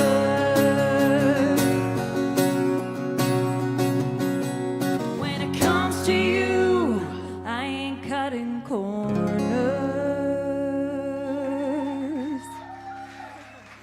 Thank you. All right. So now I'm going to play you guys my recent single, which is out right now.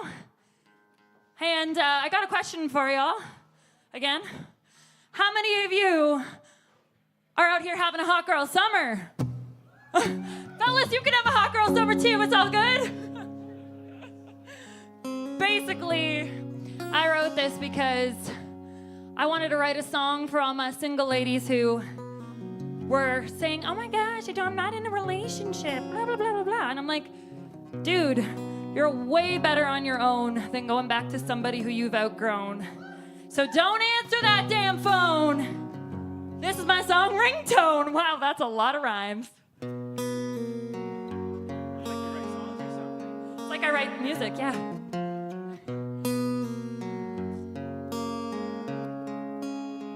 I used to spend my nights waiting for your name to light up my phone. I was so hung up on hearing your voice, I hated being alone. Yeah, I used to pick up, used to get stuck in the want you back. But I put in the work, I'm putting me first and you in the past.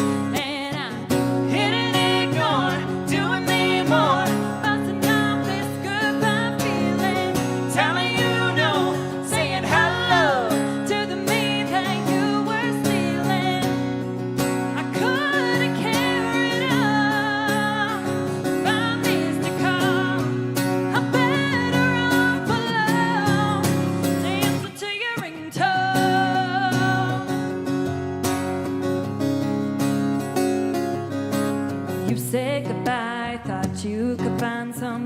grass. I ain't hearing your lies, smooth talking lines. Now you're running back. Been there, done that, and I'm hitting ignore, doing me more. Buzzing off this goodbye feeling, telling you no, saying hello to the me that you were stealing. I couldn't carry it all if I missed your call. I'm better off alone, dancing to your ringtone. I'm dancing to your ringtone.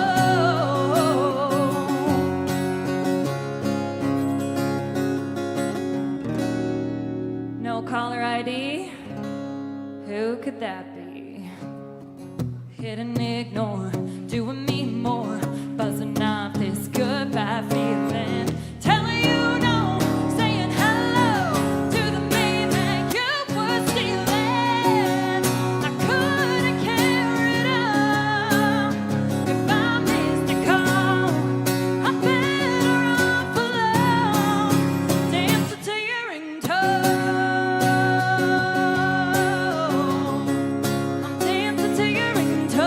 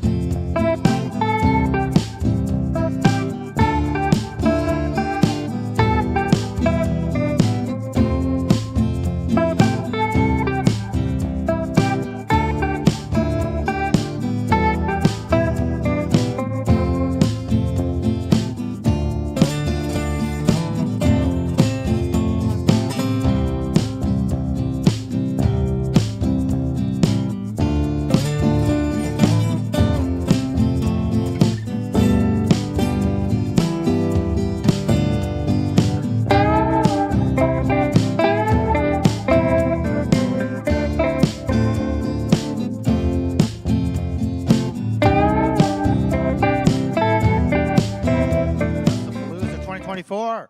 Welcome, everyone, to the MTAV Barn Stage. How's everybody doing? All right. Thank you to the folks here, the folks at home, and the live stream. Next up, we have Madison Mueller, who is an incredible young singer-songwriter, turning heads with heartfelt songs and captivating performances. She's got her music out on streaming services. She's won some independent music awards. I want you all to give her a really warm Gussapolooza welcome. Madison Mueller, everybody. Hello, everyone. I'm so happy to be here. This is my second Gussapolooza that I've played at. The last time that I was here, it was pouring rain, but it brought everyone into the barn, and it was just a beautiful experience, and I can tell it's going to be a good one today as well. I see some familiar faces. Hello, friends. Hello, unfamiliar faces. We are becoming friends right now. Yeah, like said, I'm local to the area here. I've been playing music since I was 6 years old, and releasing since I was about 16. So I'm really excited to share some of my originals, just some of my music with you guys, and hope you like it. This first one's called Breath of Air.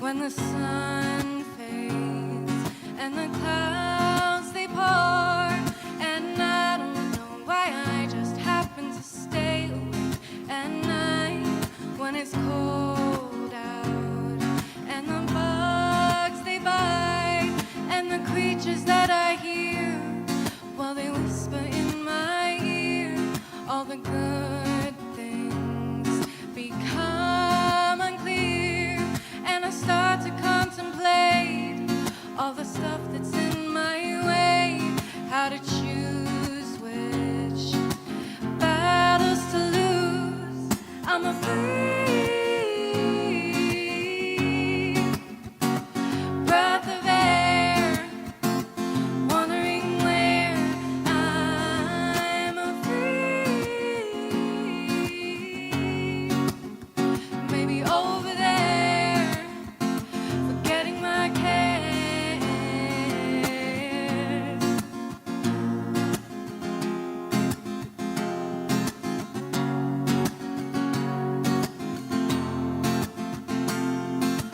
I don't know why I like to pull the leaves off of the trees when I'm walking down the empty street, and I don't know why I like to go dancing in the rain, but I feel like it keeps me sane, and I know I like to write, 'cause I feel as though it might help me sleep through the whole night.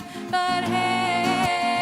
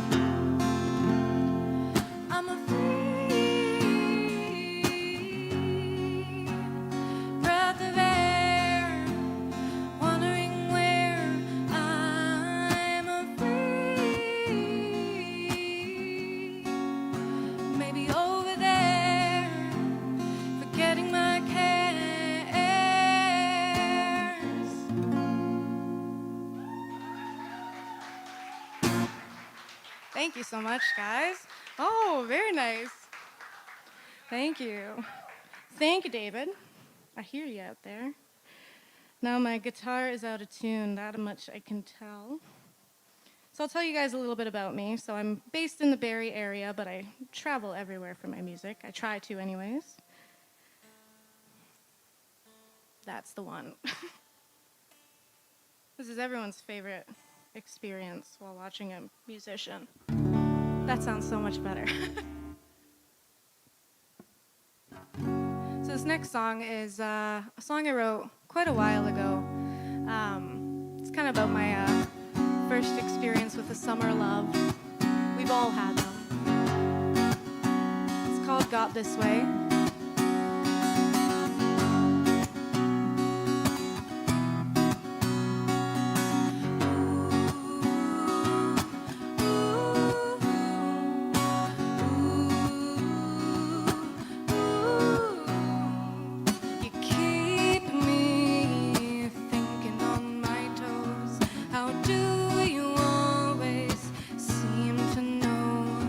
Songs I wanna hear on the radio.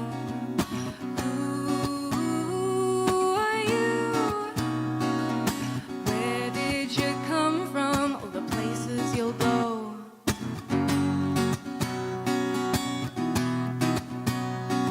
You make me wanna try new things, like a puppet that lost its strings.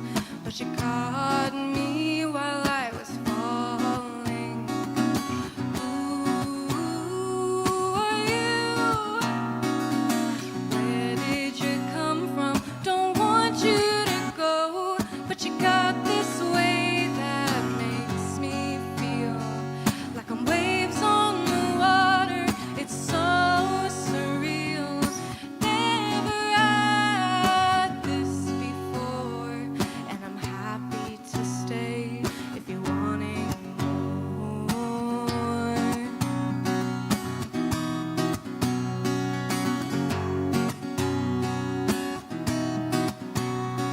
I'm sure these words have been said and sung before, but you're stuck in my head. You're like my favorite book that I've already read, and it never gets old. Always something new to love and to hold, but you got this way that makes me feel like I'm waves on the water. It's so surreal. Never had this before, and I'm happy to stay if you're wanting more. Smiles for a while, maybe more laughs. Could you handle that?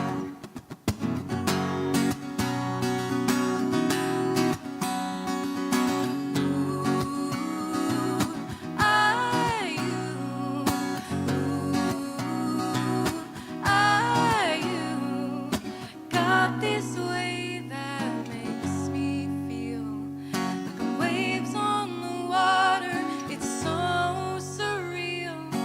Never had this before, and I'm happy to stay if you're wanting more. And you got this smile on your face.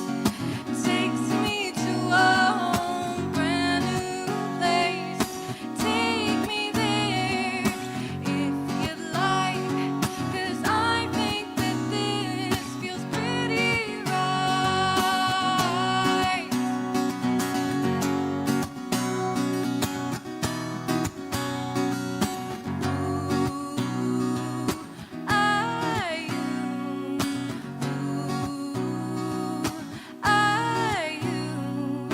Got this way that makes me feel like I'm living in a made-up world, and it's real.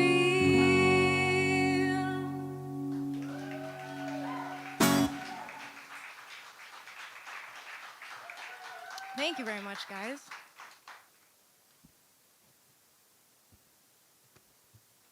This next song, though shocking, was written about the same person.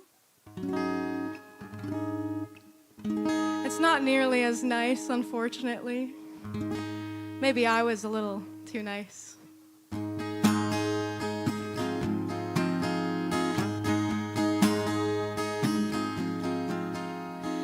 It would be nice to sit down and talk. You in front of me with no walls up. Would I ask you what's new or how you've been? Rather skip the pleasantries, cut to the end. Why have you been popping up? Why won't you just stop cutting into my life like some parasite?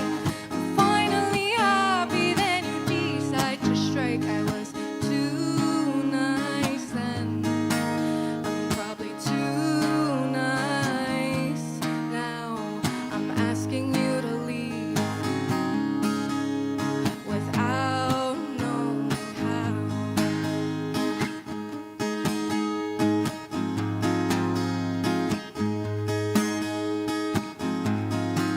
I used to dream of letting you know that I'm doing well.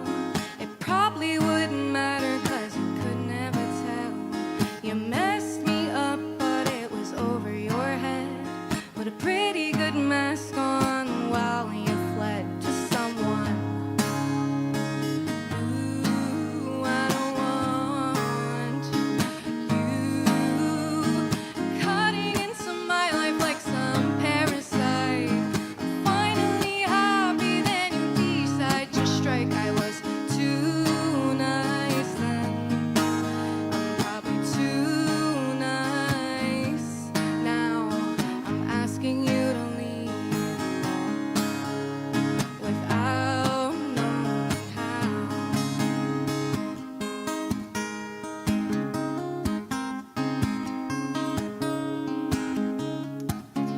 It's a lack of perception on your part.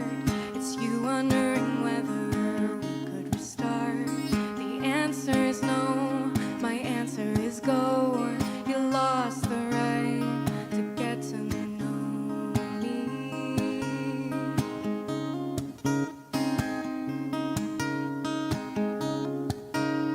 You're cutting into my life like some parasite. I'm finally happy, then you decide to strike. I was too nice then. I won't be too nice now. I was too nice then. I won't be too nice now. I'm telling you to leave.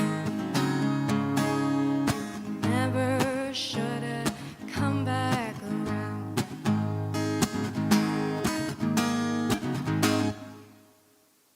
Thanks, guys. That was too nice. All of those songs up to that point are available online if you search up my name, Madison Mueller. They're all a little bit produced differently, but I love them for what they are, and I love that I can still play them acoustically, which you guys hear. This next one here is one that I don't have released currently. It's a little bit more, like they're all close to the heart, but this one feels very close to the heart. I don't really have a name for it quite yet.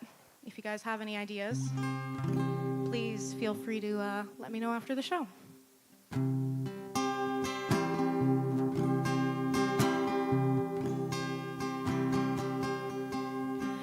Indents in the bedroom carpet where my sister's twin bed used to sit. We're making do and muddling through, waiting for the drop of the other shoe. There's holes in the walls, boxes stacked 6 feet tall, leaving us all, and I feel small. And I hated this when I was 5. I'll probably hate it until I much unknown. How do I say goodbye?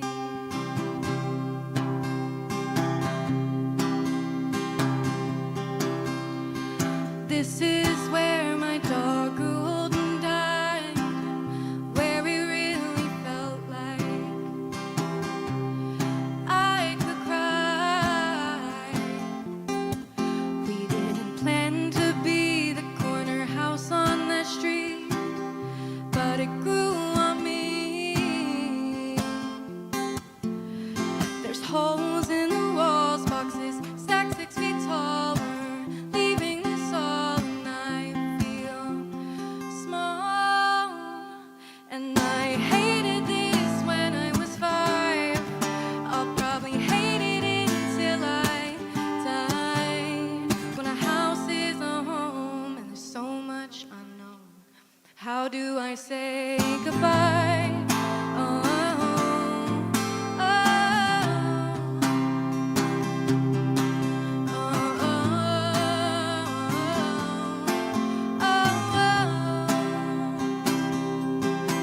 and I hated this when I was 5.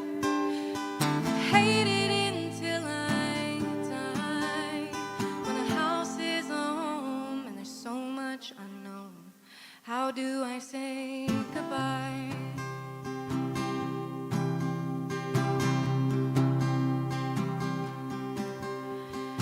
Indents in my bedroom carpet, where my sister's twin bed used to sit.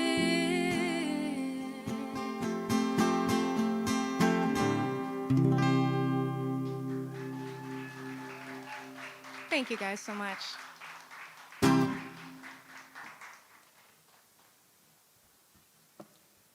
I've got a cover for you guys.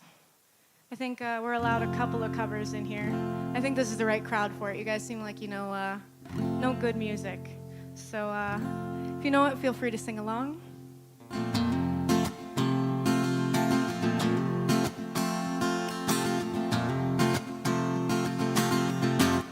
I want to break free.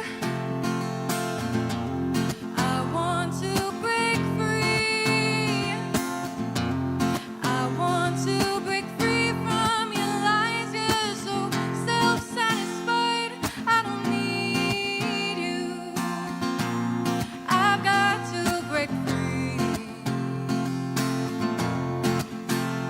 God knows I want to break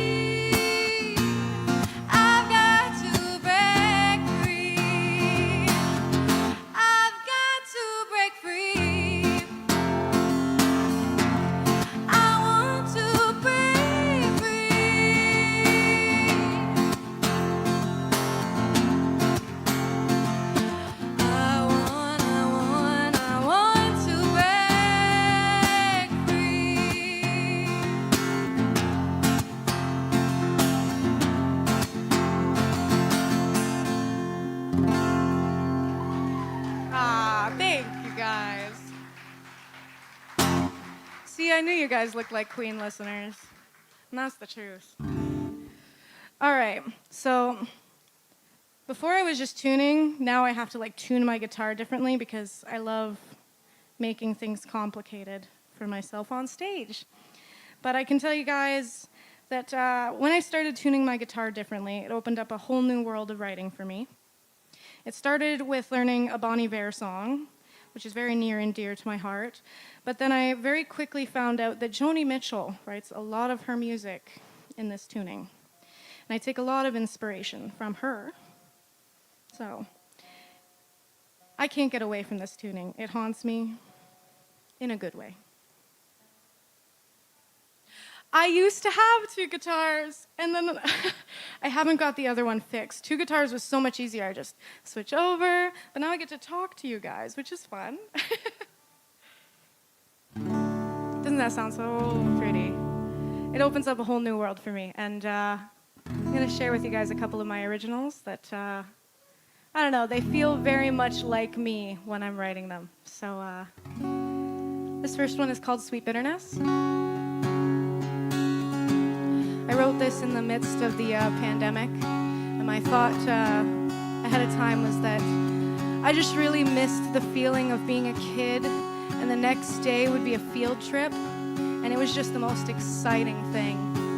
And I feel like we miss some of that sometimes. We're so caught up in regular life, and I was just really craving just any sort of feeling that would give me a feeling like that. Thank you, Sydney Riley. Love you.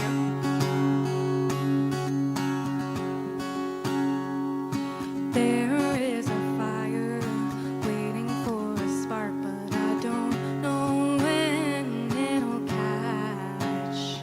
And I am unsteady, rocking on my feet, no escape or going back to ignorance and bliss, happiness, simple as it was before all of sweet bitterness, it opened up so much more.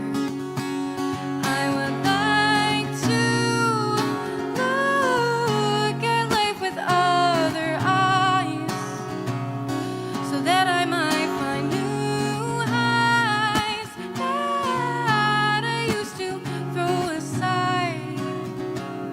I wanna feel alive.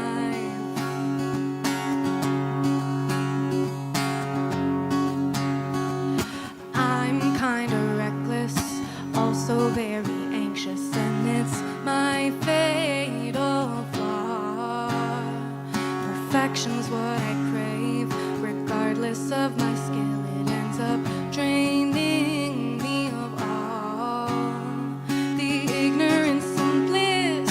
Happiness got me asking where, when, how we got to all of this better.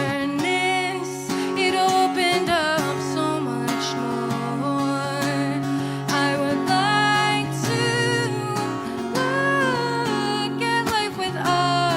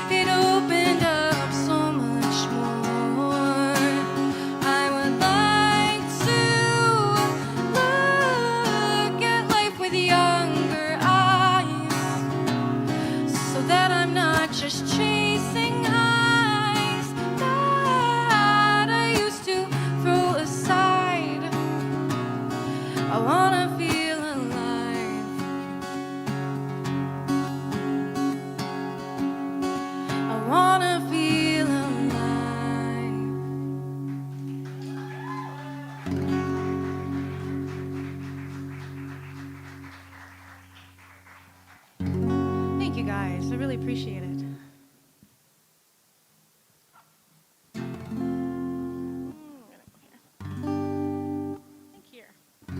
Okay, this is a newer one for me.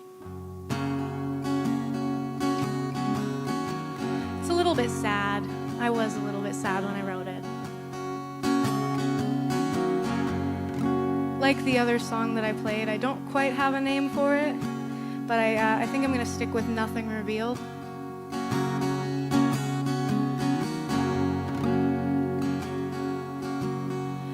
I've stopped wondering about what I know. This brain of mine feels out of my control. I'm inundated, saturated, but it's not my own. This brain of mine isn't really mine no more.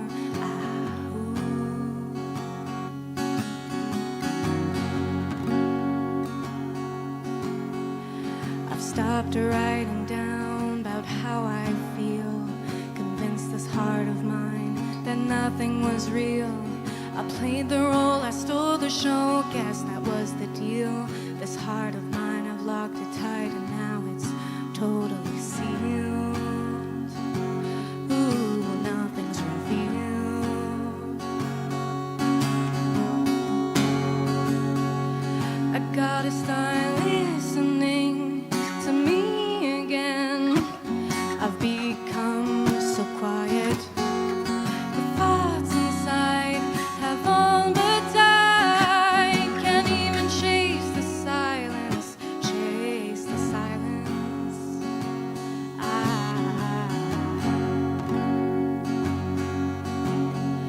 I've stopped wondering how I would feel if this corpse of mine would do in the ground. It would decay and rot away, the soil would drag me down. This corpse of mine wasn't really meant to be found.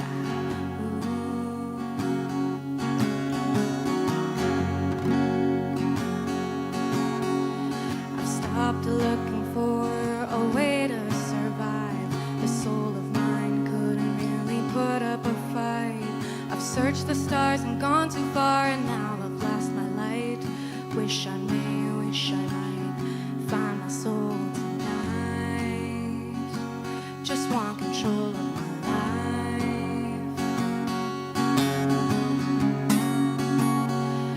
I gotta start listening to me again. I've become so quiet. The thoughts inside have all but died. Can't even chase the silence, chase the silence.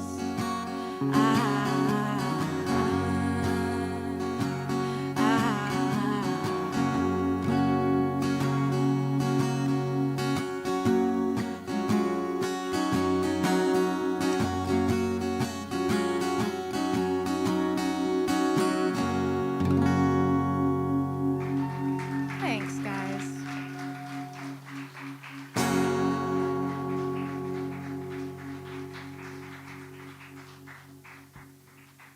I think I've got time for one or two more songs. These are both originals as well. This one some of you guys might know if you do know me. I've been playing this for years. A lot of my music kind of surrounds around like trying to find a happy place wherever you are and trying to find the hopeful outlook on it. So that's where this song started. I was in a pretty not great place writing the verses, and then refound the song months later when I was doing a little bit better, and that's where the chorus came. So this is Exhale.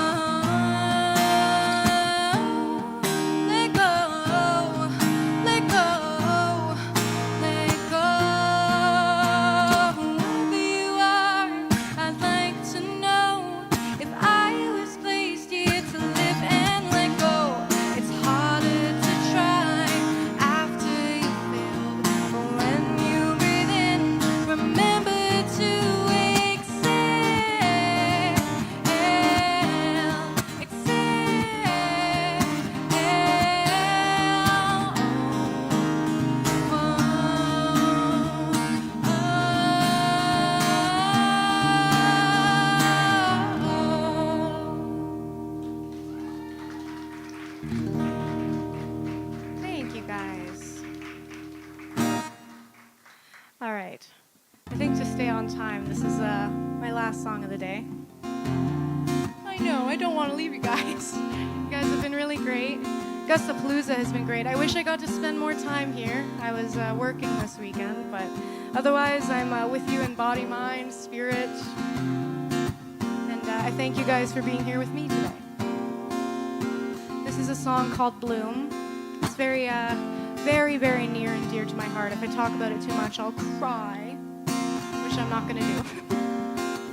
But I wrote this when I was graduating high school, and everyone was kind of going their own path, and it's just emotional growing up, and I think that pertains to a lot of walks of life, so I hope you guys like it.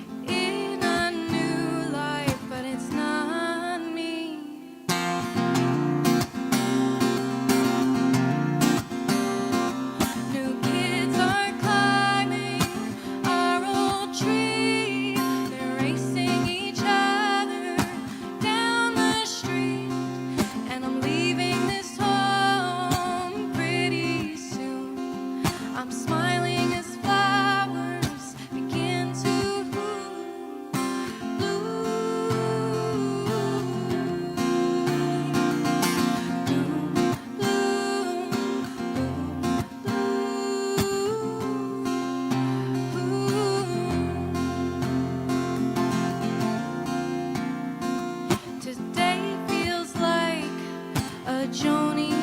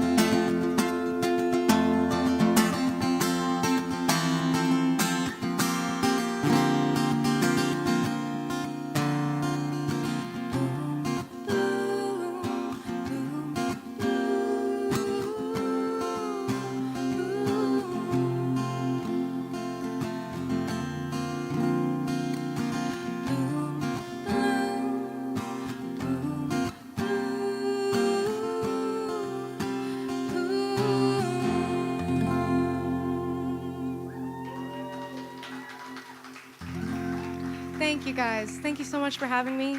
Thank you again to Gussapolooza and everyone who's volunteering and being here. Thank you MTAV for the amazing sound. And thank you guys for just being here and enjoying the music.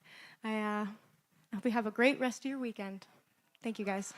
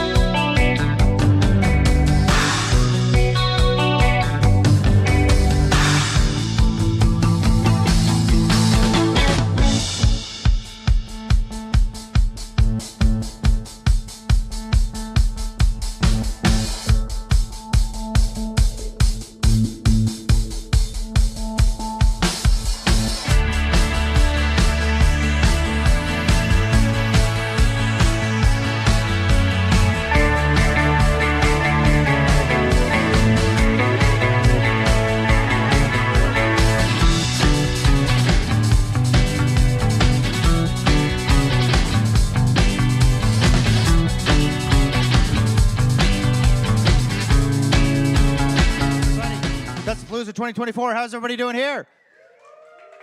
All right, we've got a treat for you. If you were hearing that during the sound check, 4-part harmonies, holy moly. And thank you, everybody, for making this part of your afternoon. We have Eye the Mountain coming up, which is known for their passion and community. Indie folk band from Kitchener, Ontario. They've got a release coming out later this year. Please follow them on all the social medias and give them a really warm welcome. Eye the Mountain, everyone.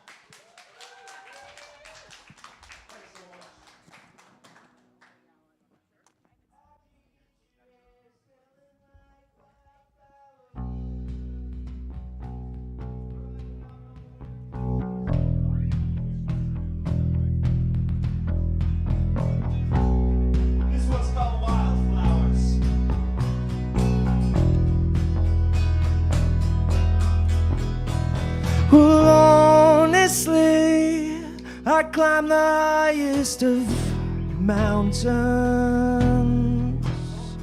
to keep you safe from all that is haunting. And truthfully, I need your head next to mine. And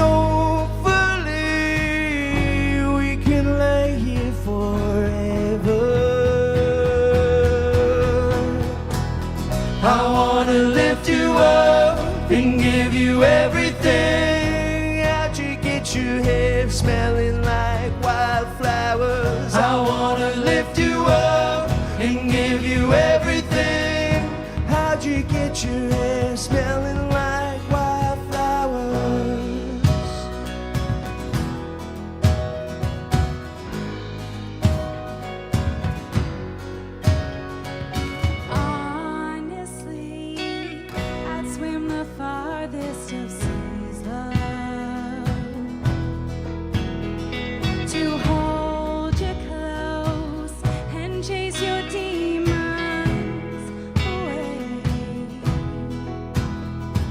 Someday we'll lay side by side once again.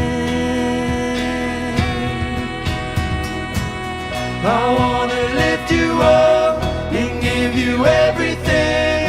How'd you get your hair smelling like wildflowers? I wanna lift you up and give you everything. How'd you get your hair smelling like wildflowers? How'd you do it, Gussapolooza?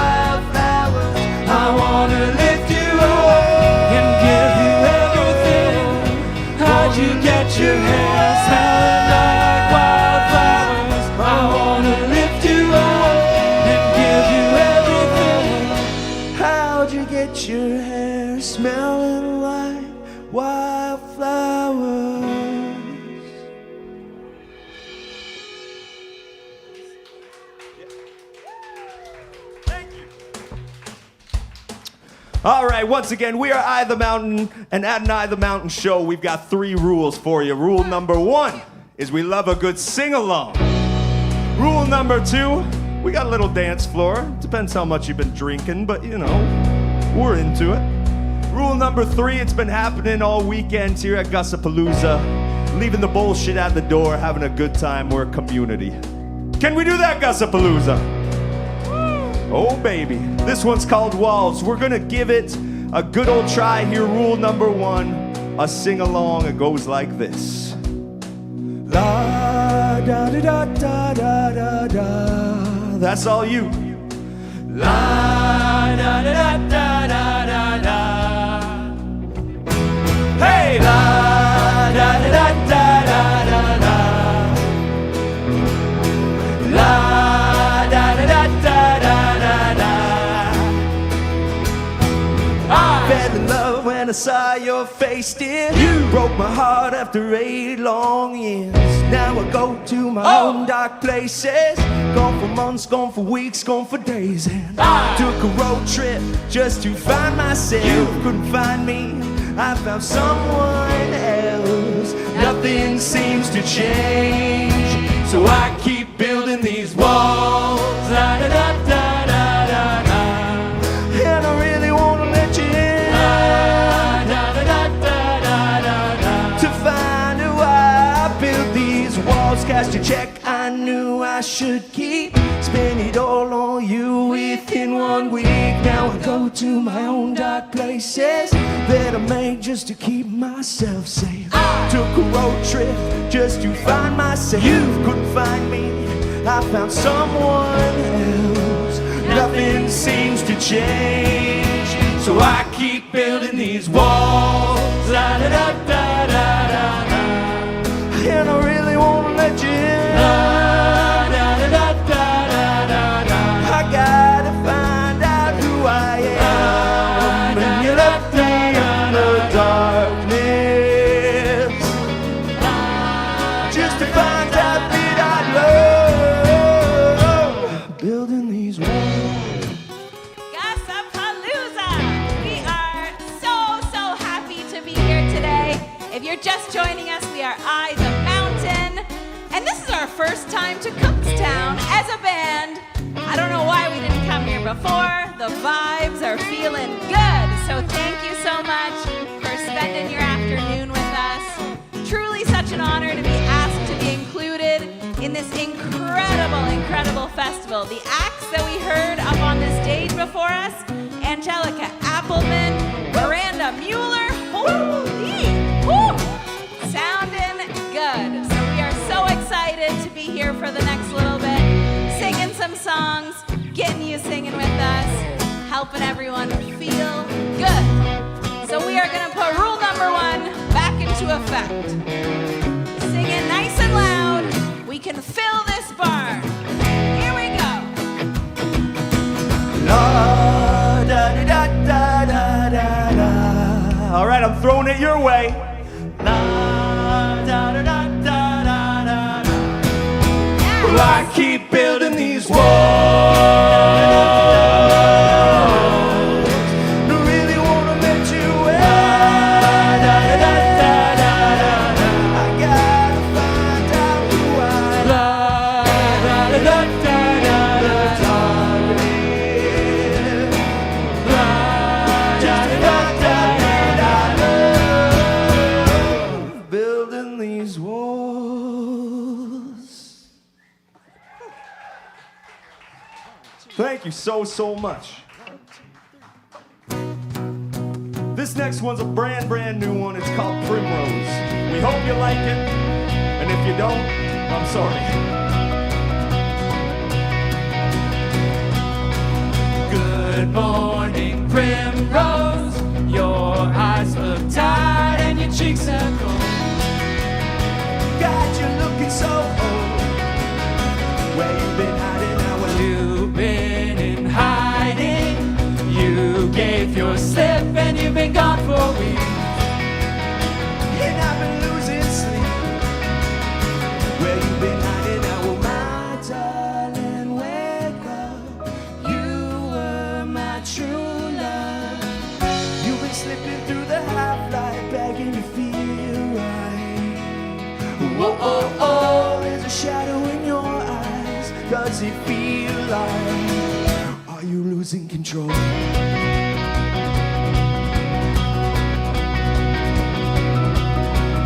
Look at me, Primrose. You're not hardwired, and I know that it shows. God, you're looking so old. I think you're full of shit. Well, my darling, wake up. You were my true love. You've been slipping through the half-life, begging to feel right. Whoa, whoa, oh, oh, there's a shadow in your eyes. Does it feel like?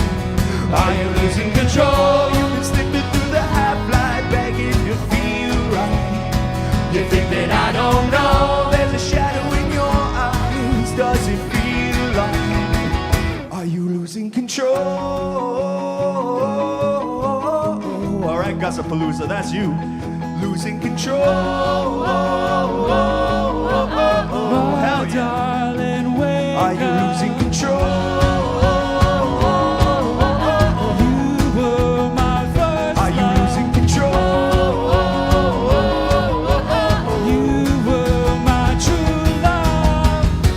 Slipping through the half-light, begging to feel right.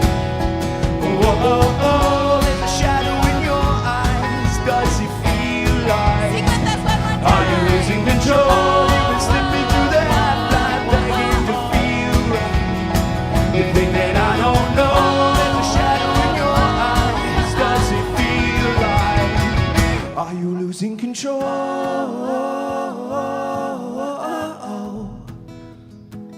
Are you losing control?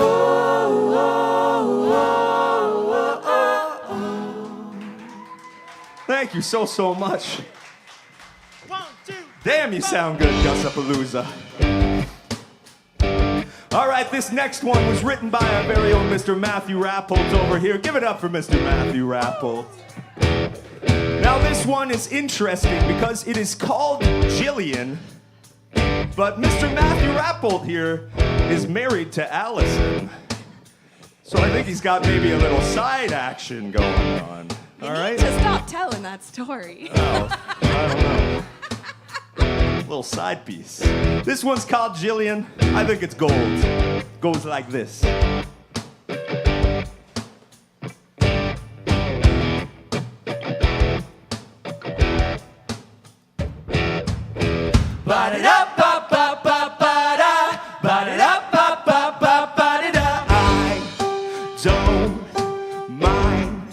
You call me all the time, honey, that's alright. It's just every time you don't. Oh, I don't get no sleep at night.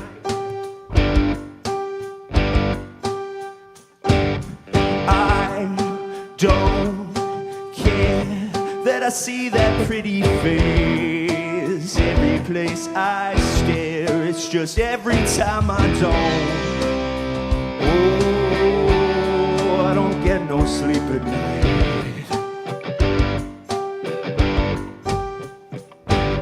Sweet, sweet Jillian, you're killing everything just the way you glide across that floor.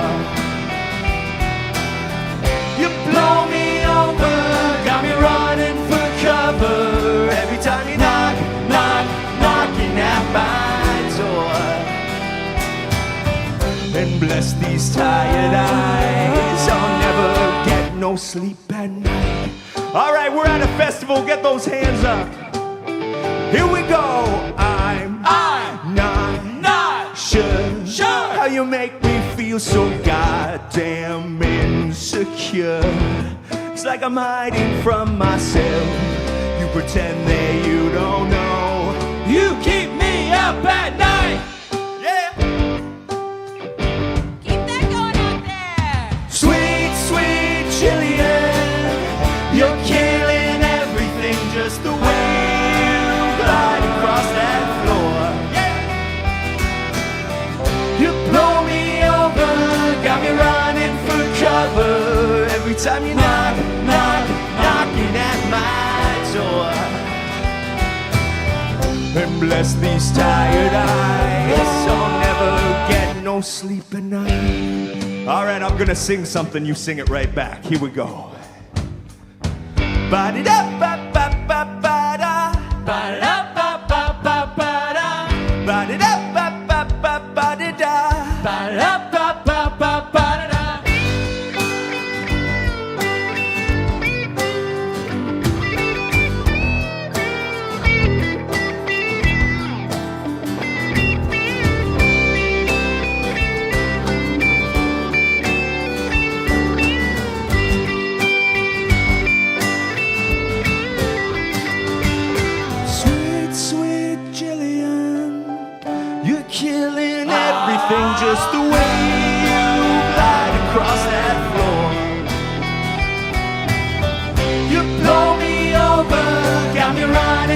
cover every time you knock, knock, knock. And bless these tired eyes, I'll never get no sleep at. And bless these tired eyes, I'll never get to sleep at. And bless these tired eyes, I'll never get no sleep at night. Ba-da-da-ba-ba-ba-ba-da, ba-da-da-ba-ba-ba-ba-da-da. Thank you so much. Whew. Gonna have to hit the gym this week.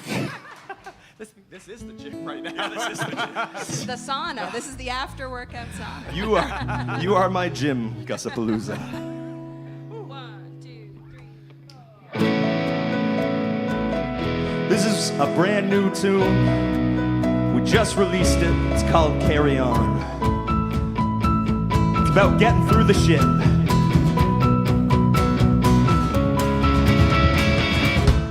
Did you find out what's wrong with your head? Did it give you all the things you ever dreamt of? Did you find out what the world had left? Was it enough to ignore the blind fact that we all know? It's all gonna fade away. Anywhere you roam is far from home. Carry on, don't look back. Anywhere you go, I'll go with you. Carry on, to the ends of the earth.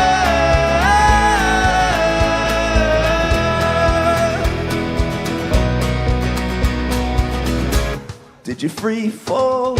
Is that what kept you ill? Did you call out for grace, love? Did you sell your soul? We all know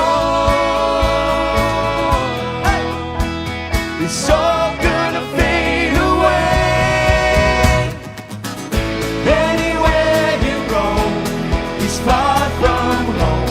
Carry on, don't look back. Anywhere you go, I'll go with you. Carry on, to the ends of the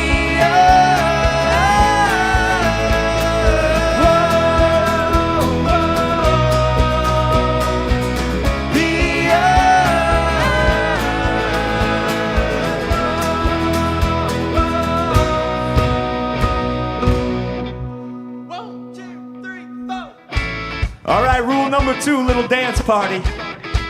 Don't be shy, clap those hands with us. Hell yeah.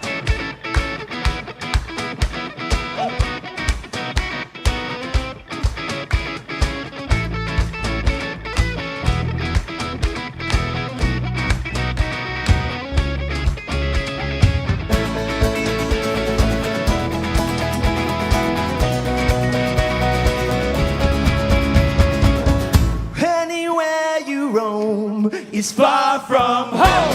Carry on, don't look back. Anywhere you go, I'll go with you.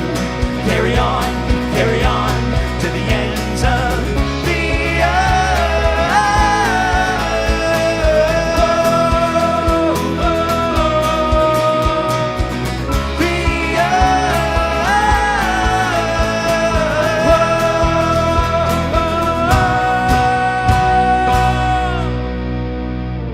Thank you, Gussapolooza. Thanks for dancing. All right, so you can tell we dig the folky vibes here in Eye the Mountain, so we figured we better do a traditional folk cover for you. So this one, it's a tale as old as time itself. It's about a goat. This goat escapes its farm, heads into the city, faces various trials, tribulations, heads back to the farm, and realizes sometimes life is a little safer inside of a cage. You know it. Traditional folk song. Bum ba da dum bum bum ba da da dum bum ba da dum bum bum ba da da dum bum ba da dum bum bum ba da da dum bum ba da dum bum. Snap those fingers. Bum ba da dum bum bum ba da da dum bum ba da dum bum bum ba da da dum bum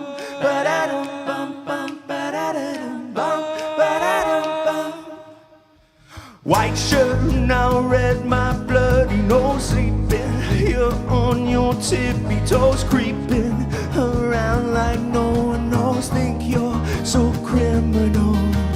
Bruises on both my knees for you. Don't say thank you, oh please. I do what I want when I'm walking to my mind. So criminal. So you're a tough guy, like a really rough guy. Just can't get enough guy, just always so tough guy.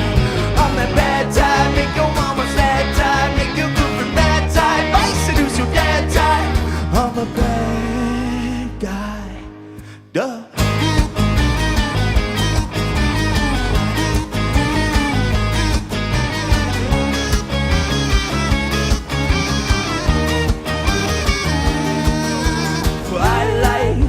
When you take control, even if you know that you don't own me, I'll let you play the role. I'll be your animal. My mommy likes to sing along with me, but she won't sing the song. If she reads all the lyrics, she'll pity the men I know. So you're a tough guy, like a really rough guy. Just can't get enough guy, just always so rough guy. On that bad tide, make your mama sad tide, make your girlfriend mad tide, might seduce your dad tide. I'm a bad guy. Duh!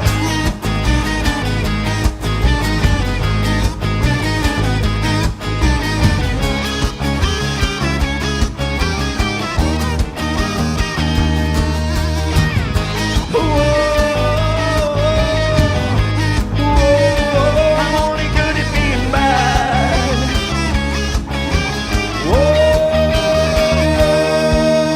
So you're a tough guy, like a really rough guy. Just can't get enough guy, just always so rough guy. I'm the bad side, make your mama sad side, make your girlfriend mad side, might seduce your dad side. I'm a bad guy. Thank you so much. Woo!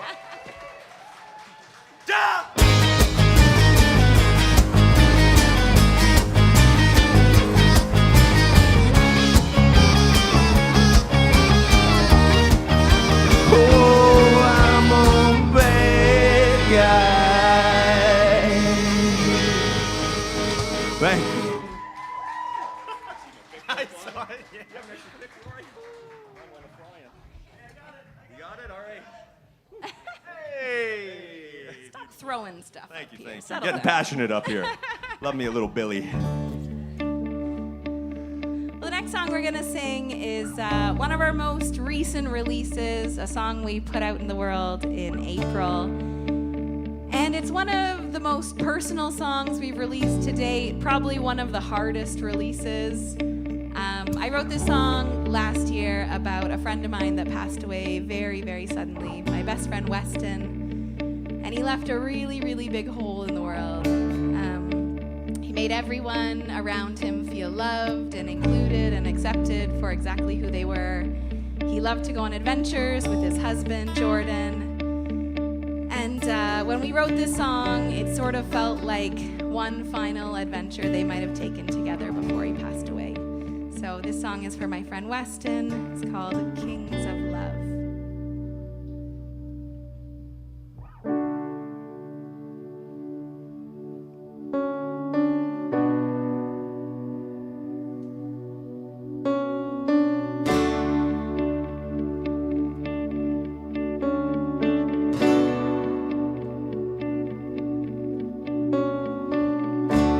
The sun is coming down, I can see it on the horizon.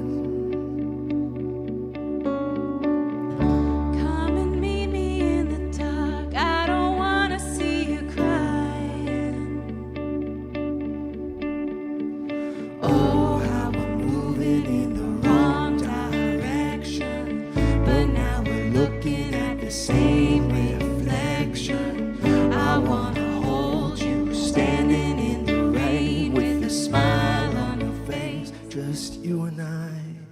Alright, I'm ready, take a ride, dance with me, 'cause tonight we'll be packed by my side, lost track of the time, 'cause tonight we'll be kings of love.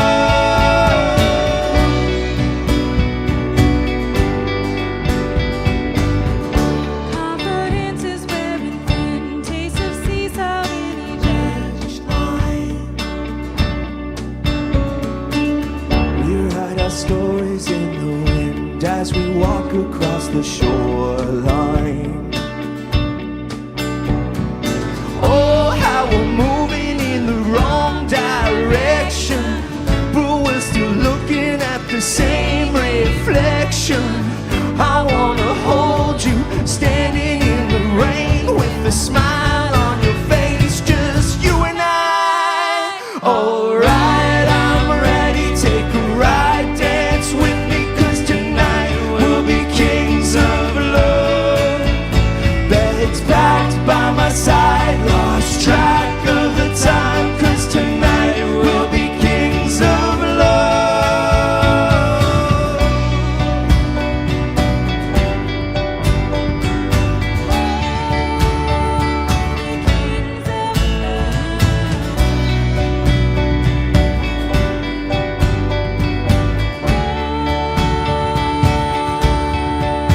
But in time, you will understand. Just be brave, you can love again. Alright, I'm ready, take a ride, dance with me, 'cause tonight we'll be kings of love. Bags packed by my side, lost track of the time, 'cause tonight we'll be kings of love. Alright, I'm ready, come on, stay with me, 'cause tonight we'll be kings of love.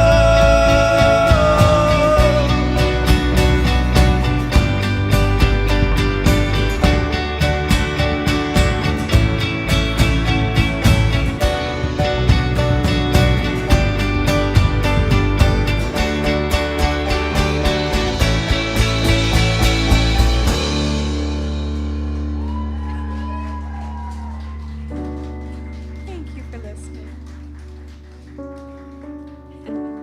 Weston would have loved this.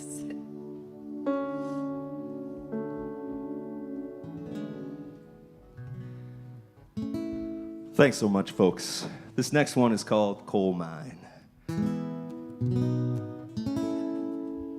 Well, I found love once back in the city. There she lied next to me until she went away.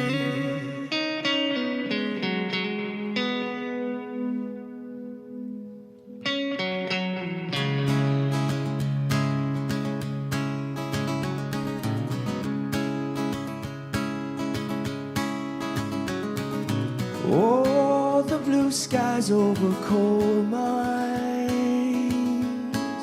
keep me digging down. Oh, the blue skies cover my mind, puts me in the ground. Whoa, whoa, puts me in the ground. Well, I found love once back in the city.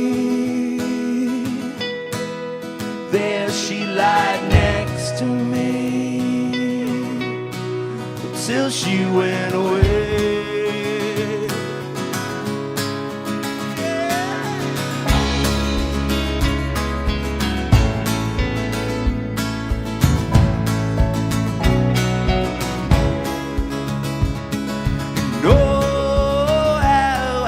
Shiver, no one in the house. Whoa, whoa, no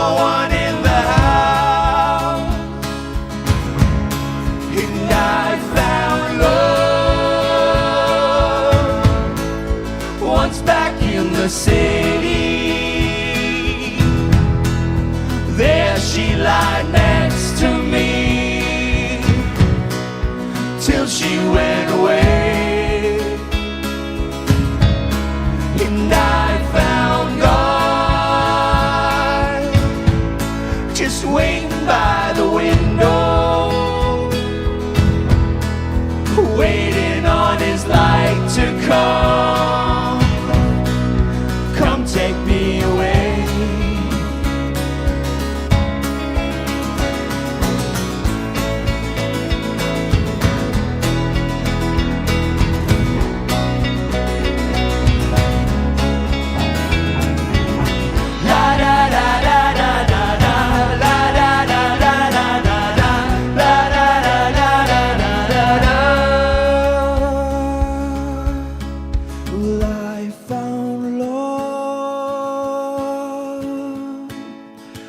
Back in the city, there she lied next to me till she went away, and I found God waiting by the window, waiting on his light to take me away.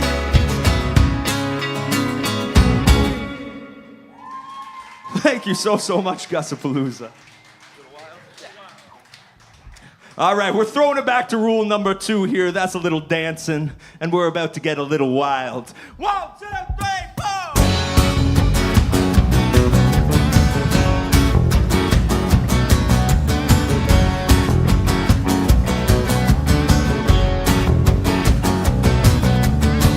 Keep on talking, I can stand the sound. I was born to be a little wild. Keep on talking, I'm not coming around. I was born to be a little wild. I've been working all day. I've been working all day. I've been working all night long. I've been working all day. We got to get together when the morning comes. I was born to be a little wild. I was born to be a little wild. I was born to be a little wild. I was born to be a little wild. Times are changing, I don't want you to change. I was born to be a little wild. Times are changing, you're just setting the stage. I was born to be a little wild. I've been working all day. I've been working all day. I've been working all night long. I've been working all day. Got to get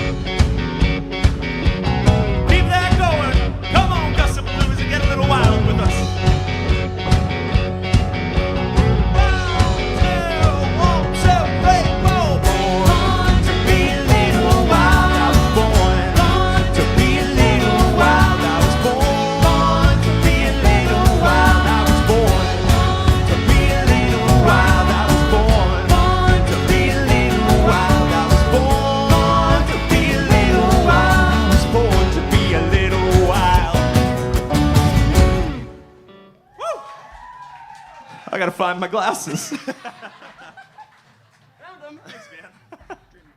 Oh, you all look much better with these guys on. All right, thank you so much from the bottom of our hearts. We're I the Mountain. We got one more for you. Thank you, Gussapolooza. We truly didn't know what to expect, but this has been a very, very heartwarming experience for us. Please give it up for yourselves. You're killing it out there. This one's about exactly what's happening right now, putting the dreams out there, playing for you guys. It's about manifesting those dreams, making them come true. This one's called Dreamin' Out Loud. Thanks again for listening. 1, 2, 3, 4. One more time, clap those hands with that. We know you're not shy.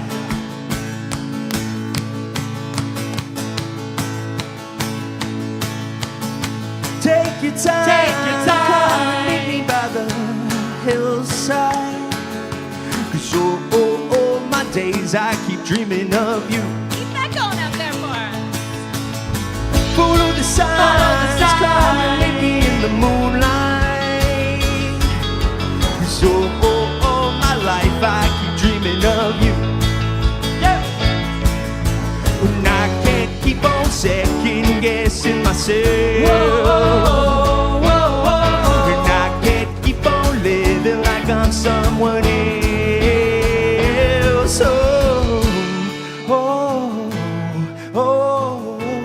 Oh, you got me dreaming out loud. You got me dreaming out loud.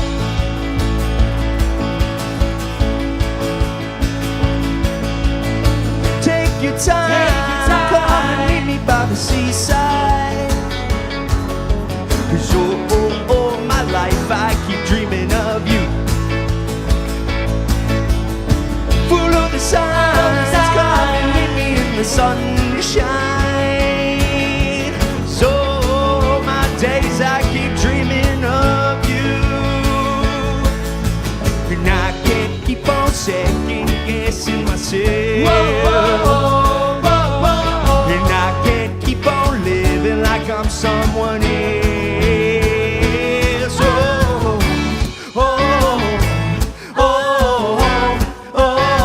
You got me dreaming out loud.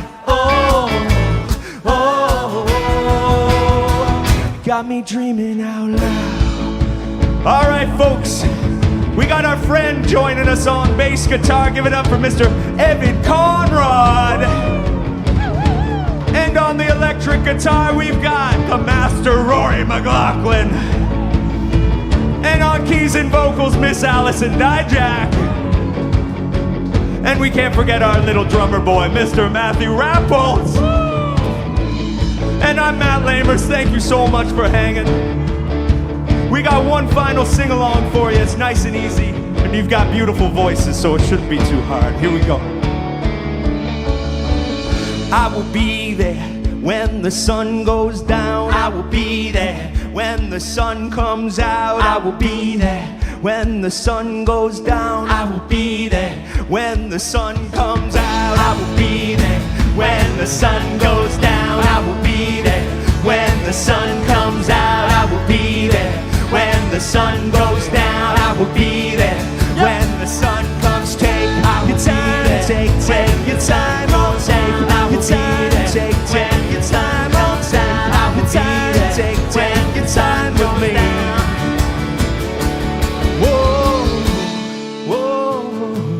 Whoa, you got me dreaming out loud. You got me dreaming out loud. When the sun goes down, you got me dreaming out loud. When the sun goes down, I will be there. When the sun goes down, I will be there.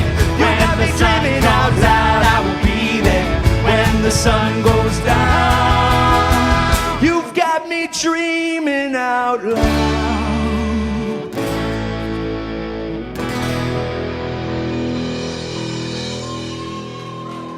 Thank you so much. We are I the Mountain. We'll see you again real soon. Take care of one another.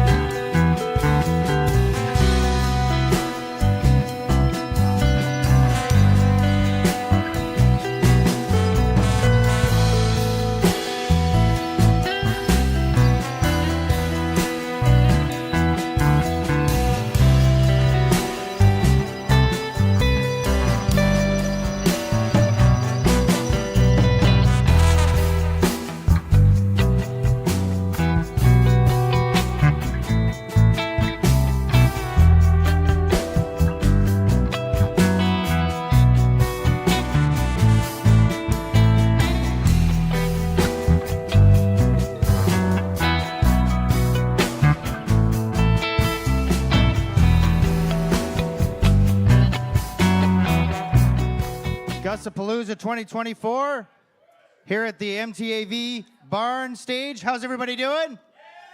You're still with us this Sunday afternoon. Thank you for joining us. It's almost like in Nashville where you wander like from place to place and you see like an amazing band and you stick and you watch some tunes, then you go to the next place and it's like, my God, these guys are amazing too. So we have something like that going on in this barn. Next up we have Paige Warner, combining alt-pop melodies with soul-inspired vocals, crafting songs that touch on everything from heartbreak to women empowerment. You might have seen her on stage on venues like Massey Hall's TD Music Hall or even Yonge and Dundas Square. She's open for legends like Ron Sexsmith and Mono Whales. And she's here to move all sorts of emotions for you. Please follow them on all their social medias. I give a warm Gussapolooza welcome to Paige Warner.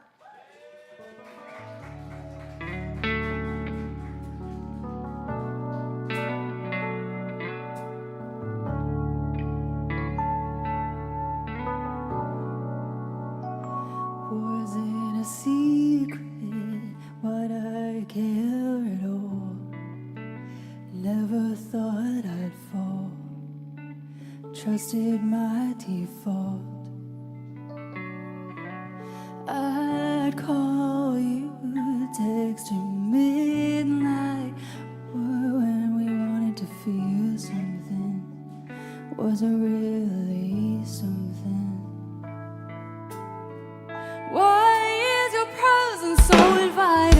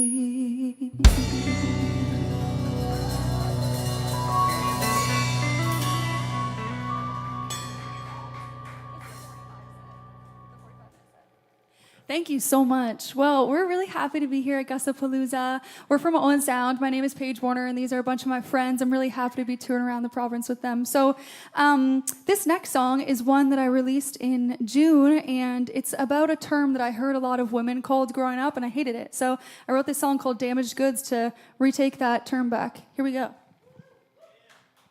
Thank you.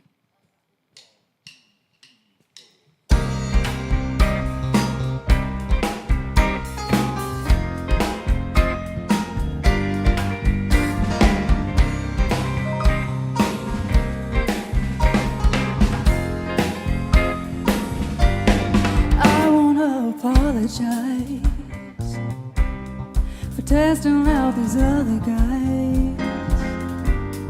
How's a girl supposed to know who's a soulmate or a troll? I hear those same old words. I'm damaged goods, used thoughts, too many. You'll see my heart, so get up and walk away before I hear you say I'm damaged goods, used thoughts, too many. You'll see my heart, so get up and walk away before I hear you say.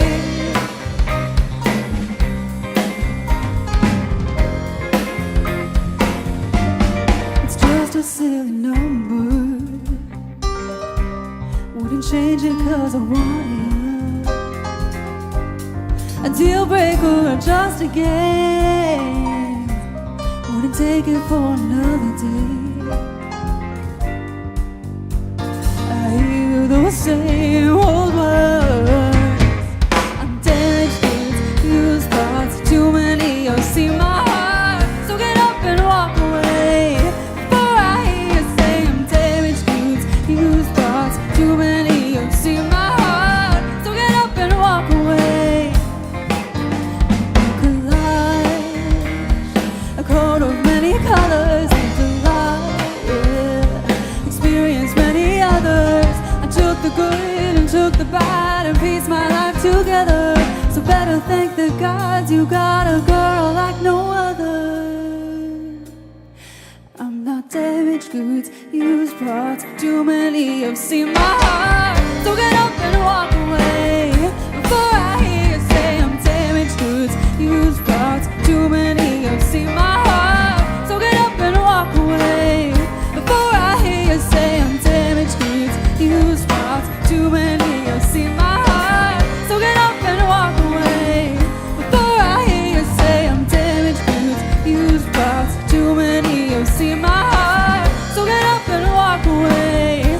I won't let you say.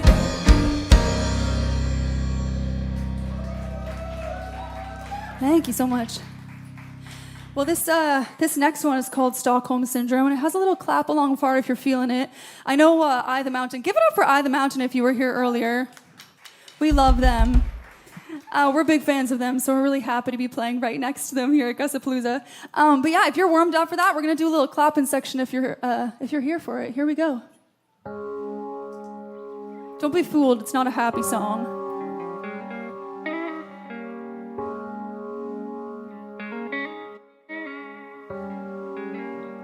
I obeyed your screams, nothing new to me. Tried not to bleed, to save you feeling guilty.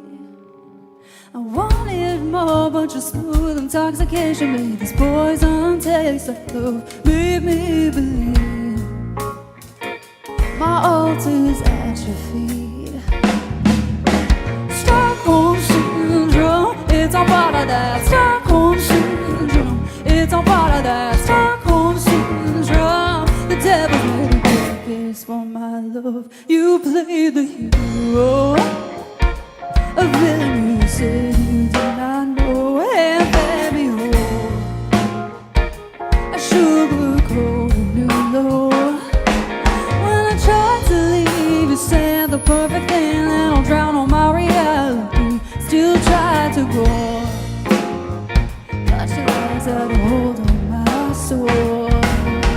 Stockholm Syndrome, it's all part of that. Stockholm Syndrome, it's all part of that. Stockholm Syndrome, the devil's made a promise for love. Stockholm Syndrome, it's all part of that. Stockholm Syndrome, it's all part of that. Stockholm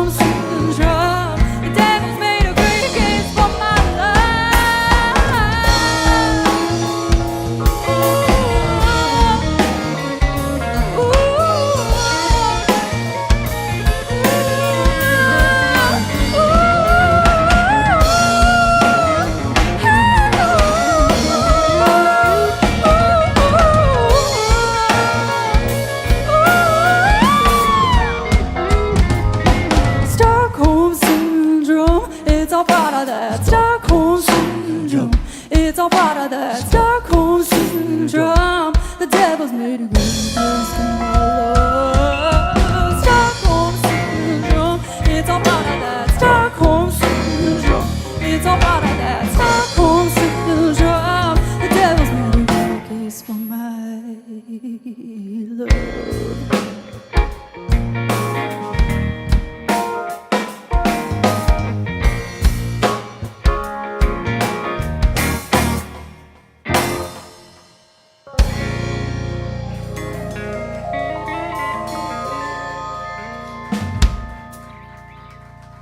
Thank you so much. Well, this next song, I think you'll probably recognize it, but we're going to put a little spice in here, a little twist, so don't get too comfortable. Here we go.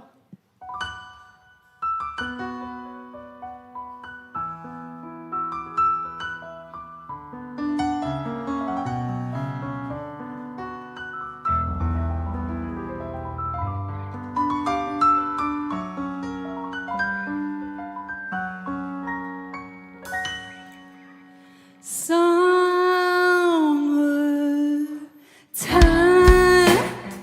and the living's easy. Fish are jumping and the cotton is high. Oh, your daddy's rich and your mom's good looking. So hush, little baby, baby, don't you cry. One of these mornings, you're gonna rise up singing. Then you'll spread your wings and you'll take to the sky. Oh, but till that morning, there's nothing can harm you. Daddy won't be standing by.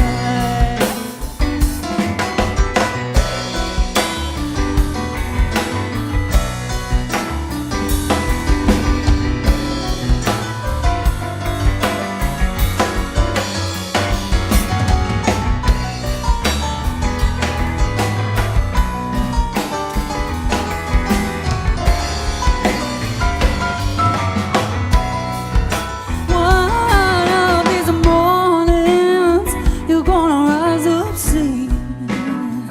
Then you'll spread your wings and you'll take to the sky. Oh, but till that morning, there's nothing can harm you. Daddy will be standing by. Summertime and the living's easy. Fish are jumping and the cotton is high.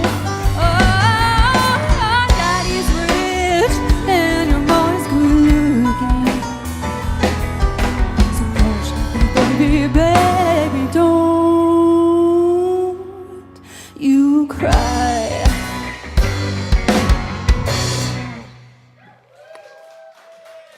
Thank you so much. Well, I have a good friend of mine named Marshall Veroni. I know some of you guys know him. And on my record that just came out in August, he does a duet with me for this song. So we're going to show you a little solo version of it. And yeah, this is a little bit different from the rest of the record. It's a little outside my usual genre. So we're going to show that. Here we go.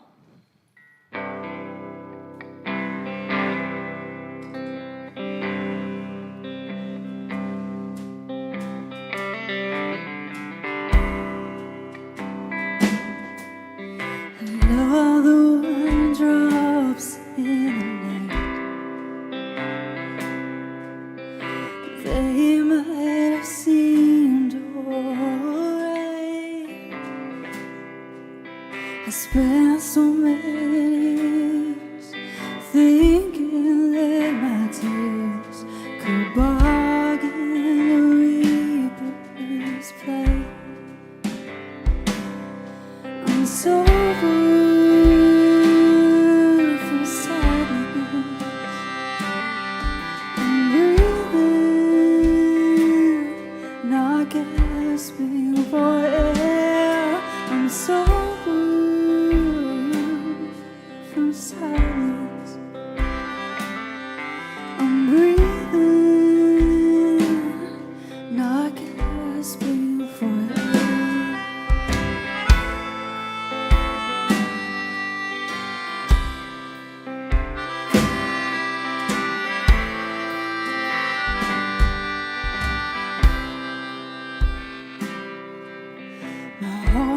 broke from my broken heart. Don't know which came at the start. Pain and fear stole so many years, but now they have helped us get strong. I'm sober from sadness. I'm breathing, not gasping for air. I'm sober from sadness. I'm breathing, not gasping for air, 'cause I'm fed up of wasting my time.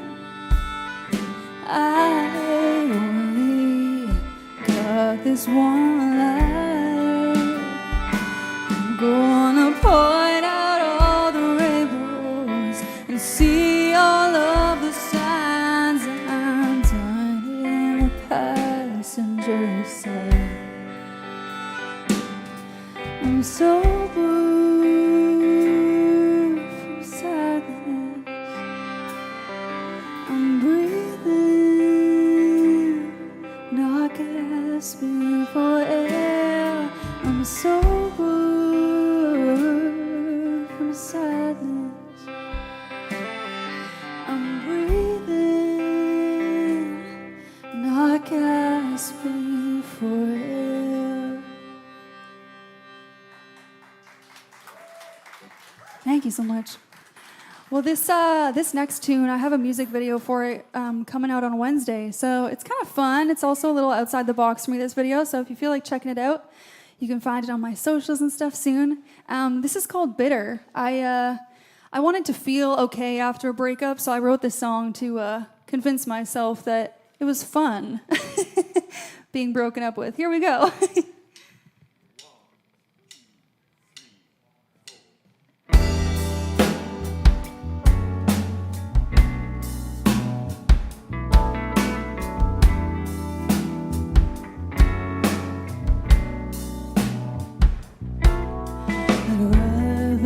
Be colder, mean girl than a sad one. Rather be making big moves than pity. The stages of mourning came with a warning. The obvious answer was that everyone call me mean girl and play the part for fun. I'm bitter, but it's kind of fun. Better than a broken heart.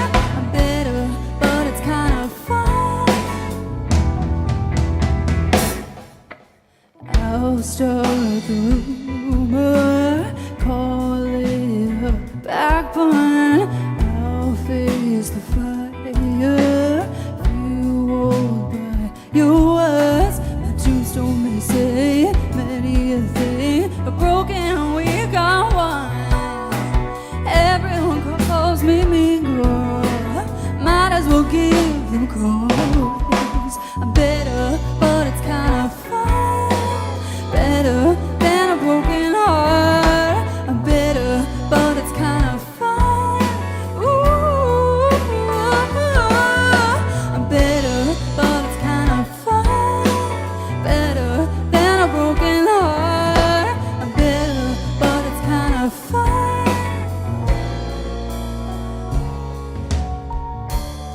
To avoid a nasty situation, poison thoughts, a bitter education. To avoid that melting to puddle, freeze my heart to keep it out of trouble. I'm bitter, but it's kind of fun. Better than a broken heart. I'm better.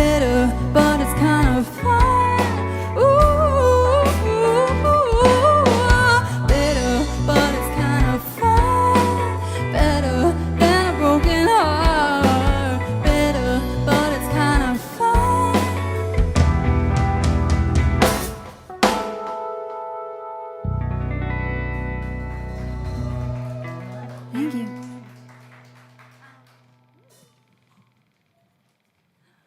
Well, bye guys. Everyone say bye to Eye the Mountain.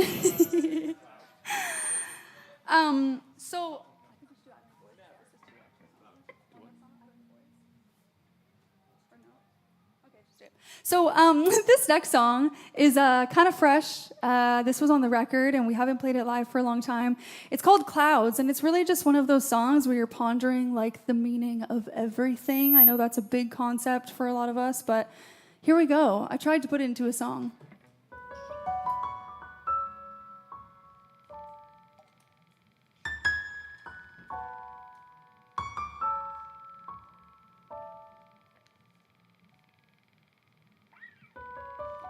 I can barely breathe sometimes with all this on my mind, on my mind.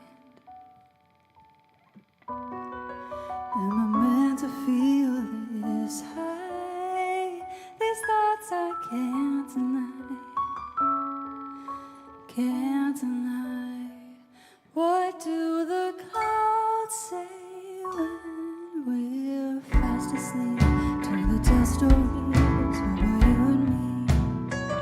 What if our dreams could become reality?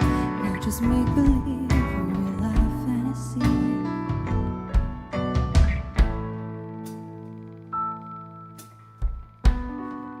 Do I even want to believe? It all confuses me. Confuses me. I know I'm just naive, but I just won't be free of curiosity. What do the clouds say when we're fast asleep to the tall stories about you and me? What if our dreams could become reality, not just make believe or real life fantasy?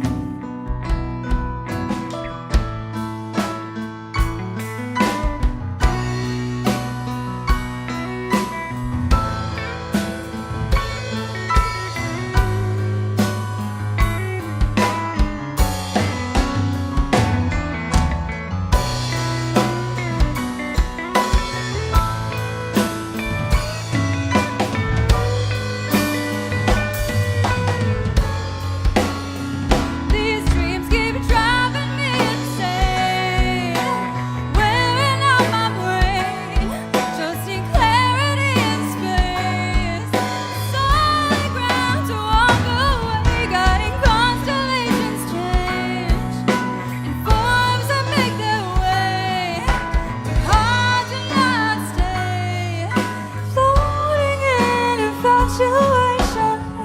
What do the clouds say when we're fast asleep? Do they tell stories about you and me? What if our dreams could become reality, not just make believe, a real life fantasy?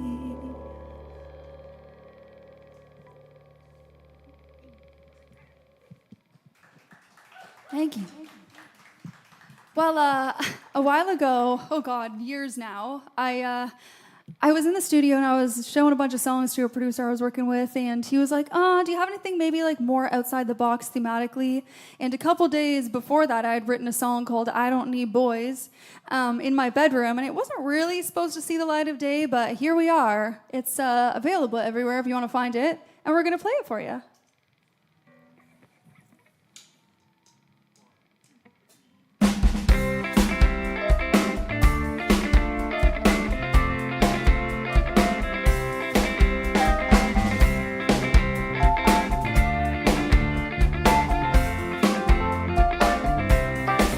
I don't need boys, don't need their shit. Give me stresses. I don't need boys, I don't need boys. They cause such drama, bad for my karma, run my mascara. I don't need boys, there's no mansplaining. It drives me crazy, 'cause my brain is saying I don't need boys. They can keep their bromance, they don't get a third chance, 'cause I'll give them my best. I don't need boys, boys. I don't need boys, boys. I don't need boys, I just need money. Give me a double, 'cause I'm a honey. I don't need boys to make $1 for my wallet. I got that covered. I don't need boys, boys. I don't need boys, boys. Why are boys always making me confused? Why are boys always making me feel used? Why are they always messing with my head? But they're still ending up in my bed. I don't need them. I don't need boys. Ooh, yeah. I don't need boys, boys. I don't need boys, boys.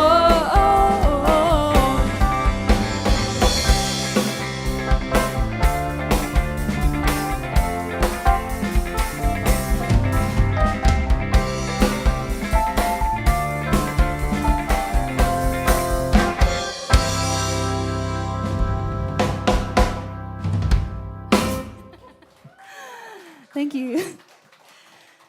Well, this next one is a cover you'll probably recognize, and if you feel like dancing, this is your moment probably. Here we go.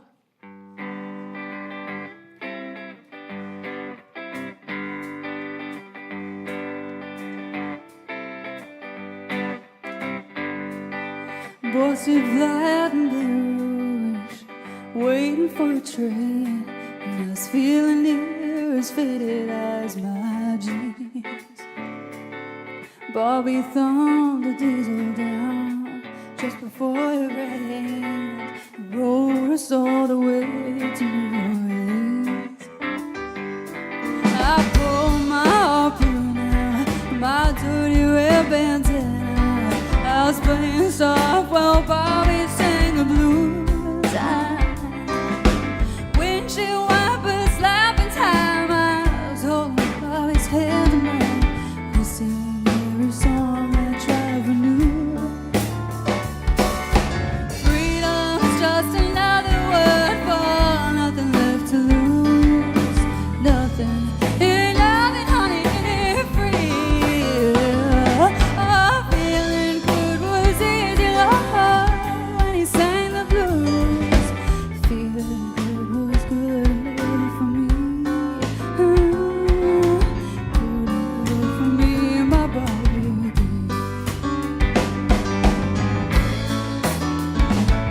From the Kentucky coal mines to the California sun, yeah, Bobby shared the secrets of my soul. Through all kinds of weather, through everything we've done, Bobby, baby, kept me from the cold. One day up near Selena's Lord, I let him slip away. He's looking for that home, and I hope he finds it. Well, I trade on more tomorrows for one single yesterday, to be holding Bobby's body next to mine. Freedom's just another word for nothing left to lose. Nothing, that's all that Bobby left me. Oh, feeling good was easy, Lord,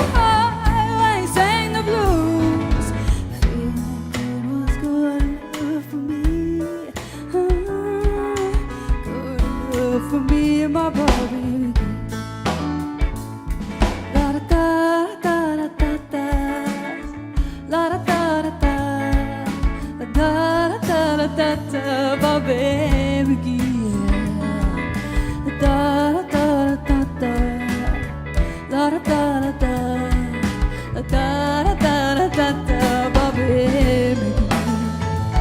Da da da da da da da da da da da da da da da da. Hey, Bobby McGee. Da da da da da da da da da da. Hey, Bobby McGee. I call him my lover, call him my man, call him my lover, just the best I can. Hey, Bobby now, Bobby McGee. Da da da da da da da. Hey, Bobby McGee.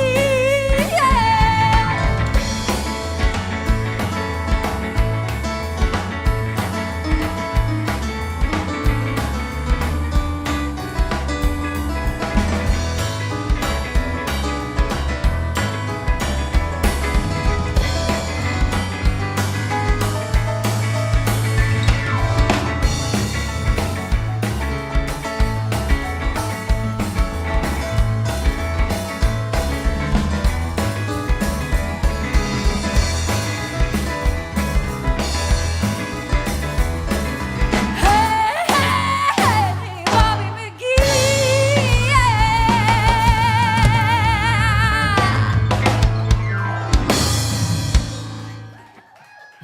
Thank you. I know her. Don't get scared that I'm being creepy.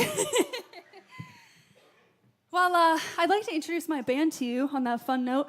Over here we got Steve and C on the keys. Get up for Steve. Joe on the guitar over here. Get up for Joe. AKA Ken. You can call him Ken. Back here is Beaker on the drums. Give it up for Beaker. We're so grateful to Gussapolooza and this amazing sound crew. Give it up for these guys, eh?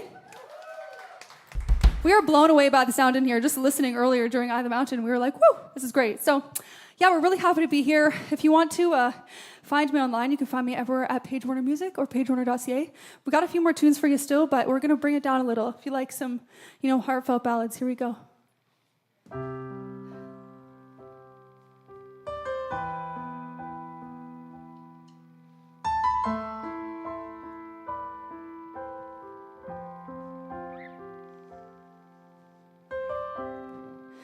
Oh, this foolish game of love, why you playing my heart this way?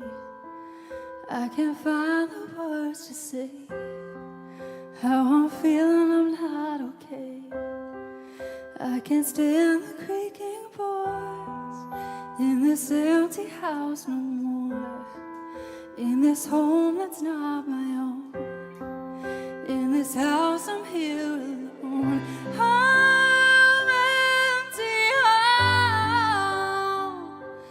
I'm not here for nothing, so just give me something but this home.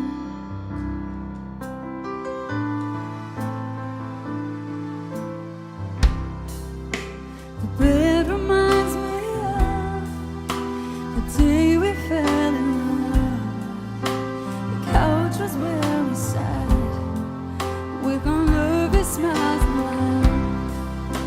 The mirror has one story of the way you looked at me, and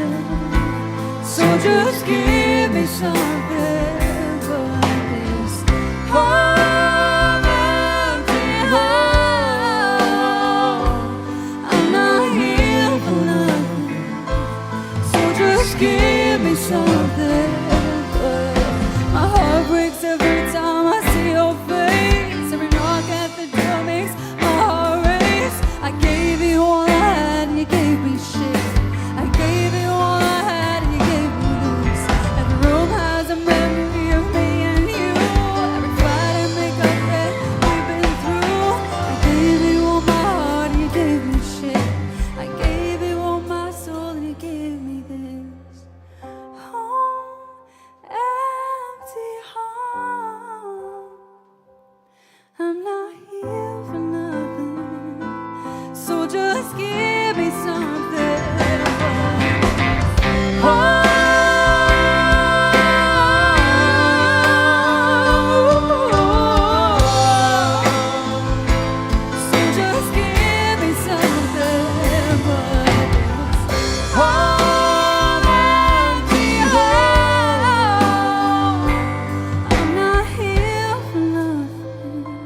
So just give me something but this empty home.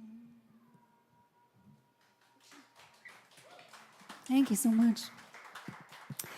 Well, this next tune is a bit of an older one of mine, but I think I'll let it tell its own story.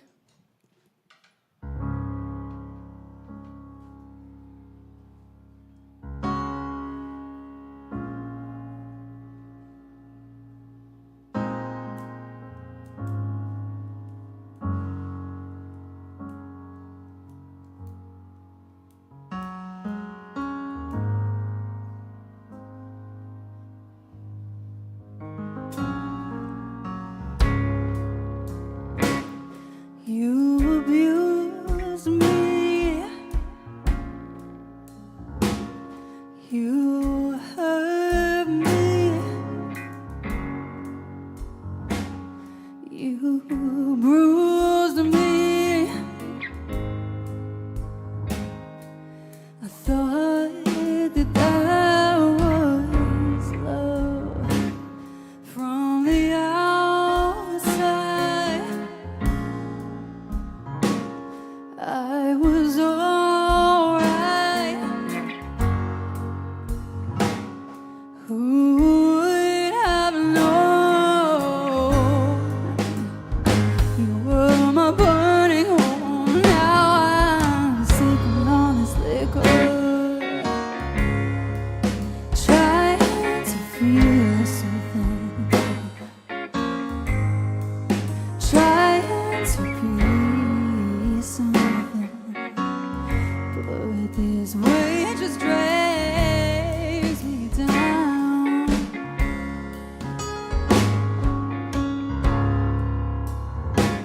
Why couldn't I see with my eyes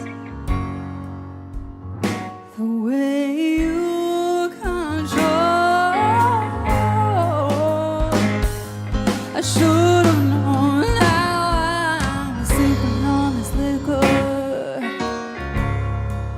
trying to feel something, trying to be something.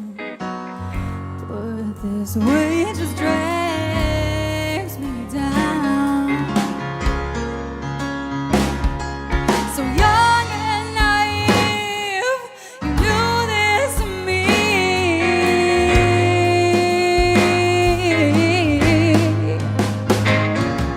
So you're too fault, it's bolted alive.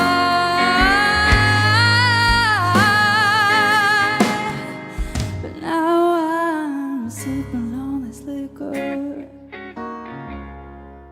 trying to feel something, trying to be something. But this way just drags me down.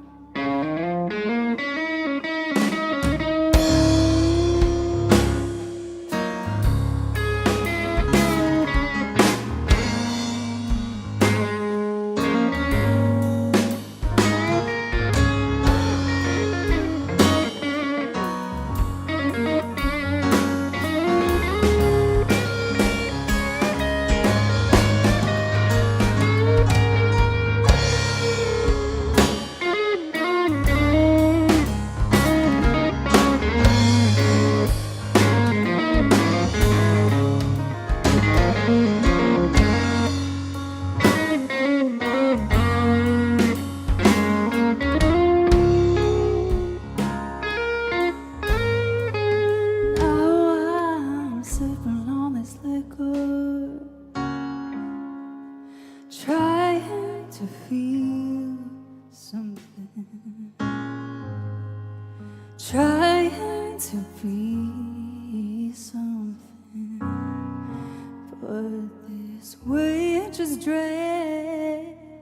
me down.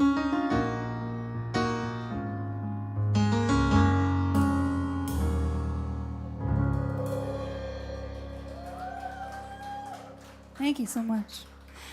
Well, I want to say thank you all for being here. It's such a pleasure to be here at Gussapolooza. My name is Paige Warner. I'm going to introduce my band real quick for you again. This is Steve on the keys. Give it up for Steve. Joe on the guitar. Give it up for Joe. Beaker back here on the drums. We're so grateful to the whole Gussapolooza team. This is an incredible festival to be full of indie artists. It's one of a kind, honestly. We haven't been to a festival like this. So give it up for the sound and tech crew. They're doing such an incredible job. And the stage managers. I see you. If you want to find me online, you can find me everywhere at Paige Warner Music or pagewarner.ca. And if you want to say hi, please do. I'm going to be standing over by that little merch suitcase over there after the show. So please say hi. We're going to close things out with one of our favorite covers. Thank you for being here.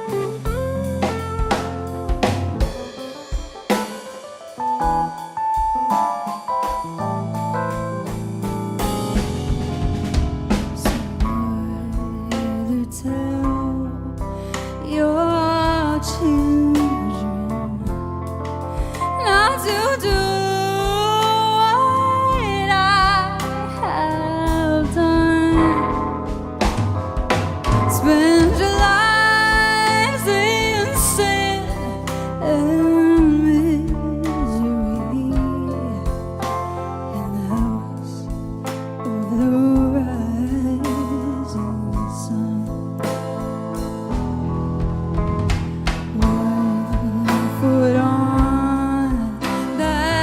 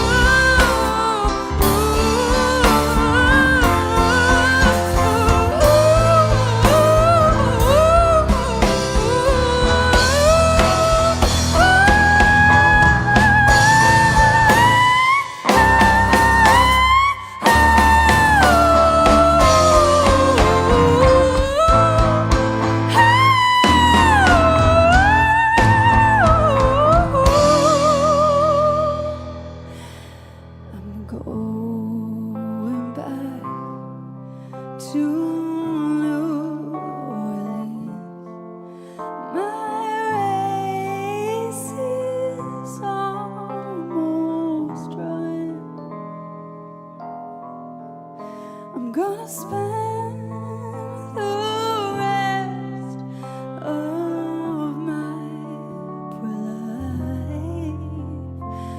beneath that rising sun.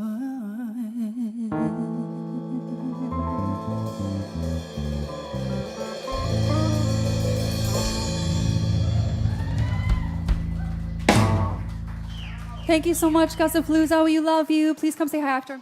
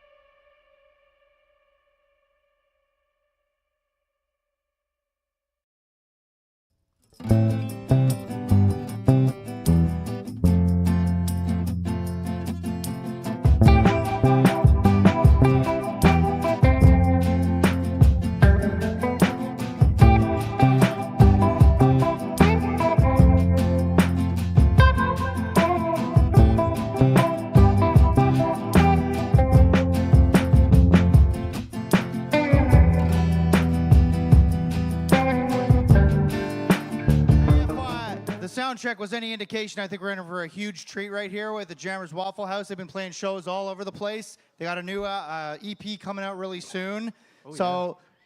Welcome to Gussapolooza 2024. The folks here, the folks at home on the live stream. Let's give it up for Jammers Waffle House. Let's hear it, everybody. Thanks for joining us in the barn.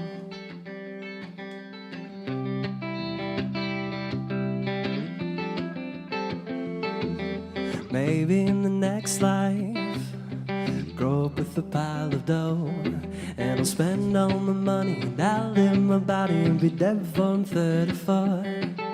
I'm not saying that I think about it all the time. I'm just saying that the thought I might have crossed my mind too. Maybe in the next life, maybe in the next life, I'm still waiting for my next life. Maybe in the next life, maybe in the next life, finally get myself a say, and I take all the knowledge and cut every corner, see it coming from a mile away. I'm not saying that I'm wishing no money for more. I'm just saying it's crossed my mind before. Maybe in the next life, maybe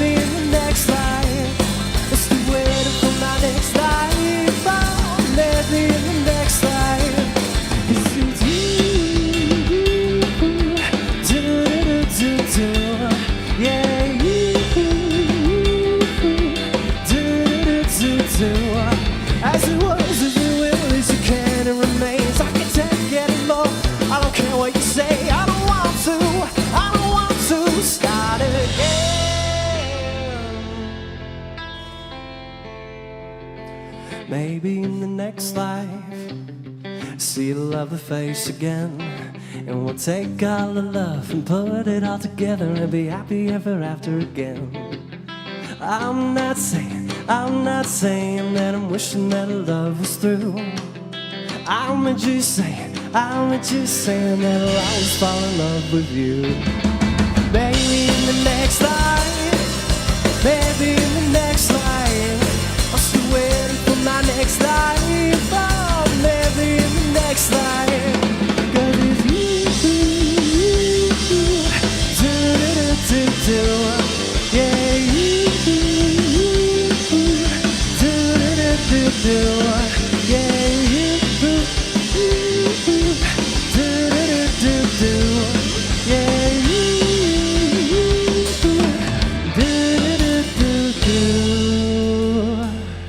Thank you so much. Thank you very much. I always get lost when he does the harmony. This next one is off of our last record. It is called Someday.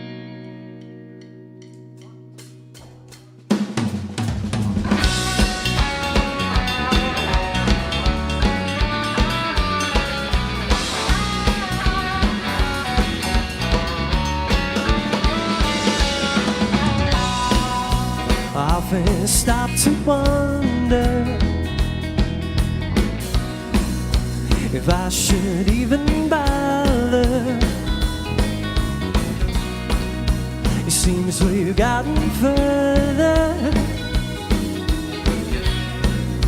but nobody seems to hear. No, no, won't let go. You said so. Don't mind me. I'm in love with a dream that we may get big someday. Oh no, yeah, hold on tight. You try to turn the page. Oh no, yeah, you may get big. You may get big someday. Oh no, yeah, you may get big. You may get big someday.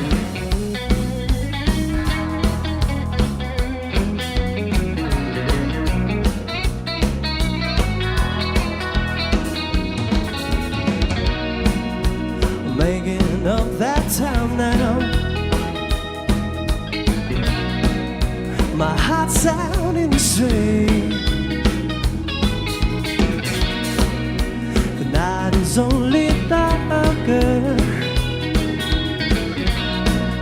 Well, we admit defeat. No, no, won't let go. You said so. Don't mind me. I'm in love with a dream that we may get big someday. Oh no, yeah, hold on tight. You try to turn the page. Oh no, yeah, you may get big. You may get big someday. Oh no, yeah, you may get big. You may get big someday.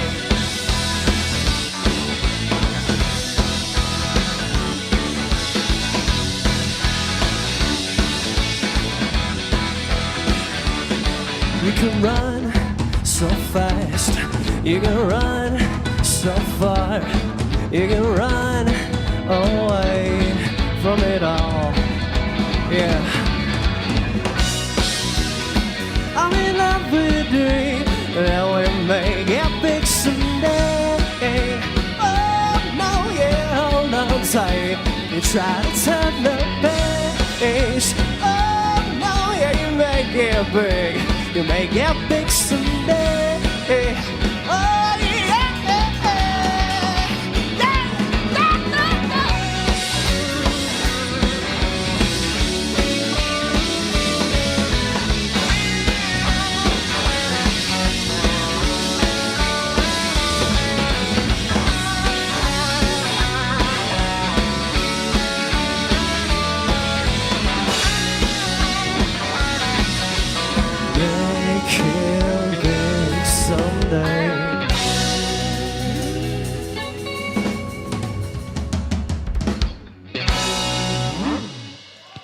Thank you.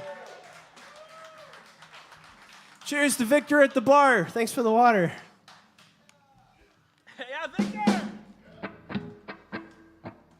Be kind to the man who pours your drinks.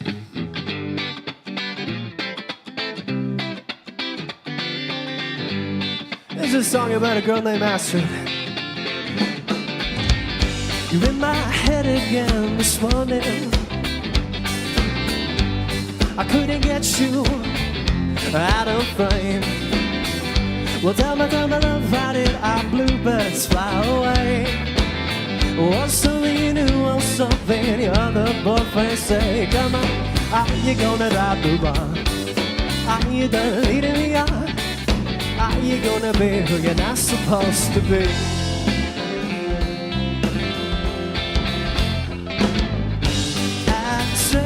Astrid, don't say it's over. Astrid, when love is something. Astrid, come in, but don't sit down. Astrid. When I think about the times that we had, I ended up singing things that will anger a sad old man. And everything you do is a reflection of who we are. And I'm making mistakes in the backseat of David's car. Come on, well, are you gonna drive the bar? Are you done leading me on? Are you gonna be who you're not supposed to be? I'm so sorry, he told me that in confidence, that's my bad. Yeah, yeah, yeah. Astrid, don't say it's over. Astrid, when I love you or something. Astrid, come in, but don't sit down. Astrid, oh no, take it out one time, yeah.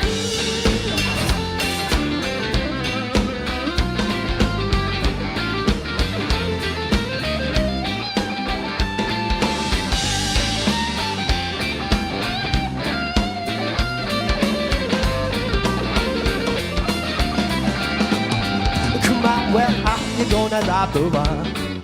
Are you done leading me on? Are you gonna be who you're not supposed to be? Oh yeah, get down.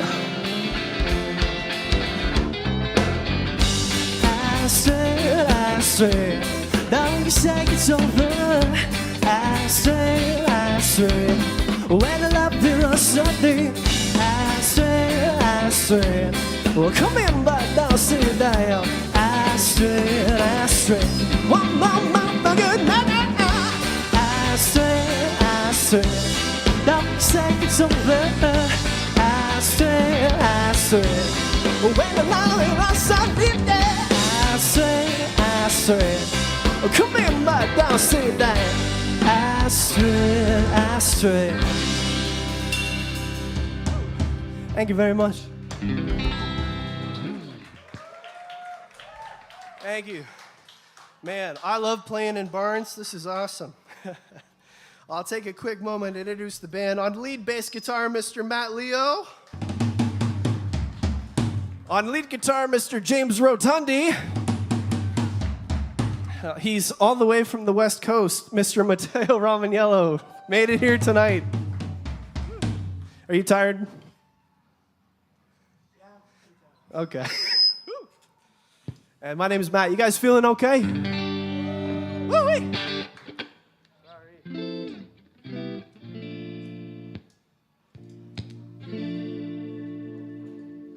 My pedals will cooperate. This next song is one we've been working on in the studio. It's called Closer. Hope you enjoy. There's a hole in my head where you used to be, and no matter how hard I try, it's no use for me. But does anybody even care? So please, we should be closer. You're still mad enough to be mad at me, and I told you I just don't want to be so please. We should be closer. You're still mad enough to be mad, and I'm dumb enough to be sad. 'Cause there's a hole in my heart where you used to be. No matter what I do, no matter what I do, it's no use for me.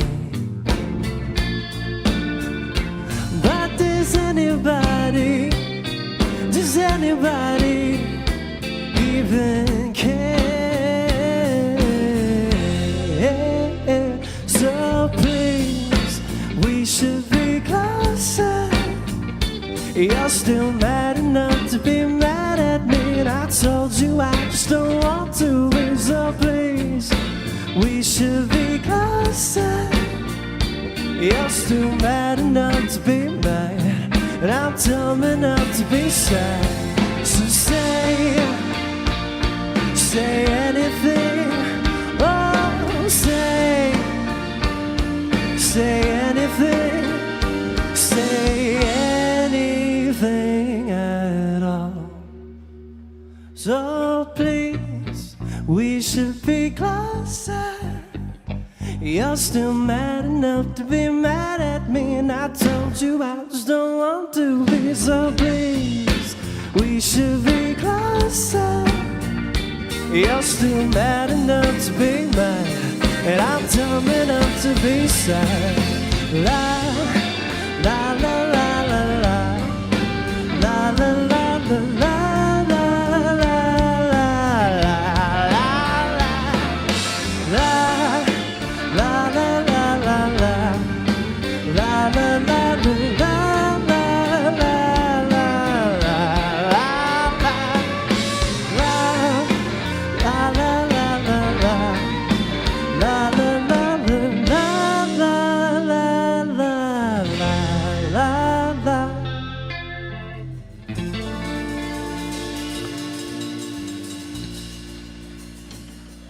Thank you.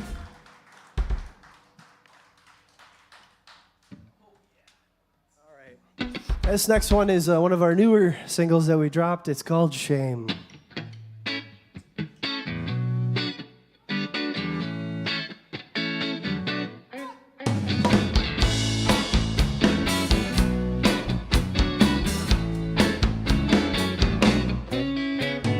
I've got nothing that I want to say to you anymore. As far as I'm concerned, you burn a dream on my head. You say the devil's in the details. When away here I'm seeing out some big scale choices I can afford to ignore. I'm feeling it's been a shame, shame, yeah, it's been a shame, shame, yeah, it's been a shame, shame, yeah, it's been a shame.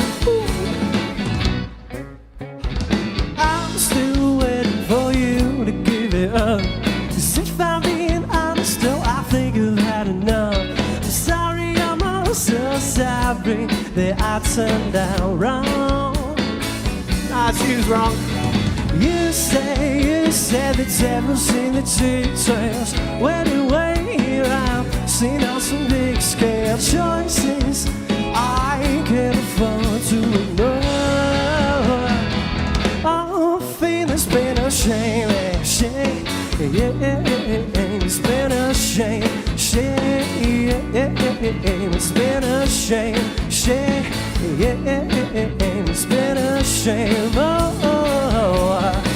'cause it won't stop talking about the worst damn point of my life.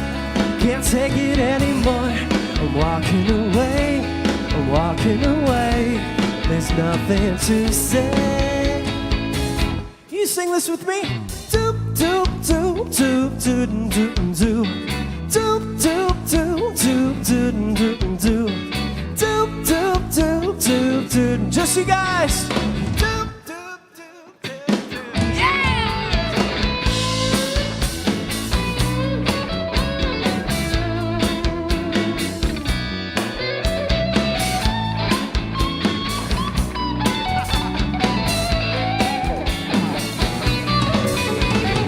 You say the devil's in the details. When I'm seeing out some big scale choices I can't afford to ignore. I got nothing to say. Do do do do do do do do do do do do do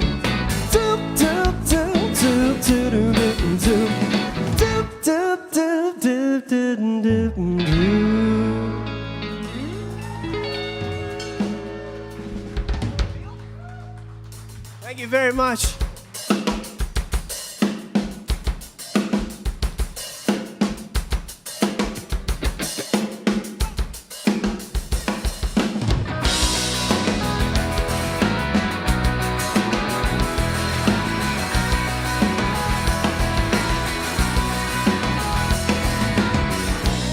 Every story that I've told you finds some truth, but my bitterness in life it always sees me through. 'Cause if you're after something more than our life, the way you're speaking, no, you barely changed your mind. So if it's gotta be you, I'll deny it, and if it's gotta be true, I'll apply it.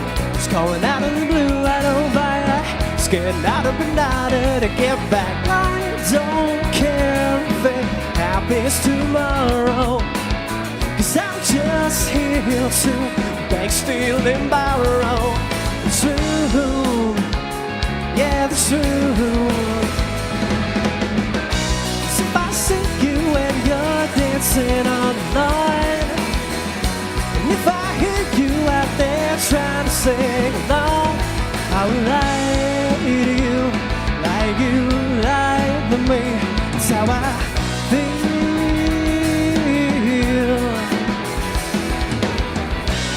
Here we are, and we're putting ourselves back together.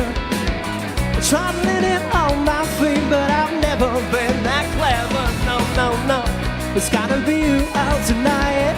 If it's gotta be true, I'll apply it. It's coming out of the blue, I don't buy that. Getting harder and harder to get back. I don't care if it happens tomorrow, 'cause I'm just here to beg, steal, and borrow. The truth, yeah, the truth.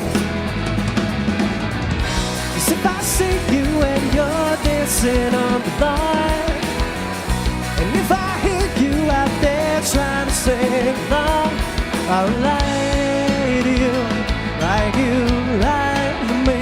It's how I feel.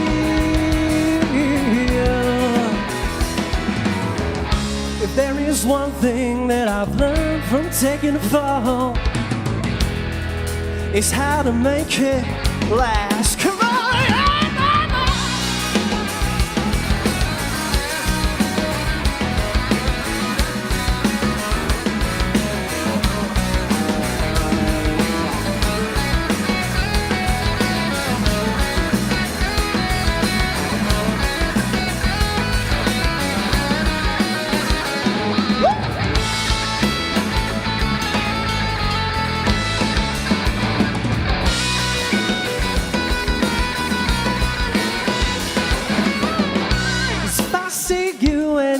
Dancing on the line, and if I hear you out there trying to sing along, I'll lie to you like you lied to me.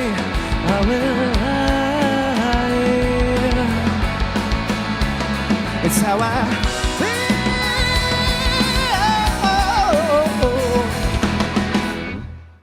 Thank you.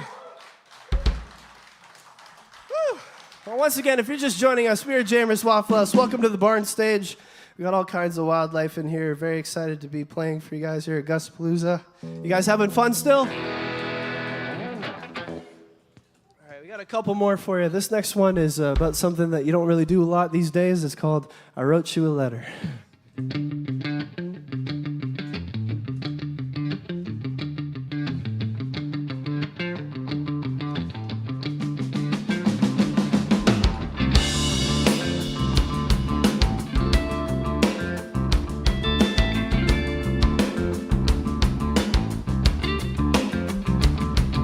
I wrote you a letter that waited on out by your front door. Said I wrote you a letter. It's feeling fly as you hit the floor. Said I wrote you a letter. You see that truth and the life begins. Said I wrote you a letter. Well, here we are getting on this skin where I'm not saying I had it all, but the moment's coming up and it feels so late now.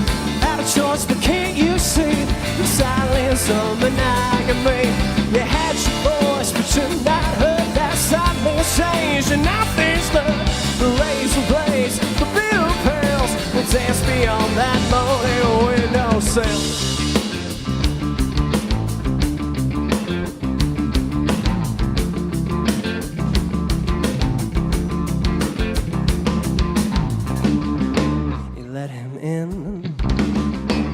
Hold him tight. You don't leave his arms. I'm through the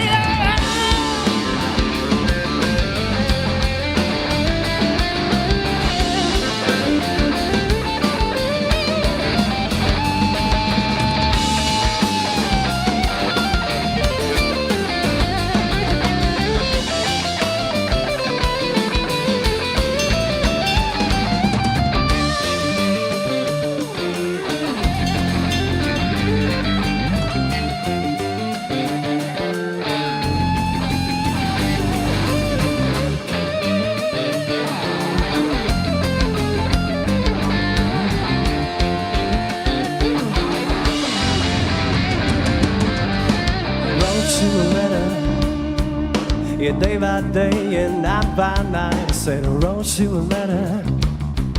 It's feeling good, that don't make it right. I said I wrote you a letter. The print is dead, but I still got words. I said I wrote you a letter. Yeah, here we are getting up on the verb. Well, I'm not saying I had it all, but the moment's coming up and it feels so late now. Had a choice, but can't you see the silence of monogamy? You had your voice, but you're not heard. That silence changed, and nothing's learned. The razor blades, the bill pales, they dance beyond that morning window. I said, oh, you let go. Oh, yeah, yeah,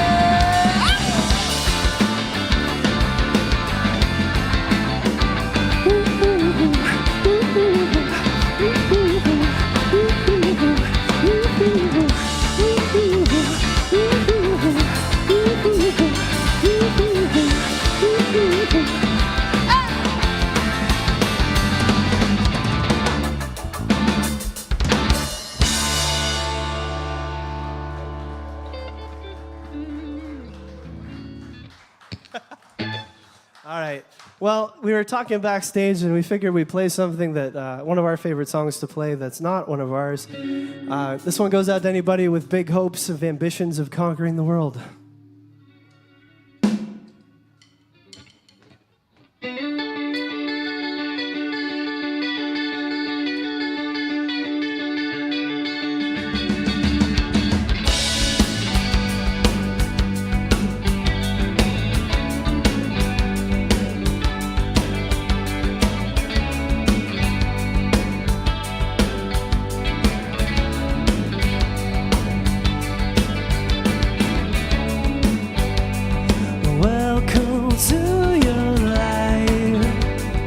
There's no turning back, even while we sleep. We will find you acting on your best behavior. Turn your back on Mother Nature. Everybody wants to rule the world.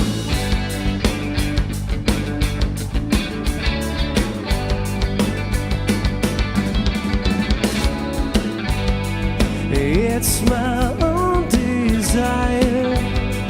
It's my only one. Help me to decide. Help me make the most of freedom and for pleasure. Nothing ever lasts forever. Everybody wants to rule. There's a room where life won't find you. Holding hands while the walls come tumbling down. Let's I'll be right behind you. So glad we've almost made it. So sad we had to fade it. Everybody wants to rule the world.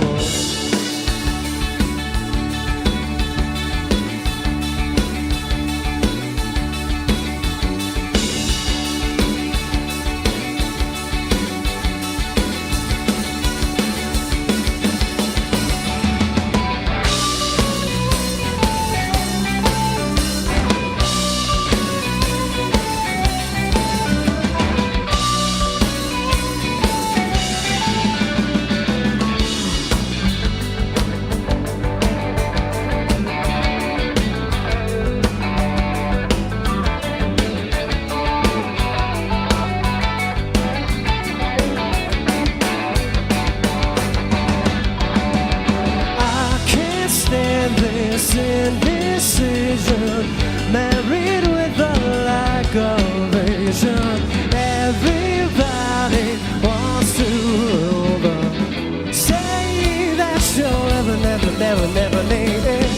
One headlight won't believe it. Everybody wants to rule the world.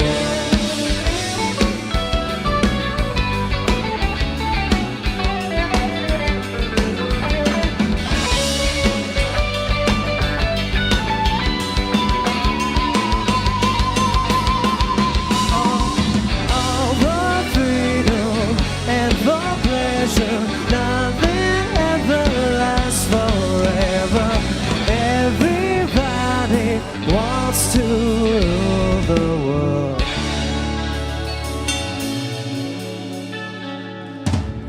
Thank you so much.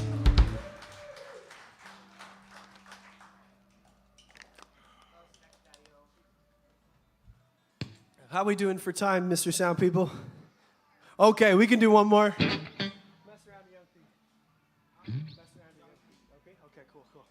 All right, thank you so much, guys. We've been Jammers Waffles. It's been our absolute pleasure here to play at Gussapolooza at the Barn Stage. So excited to share some original music. This last one's called Young Professionals. If you like what you heard, search up Jammers Waffle House. We got some little stickers. We'll be coming around and saying hello. So thank you so much, guys.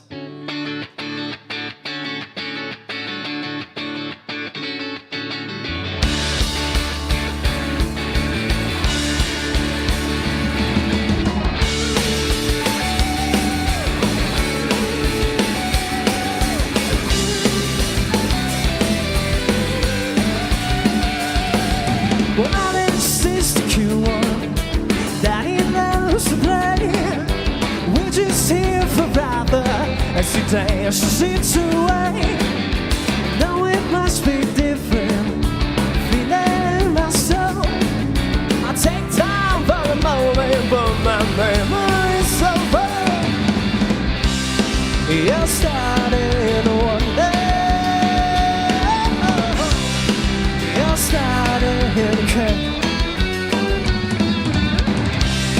You're starting one day.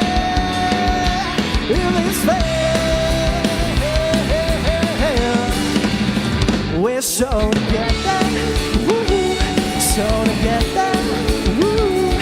If you're not my love, there's no substance at all. So together, woo, so together, woo. If you're not my love, there's no substance at all.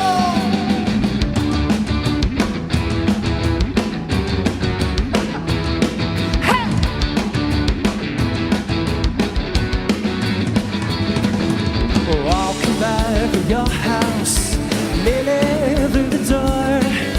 Ambition hands on your shoulder. You know you've always wanted more. 'Cause the sound with your laughter is really red.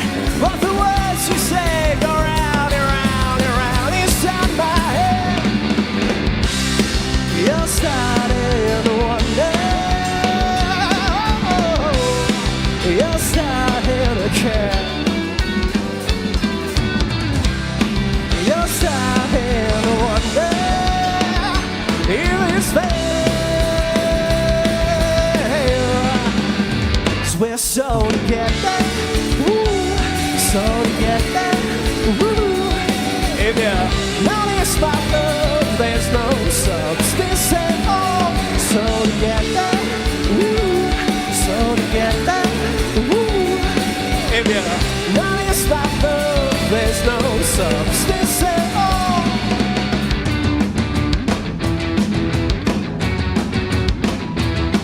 Hey! Oh, come on, Jimmy, one more time.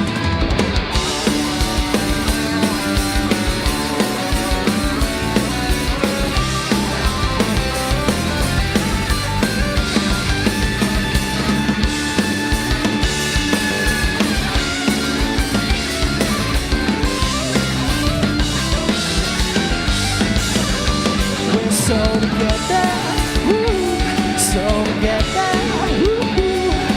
If you notice my love, there's no substance at all. So together, ooh, so together, ooh.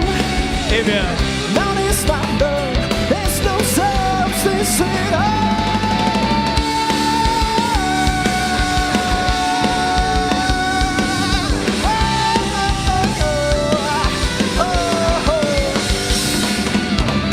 Thank you so much. We have Jammers with us. James, Matt, Mateo. My name's also Matt. Have a great night, Gussapolooza.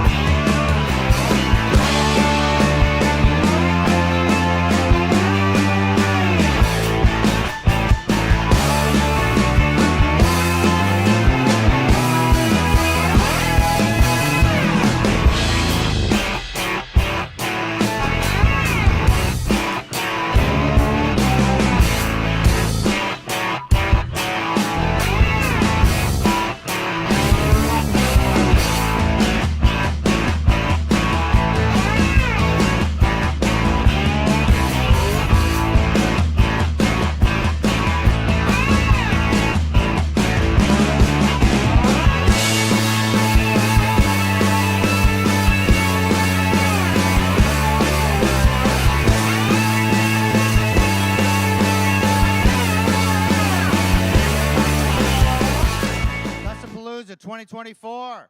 Who's with me here? It's hard for me to see here. All right, welcome to the MTAV Barn Stage, and thank you so much for sticking with us.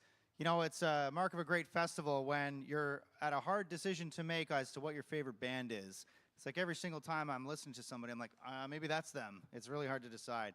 We've had some amazing acts so far, and we're going to keep it going with the Peterkin Project. So we're closing out the lineup, special performance with John Peterkin and his band. It's a local Cookstown artist, so make them feel very, very welcome. And also make sure you thank all the amazing sponsors. MTAV has done the sound and all the gear here, and the live stream for those at home, as well as those here. So give them a round of applause as well. Thank you very much. All right, great. And let's give it up for the Peterkin Project.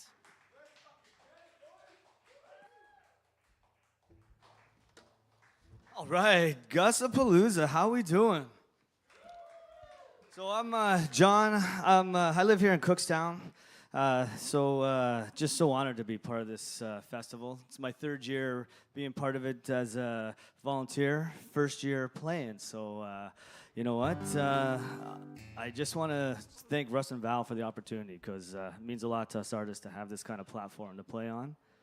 And before I get the boys up here, I'm going to start with an acoustic song from a band that I first started playing music with about 20 years ago.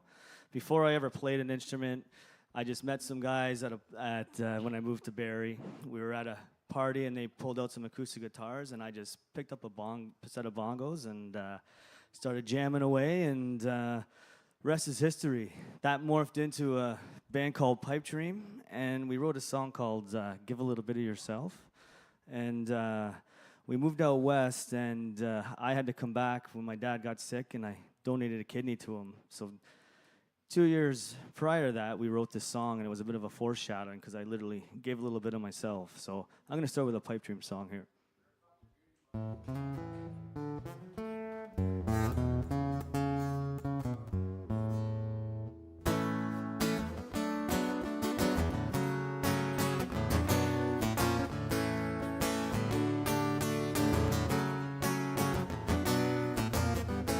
Tried to get through yesterday, got a long way to go. Where I knew you'd say, give a little bit of yourself. Keep a cool head when it rains. Wash your tears out when it stands. Keep your bullshit out of range. Give a little bit of yourself. Do, do, do, do.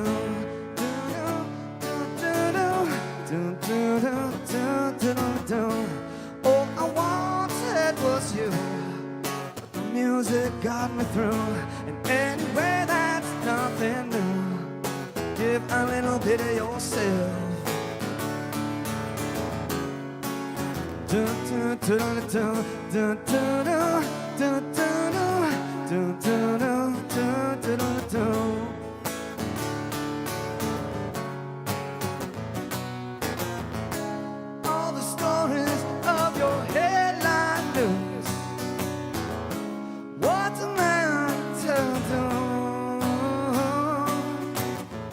Situations that are so far gone must have something better to do. Must have something better to do.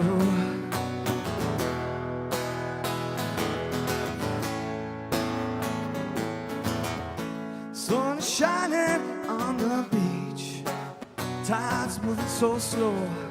Where I'm out of reach, with the sand stuck between my toes. Keep a cool head when it rains. Wash the tears out when it stands. Keep your bullshit out of range. Give a little bit of yourself. Do do do do do do do do do do do do.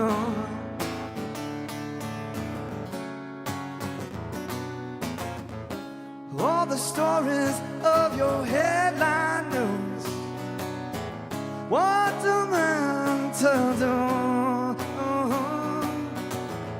Situations that are so far gone must have something better to do. Must have something better to do.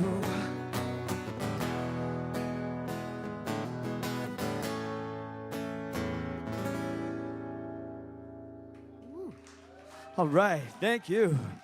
So we're gonna get the rest of the Peterkin project up here.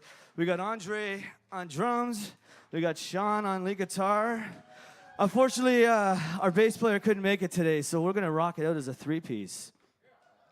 So this first song, it's one of the newer songs I wrote just after COVID. I had a nice little rush of creativity and wrote a few new songs, but it's a fun one to get us going called Fine Line.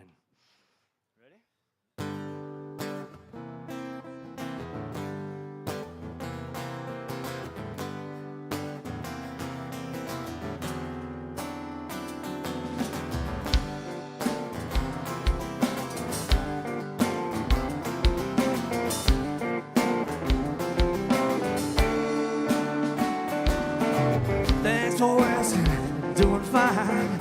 Just found a reason for my rhyme. And looking back, it won't give you time.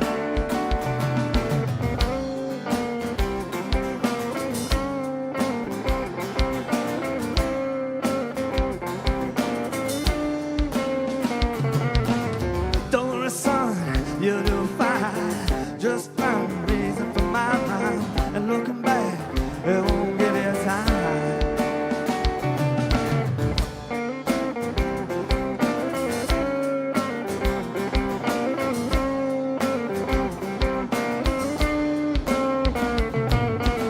Shake your head, keep it in line. And why you gotta walk down a fine line? Just smoke a joint, man, you do fine.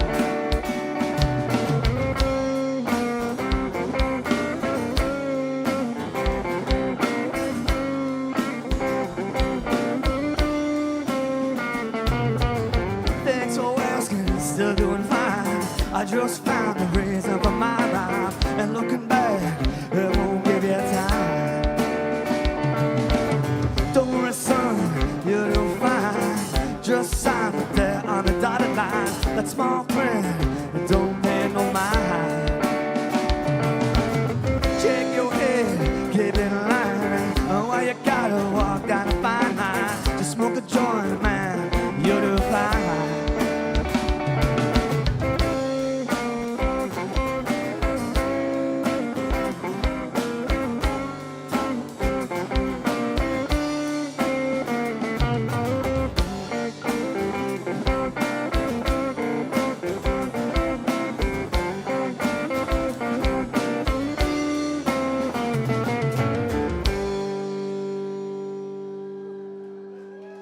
All right, that felt great.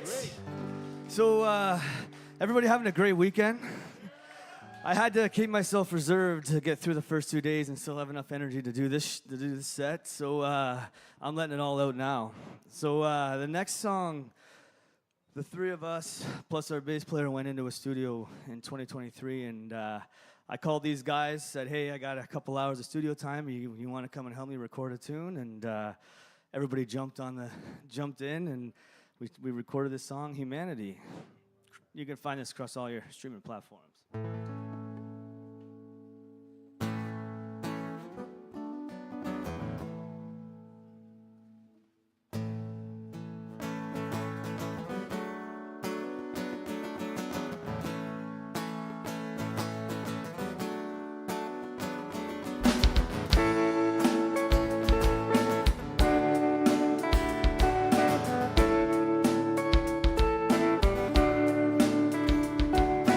One thing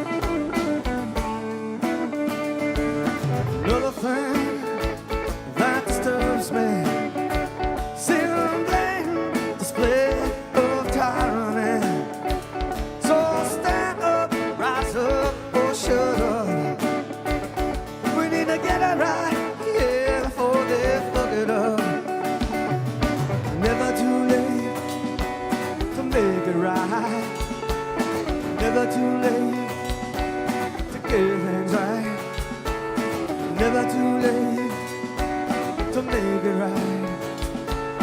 Never too late to get things right.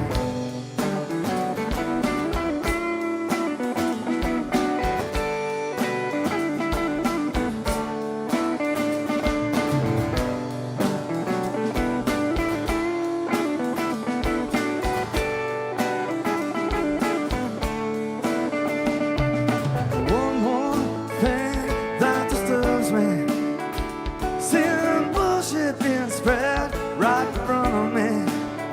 So if you got nothing good to say, why don't you just back away? Save that DRMA for your rainy day.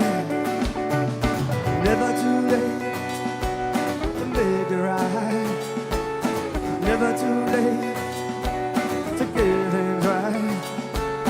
Never too late to make it right. Never too late to get things right.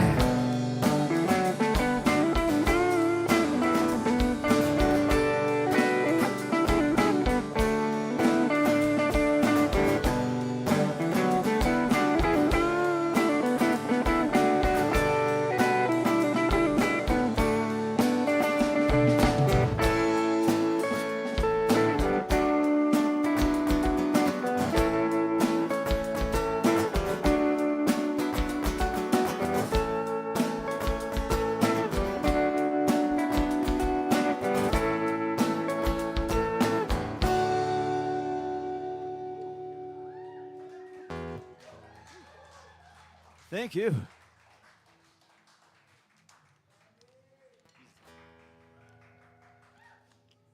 So I appreciate everybody coming out to check us out. I know it's been a long weekend, and you guys are the troopers hanging out for the final night.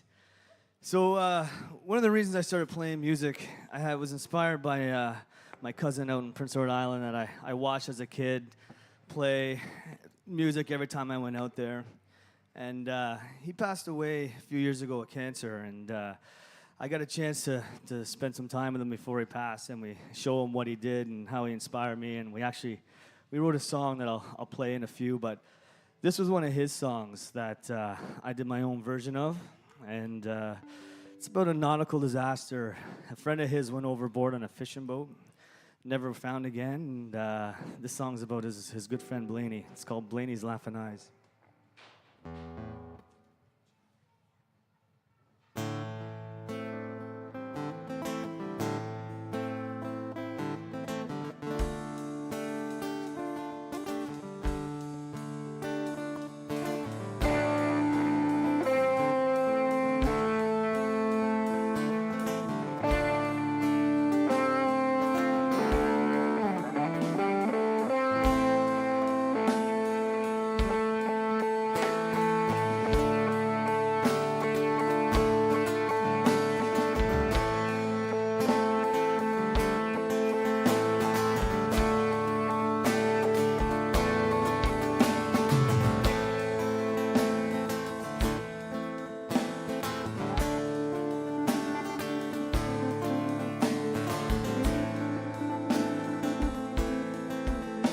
If you assume I'm only blind in your travels, don't tell me silly stories of David Jones.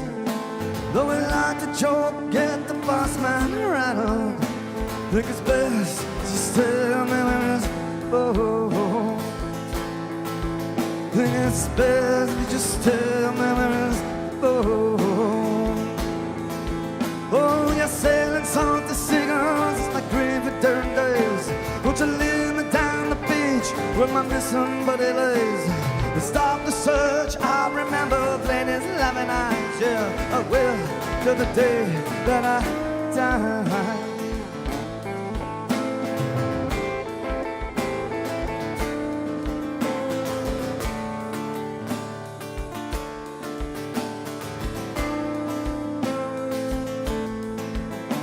I remember cold moonshine next to thorn shoes. Gary Blaine and I would drink that sucker dry. Hit the crab open with his arm of forklift. Land it off, just thank God the tide was high. 'cause thank God the tide was high. Oh, yeah, selling salty cigars is my crave for damn days. Won't you lead me down the beach with my missing buddy lazy? They stopped the search, I remember Venice, laughing eyes. Yeah, I will till the day that I die. Oh, you're selling salty cigars, it's my dream for damn days. Won't you lead me down the beach with my missing buddy lays? They stopped the search, I remember Venice, laughing eyes. Yeah, I will till the day that I die. Oh, I will till the day that I die.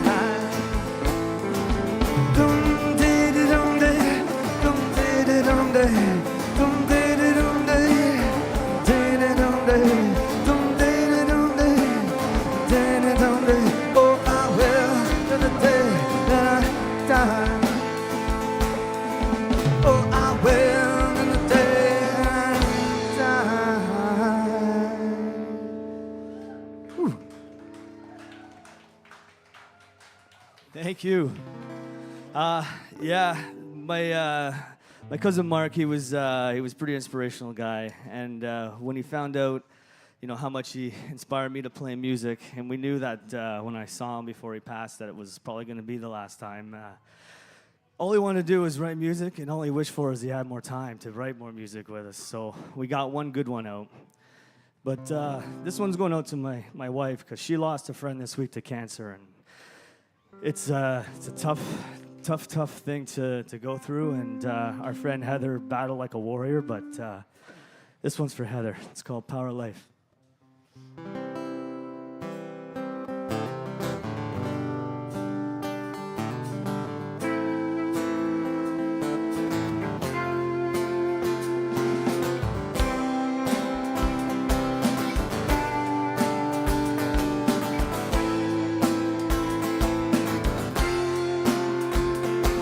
Unlooked for, uncalled for.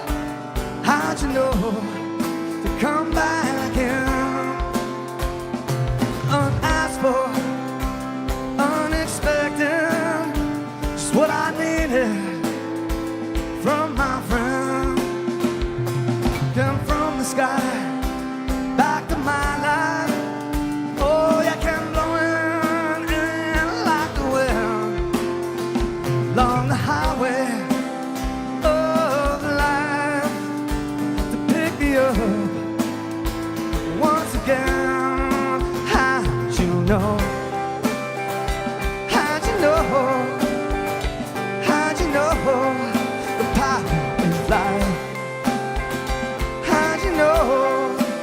Oh, how'd you know? Oh, how'd you know the power of life? It's the power that sent you. It gives our voices from within. It gives us strength to hold up each other, to bring back the music when I can't sing.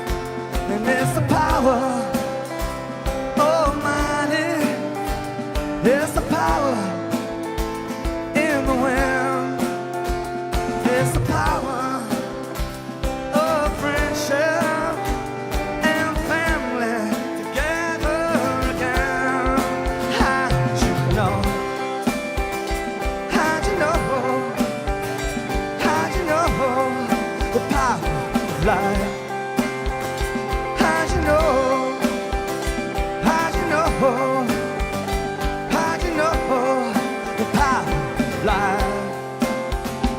It's the power of sharing. It's the power of our children.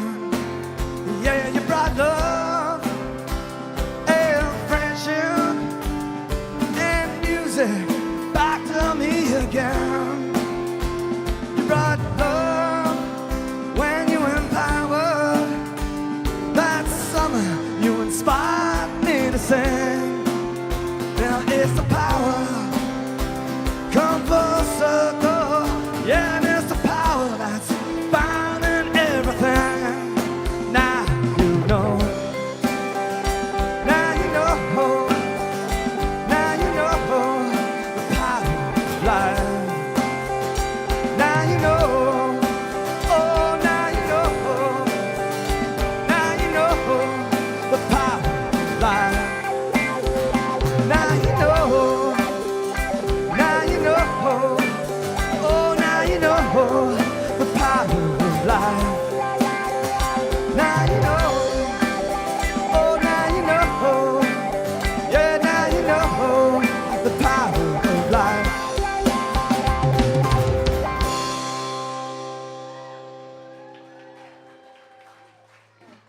Whew, thank you.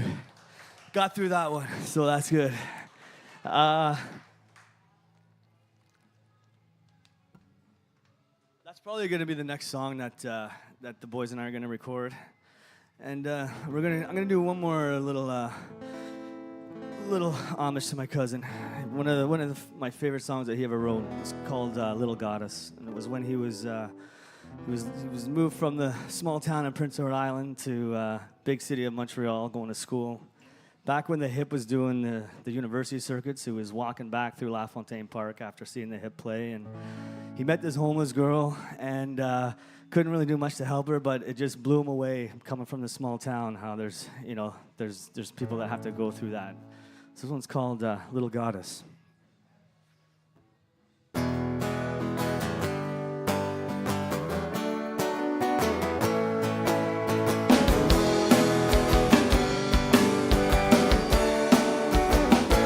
Well, thank you, little goddess, for inspiring me at this time. And balance bell bottoms, most of really like 69. When you asked her for money and to look into your beautiful eyes. I couldn't speak your language, but I knew you couldn't tell any lies. Where you calling? Why do you have to go and change another man's life? And where did you go to? Why you have to ride that second-hand bike? Little goddess, where do you call your home? Little goddess, why do you travel all alone?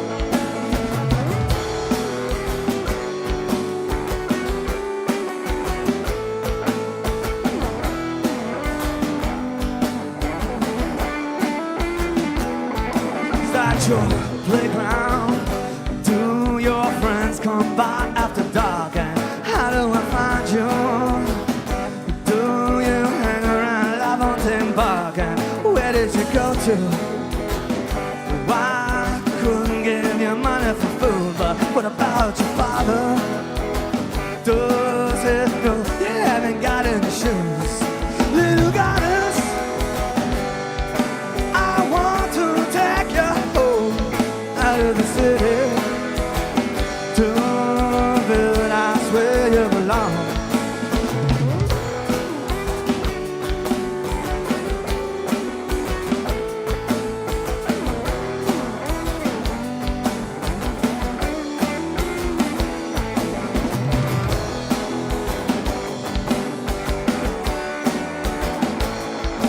That's my spirit.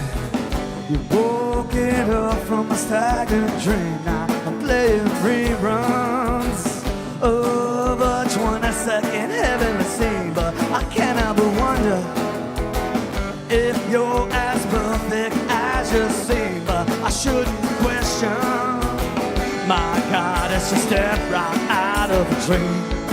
Little goddess, where do you call your home? Little goddess, why do you travel all alone? Little goddess, I want to take you home out of the city to a paradise where you belong.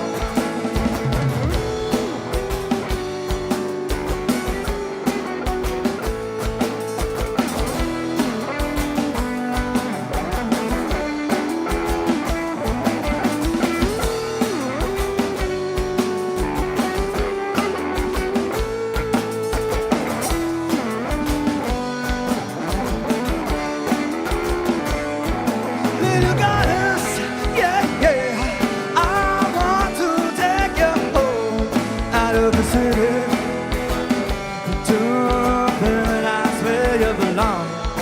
Little goddess, where do you call your home? Little goddess, why you travel all alone?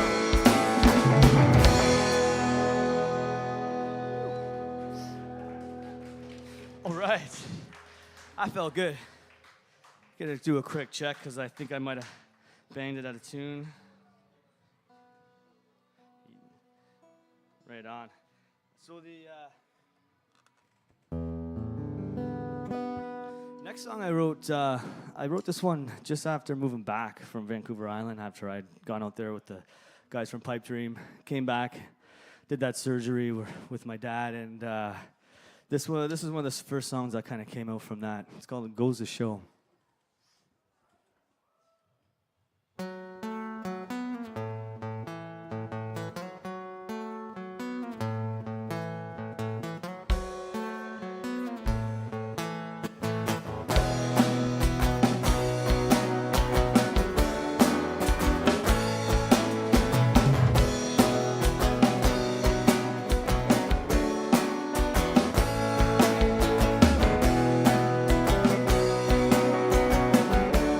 Another early morning sunrise. Another day that just begun again, yeah. Another chance to become a new man. Undo all the wrongs I've done, yeah. It goes to show. Think twice, life keeps moving right along. Yeah, I know. Next time I won't hesitate so slow. Oh no, too many missed opportunities blew through that window. All the years ago, oh yeah.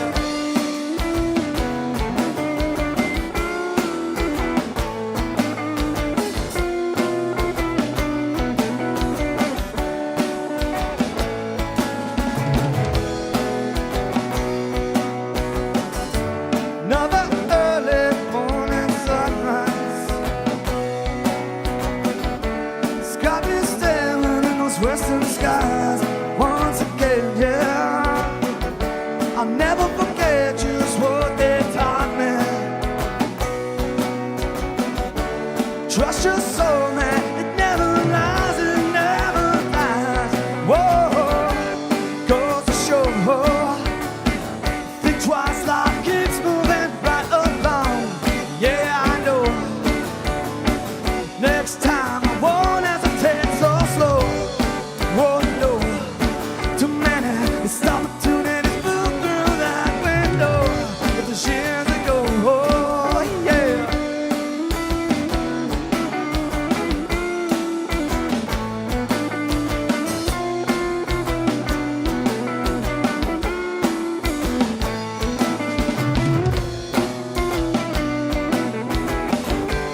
Goes to show. Think twice, life keeps moving right along. Yeah, I know. Next time I won't hesitate so slow. Oh no, too many missed opportunities blew through that window. All the years ago, oh yeah.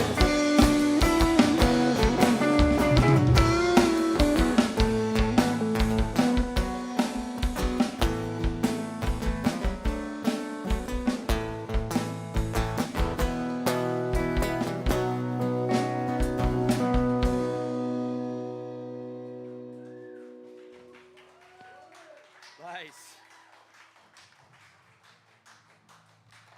All right, we got a few more here.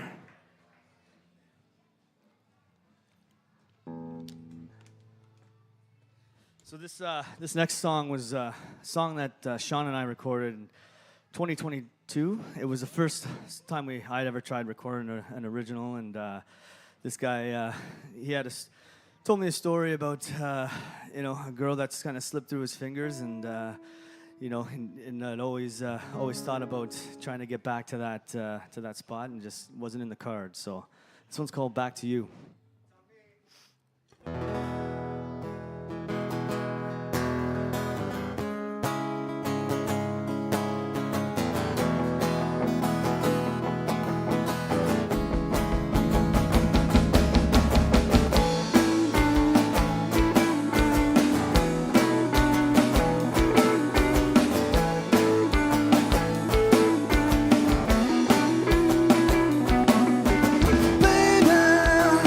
I'm coming back to you. It's my love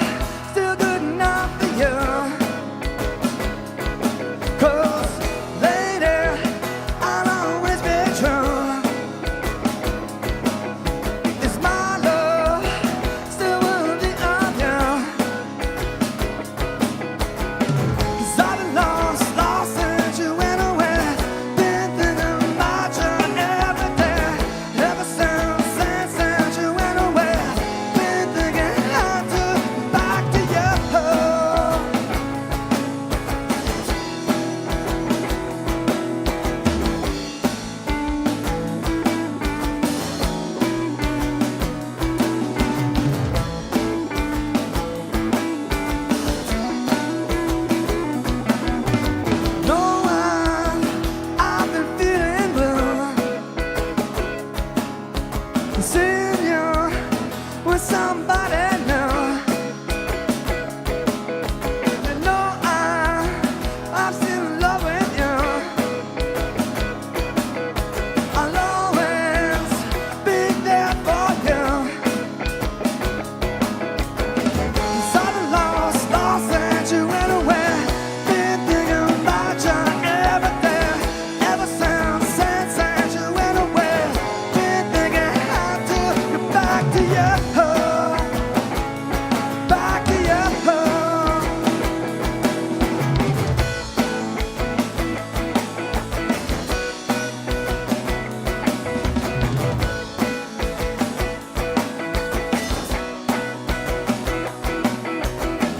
I've been lost since you went away. Been thinking about you every day, ever since you went away. Been thinking how to get back to you,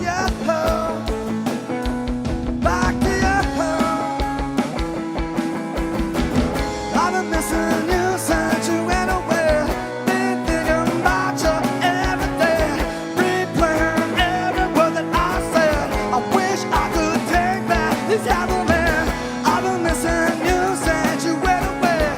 Been thinking how to get back to you, back to you, back to you, back to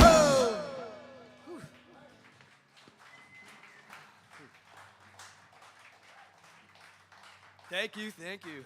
I can't see anybody, but I can hear you all there supporting us.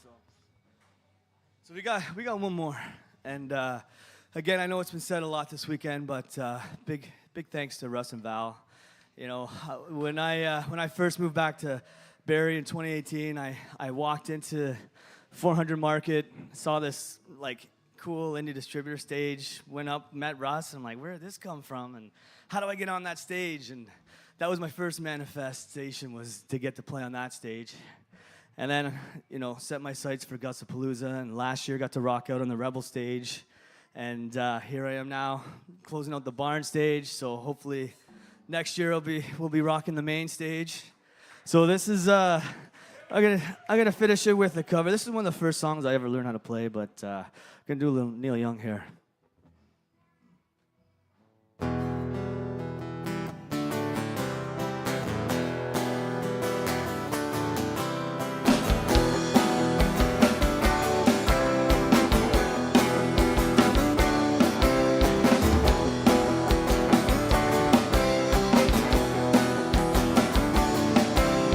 Colors on the streets, red, white, and blue. Paper shuffle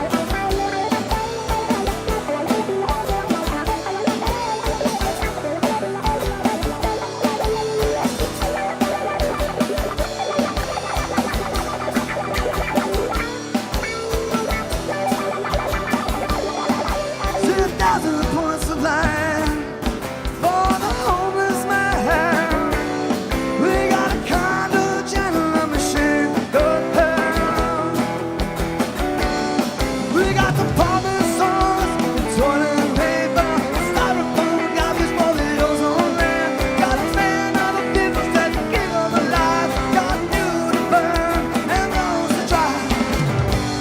Keep on rocking in a free world. Keep on rocking in a free world. Keep on rocking in a free world. Keep on rocking in a free world.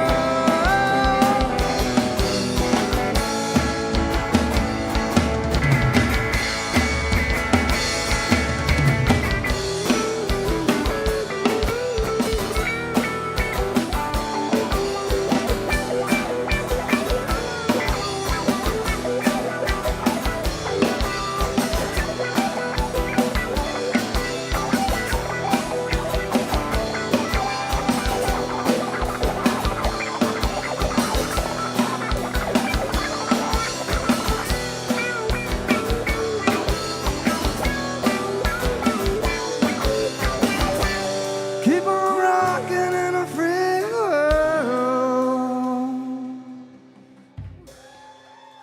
Whew. All right, thanks everyone. I got some Peterkin Project shirts here. If anybody is interested in one, and I got one here if anybody wants one. So there you go, guys. So yeah, I think that's it, eh? Got one. Okay. We could do one more if you guys don't mind. So I'm gonna do a tragically hip song because when I think of outdoor music festivals, I just think of how many times I saw those guys outdoors. And when I turned 19 in the summer of '96, there's my age and myself. Trouble at the Hen House came out, and I saw the hip at a 3-day festival called Eden Fest, and yeah, that really changed my whole perspective on really wanting to play on a stage like that. And here we are, you know, on a bill with all these great bands this weekend, this 3-day festival. So let's end it with a hip song, shall we?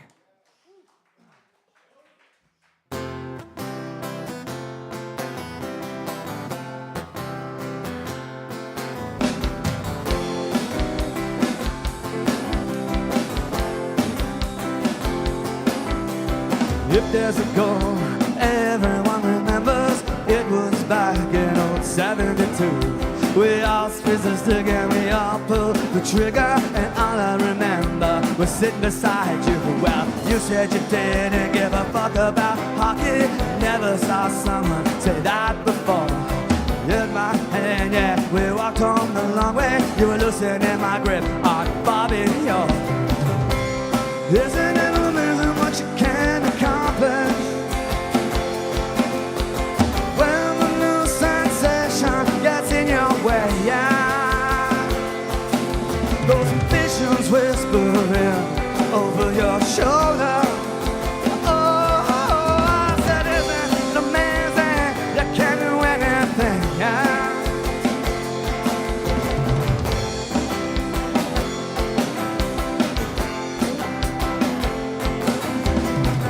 Together every single morning, 'cause that's what we thought married people do. Complete with the grip of artificial chaos, believing in the country of me and you. Well, this crisis of faith, yeah, crisis in the Kremlin, yeah, we've heard all that before. It's winter time, the house is solitude with options. You were loosening my grip on this fake cold war. Isn't it amazing what you can accomplish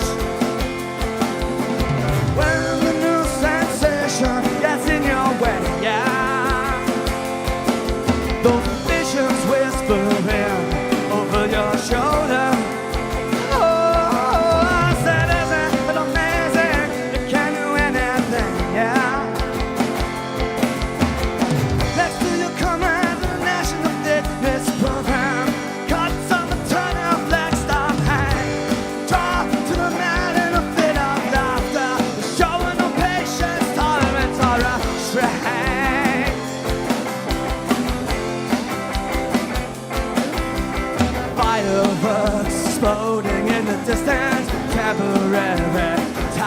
of fireworks exploding in the distance. Temporary towers of fireworks aiming straight at heaven.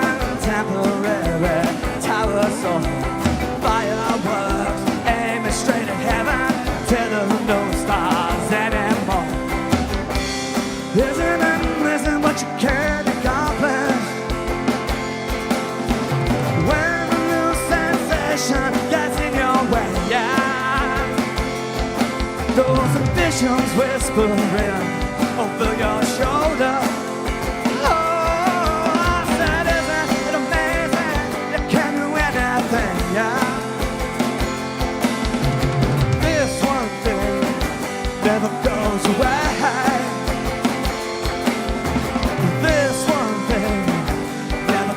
Away. This one thing always supposed to stay. This one thing never goes away. Gussapolooza 2024, thank you very much. Woo! And again, we're the Peterkin Project. Sean on guitar, Andre on drums. Thank you very much, guys. You've been awesome.